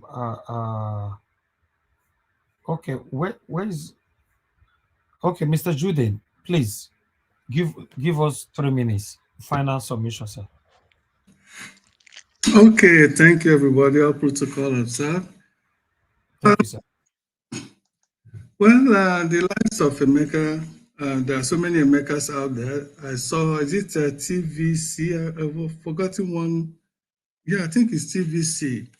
I was listening to, the commentators, regarding this video and regarding the whole thing going on. And I was listening to this journalist, so-called journalist, one fat guy, one fat Yoruba guy with some other, analyzing and saying, why are these people still to do that? They lost their Tinubu won the election fair and square. Why are they still being delusional? Withdraw that fat Yoruba journalist. Call him a journalist. A journalist, okay, sorry, because a journalist. And then I was saying, I don't know how is human beings, think the way they think at times, just to have their selfish ambition fulfilled or what? I continue to figure out what goes inside some human beings, what goes inside their brain, their mind, when they do and say the things they say. Well, just to lend more voice to what that pastor preached, what the word of God said, according to how the pastor read. In Proverbs also, he says something, similar to that he that pays evil. He said, if anyone returns evil for good, evil will never leave his household. Now, these leaders, Nigerian has given them opportunity at one time or the other to lead. And all that they could return back to Nigerians who have given them that opportunity to be in leadership position was this suffering, mayhem, killings, bloodshed, hunger, poverty. This is all they can return back to Nigerians. The Bible is saying here that these people and all that will continue to support them, that evil will never depart from their house, but from their generation and generation to come. They don't know the thing that all these things people are saying that it's a joke, and all this pronunciation that it's a joke. Where by the time they are gone, I hope there will be an opportunity for them to look at their children and their children's children to see the cause that will continue to follow them. How miserable and wretched that they will continue to be because their parents cannot do all that they have done to Nigerians. And their children will stay abroad and many places they have sent them to continue to enjoy. It's not going to happen. Except the word of God is not true. It's not going to happen. Evil will not depart from their house, from their generation. Nobody is forcing them, but this is true. Even the natural law of karma. Okay, whatever you sow, they are sowing whirlwind, and both them and their children will reap whirlwind. For a country like this, to continue to suffer, a country God has blessed so much, and people continue to suffer in this manner because of a few wicked ones in collaboration with their cohorts. Thank you. I hope one day they will reap the results or the fruit of their labor. That's what I will say for now. Thank you, guys. Thank you, Mr. Juden. Thank you very much, sir. Thank you. Can I come in now, sir? Okay, yes, Mr. Juden, yes. Go ahead, sir, with your 3 minutes. Yes, thank you very much. Fellow Nigerians, to those who do not really know why, what Babangida said when he was asked, why did you topple Idiagbon Buhari regime? He said, we know him. He's one of us. This guy does not know what's called administrative policy. We know he cannot manage anything. It was only Idiagbon that was managing the whole thing, but we just have to step in. Anybody can go and find out, verify it, you will know. That's what Babangida said about Buhari. And when he now went to him to go and solicit his, permission and support to become a president, he said, I am not against you, but you can't do it right. Babangida to him. Now, I want to quickly go straight to, I want to forget about Emeka or AY. Because the guy who refused to realize that the election result was delayed to the IRF, then he was asking of what about the people signed, the paper people signed. 70% of the papers they signed at the E-form, E80 or EC8 form was 80% or 70% was tempered with TPEX. And you are coming here to come and ask us what about that one? My brother, I don't want to use something insulting on you. I will leave you to God to judge. Then people verified. A very good example, Peter Side, the owner of SDP party, the chairman of FDP party, was not supporting Obi this time, supporting his party. He said this is the actual result. He gave facts and figures, and you are still coming up, somebody abroad, seeing all these good things around you. You are still saying, long live there be darkness. I'm ashamed. That's the only thing I can tell you. Now, this one now that is trending now, this video by saying he asked Yodekpo, Yodekpo showed him this. My friend, I'm somebody, when I watch situation, I'll come out with the way I diagnose it. I'm not using what people will diagnose. You know the reason for this thing? You, the Yoruba people, some of you, not all, because there are good ones who are reasonable and who know what to do at any given point in time. Those of you that are confucionists among the Yorubas, like Kayode and Femi Kayode and Co, you are planting this thing to bring religious unrest into Nigeria.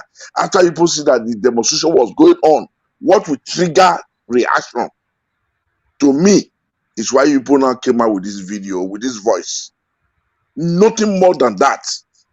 If we want to bring a religious bigotry into Nigeria's situation, then we will not say there's destruction by the obedient boys. There is fight. There is uprising. This is the reason behind this voice clip that you people just brought to the world. You understand my point now? I reason differently. So once I tell you this is it, it doesn't change. It might take time, but this was the game end, and that makes you people to prepare this voice clip.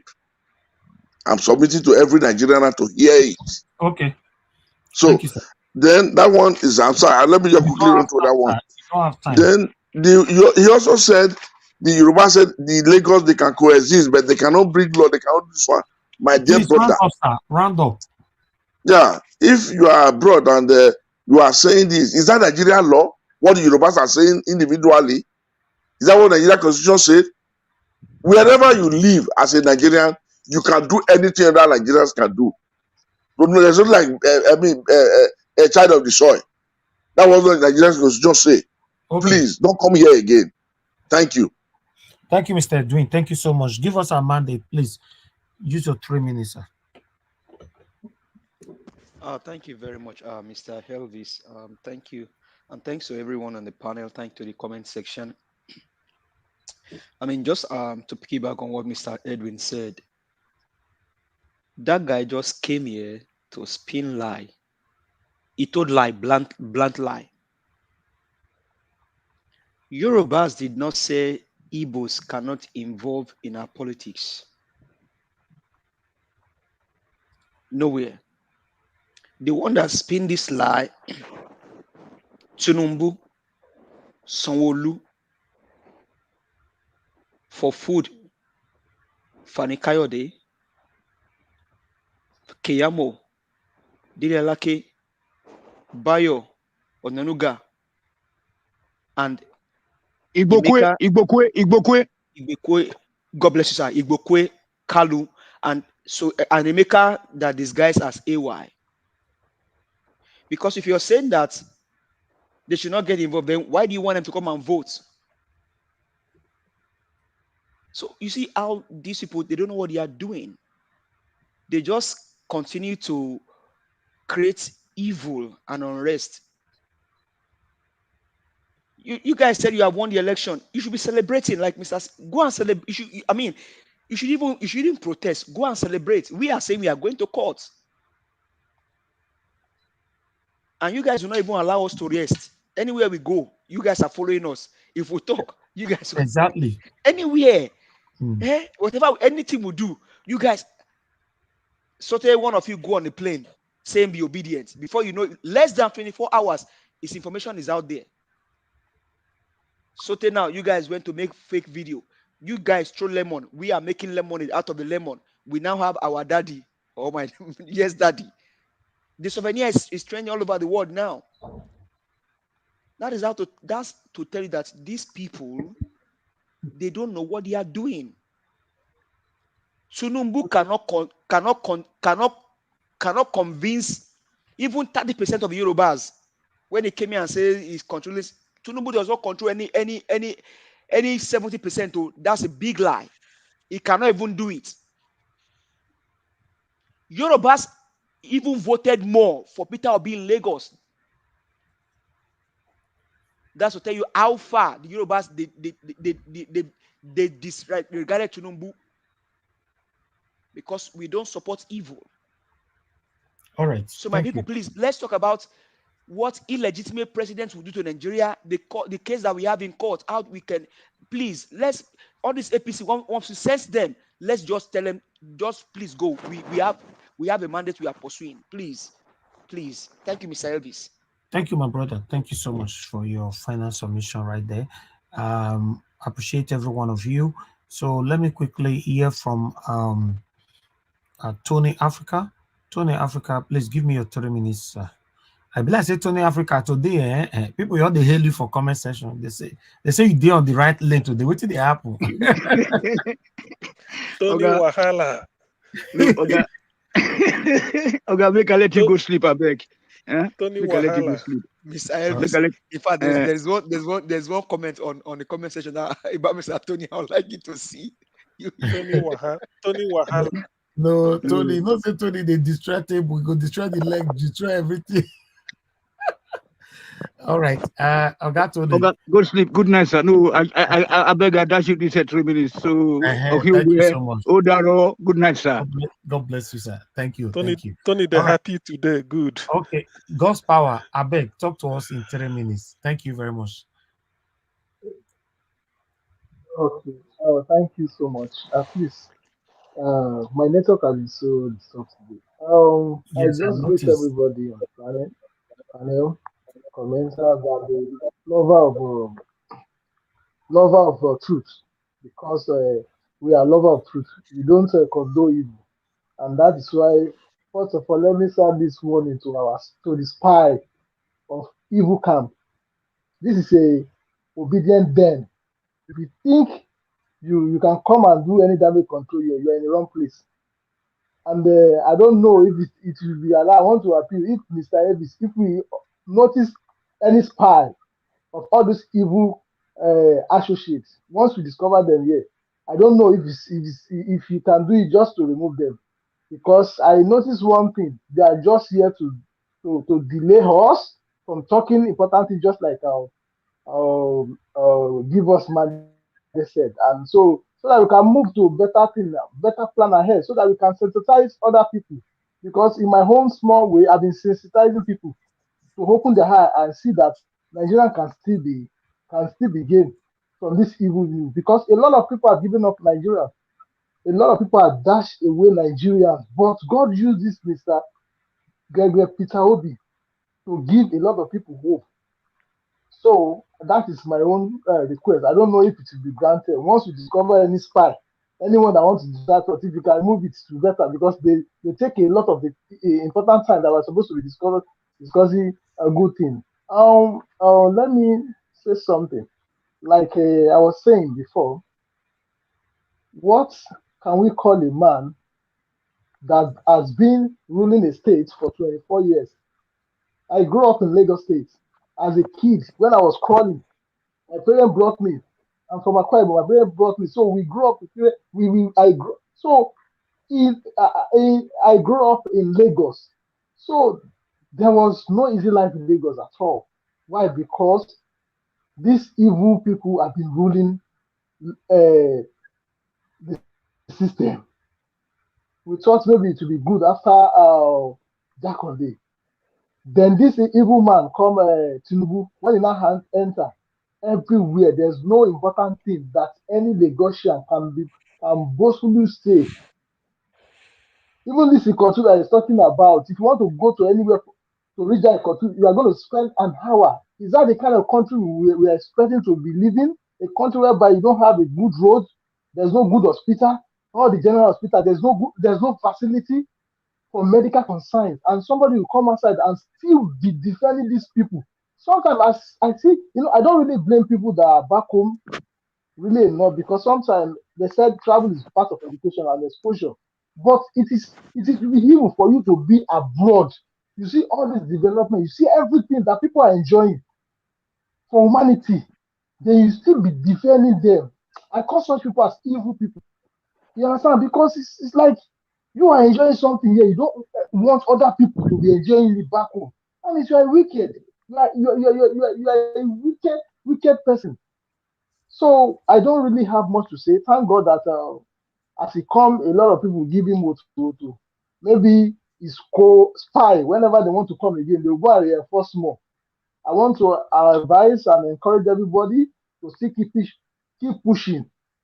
I want us to know one thing. It is eating them. In fact, it's like this our platform. They are watching it from all over everywhere. So they are sending different kind of people. So don't be surprised. A lot are still going to come. But I know that with the intelligence that people that we have here, we always overcome them. And I pray that God will make sure that the cries of people and the blood that was spilled on that election day that was supposed to be free and fair, that was being hijacked by these evil people, their blood will never be in vain in Jesus' name. So I want to yield from here. Thank you. Thank you. Thank you very much. Thank you. I appreciate you, my brother. Yes, when they come here, obviously, they know that there are people here that will counter even before they arrive. There are people here that will counter them. The truth of the matter is that many of them are even scared to come here because they don't have anything to say. Can't you see that people that are supporting these people they don't really have anything to say? You're supporting satanic APC or your principal, but you don't really have. Look at Mecca or AY that came earlier on. He could not really defend his principal. I don't even know where about is his principal. Ask me where is Peter Obi. I'll tell you now. I know where he did. So Peter Obi is in Nigeria with us. So that's it. Thank you very much, my brother. I appreciate you. Okay, Mr. CM, please talk to us. Final submission. Okay. Thank you. In bringing my submission to a close, I will say first, we know, I think today is the second day we are waiting for them at the court and they are not showing up. You see, it says a lot about our platform that people are not comfortable with what we say here. They must disguise their way, find a way to come and then try to belong. There are more than 1,001 Agbado platform with all the money he's sharing, yet they are not comfortable. We hear what they say, but we are not bothered. They're only interested in coming here to come and see if they can say something such that when they go back, they will stand and say, look, I went there to disrupt them. But be that as it may, our patience must have limits. We shouldn't be tolerating them anymore. After all, we are counting days now till swearing in. So let's just say every pre-campaign propaganda should be put aside. All these P2B, it doesn't matter. After all, they claim they've beaten a Labour Party. So why are they still gossiping? You should be able, let them bring the figure that made them win. Let them present it for the world to see. As for Tinubu, please, and whoever, then those in Germany, please, I would like the name of that publication. We have to use it so that whenever we say Tinubu is a drug baron, because I know that some of them are not educated, so to speak, but we tell them, please, just like the pastor said when he quoted something, those that call evil good and good evil. He said Isaiah, he quoted the Bible. So instead of challenging the pastor, you go to Isaiah and challenge Isaiah. So this time, when we say Tinubu is a drug baron, you go and challenge the editorial policy of that newspaper that published it in Germany. You know what it means? So that issues like that, if only they know what they are doing, and you come here to tell me. Or we start by asking them, if somebody is 52 years in 1998, this is the Guardian, because I like making reference. It's not me that is putting the age. The thing is in the Guardian. Then between 1998 and today is 25 years. You cannot add 25 to 52 and get 71. And this is somebody who wants to be president. Something as basic, as simple as how old are you? You can't tell us. You are hiding. Now even drug. In fact, I'm just hoping. I wish I'm closer to the powers that be in Labour Party. I would have had a sneak preview of when FBI will arrive, because that will be the expose of the whole century. In fact, Tinubu will end up in prison. He can't go scot-free with all this after messing Nigeria up. I keep challenging people. I want somebody to tell me if by hook or by crook, Alhaji Bola Ahmed Tinubu is allowed to be president of Nigeria, would there still be any need, any justification or rationale for the establishment of National Drug Law Enforcement Agency in Nigeria? To me, there is none, but unless somebody will tell me, I do not see the need why somebody who is so neck deep in narco trade will be aspiring to be president of Nigeria. Granted that there are hundreds of drug barons all over the world, scattered in South America, North America, Europe, Asia, Middle East. We know, but none of them will ever, even if you tell the person, why not be, we say, we tell you, no. But why is it that Tinubu want to be the only drug baron in the world who want to be president? It can't happen. We won't allow that to happen. It's a shame on Nigeria that a drug baron, where has it ever happened? People will traffic on cocaine, then later you want to stain our democracy with cocaine. It can't work now. Democracy should be left clean. If although Nigeria own is not too clean, but bringing and staining it with cocaine is not the best option. So the guy should just withdraw in the interest of shame. Like my friend give us a mandate says, he's not a true Yoruba. He's not. It doesn't represent. It doesn't represent what a typical Omoluabi Yoruba stand for. Awolowo gave Yorubas free education since 1952. I respect him for that. Then how can Tinubu be organizing Agbero and giving them uniform? Can't you see the contrast? It doesn't fit. It can't work.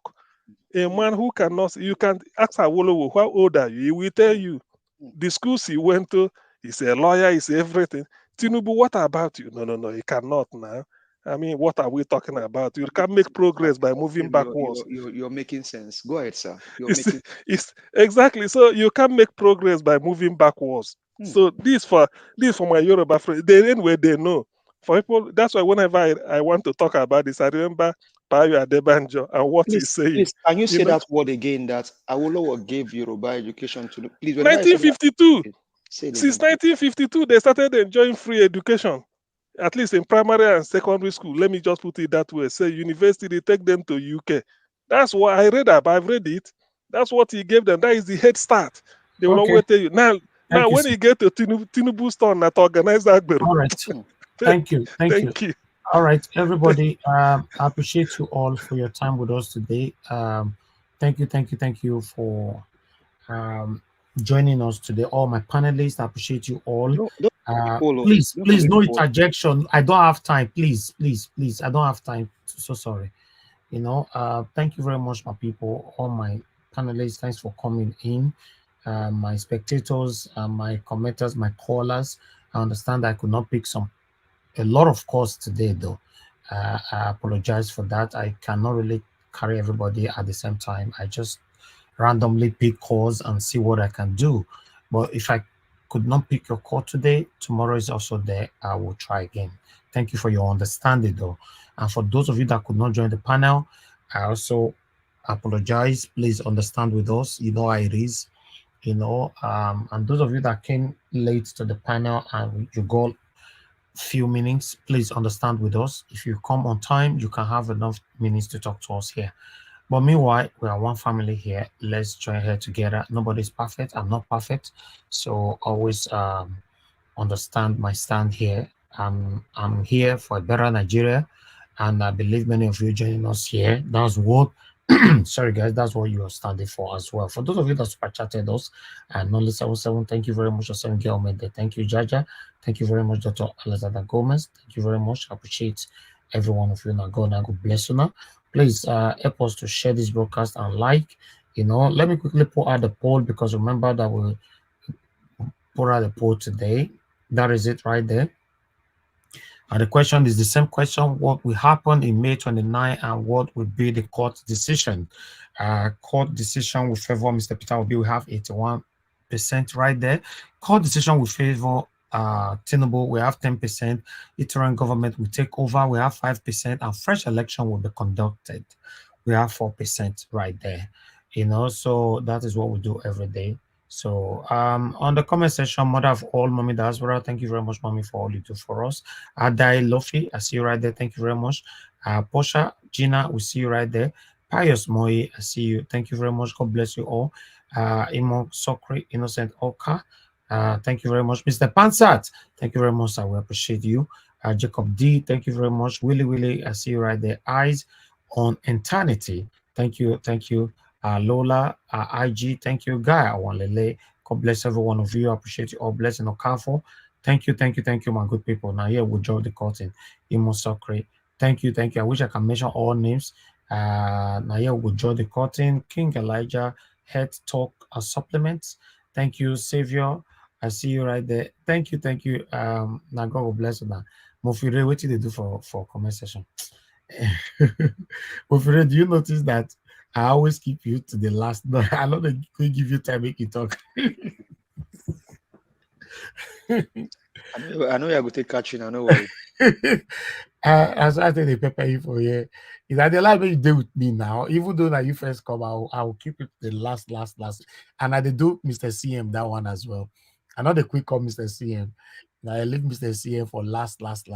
Thank you very much, God's power. Thank you so much, Madam Ellen. Thank you, Madam Nena. Thanks for coming in. Epa Edwin, thank you so much. Mr. Ike, thank you very much, sir. I appreciate every one of you. Now God bless you. Now here we will join the curtain. Please help us to share and like this broadcast. Join us tomorrow by 6 p.m. We're not going to relent until we have our mandate. And I'm very, very sure and certain that by the special grace of God, with this effort that we all are putting in, we are certainly going to have our mandate. Now here we join the curtain. Take care, my people, and good night. I know they do competition with anybody. If I offend you, forgive me. Show me love. Go there, biza. Kama bara wa lo ninu ife kan akanbi. I know they do competition with anybody. If I offend you, forgive me. Show me love. I go show you love. Kama bara wa lo ninu ife kan. But I know they do competition with anybody.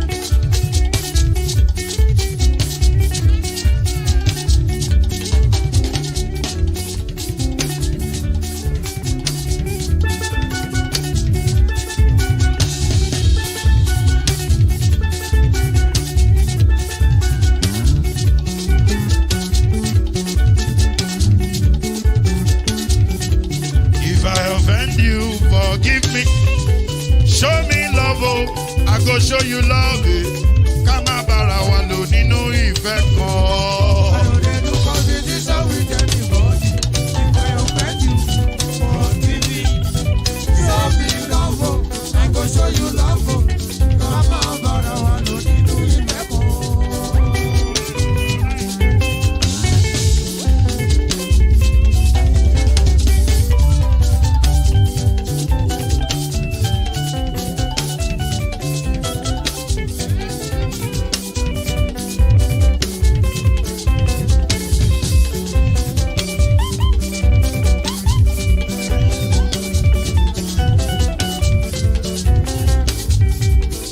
No, they do competition with anybody.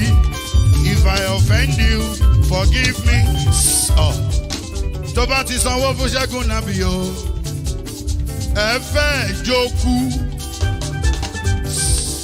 Alákọ̀bí. Ṣẹ́gun nàbí. Alákọ̀bí. Sábà mẹ́la. Anybody. Any bo.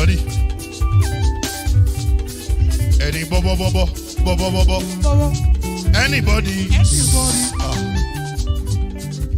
Mo ló ń folú, ó gbà mí bó ṣe rí mi láti kíníṣí. Délé mo ló ń folú, ẹ jẹ́ ń sọ̀rọ̀. Délé o.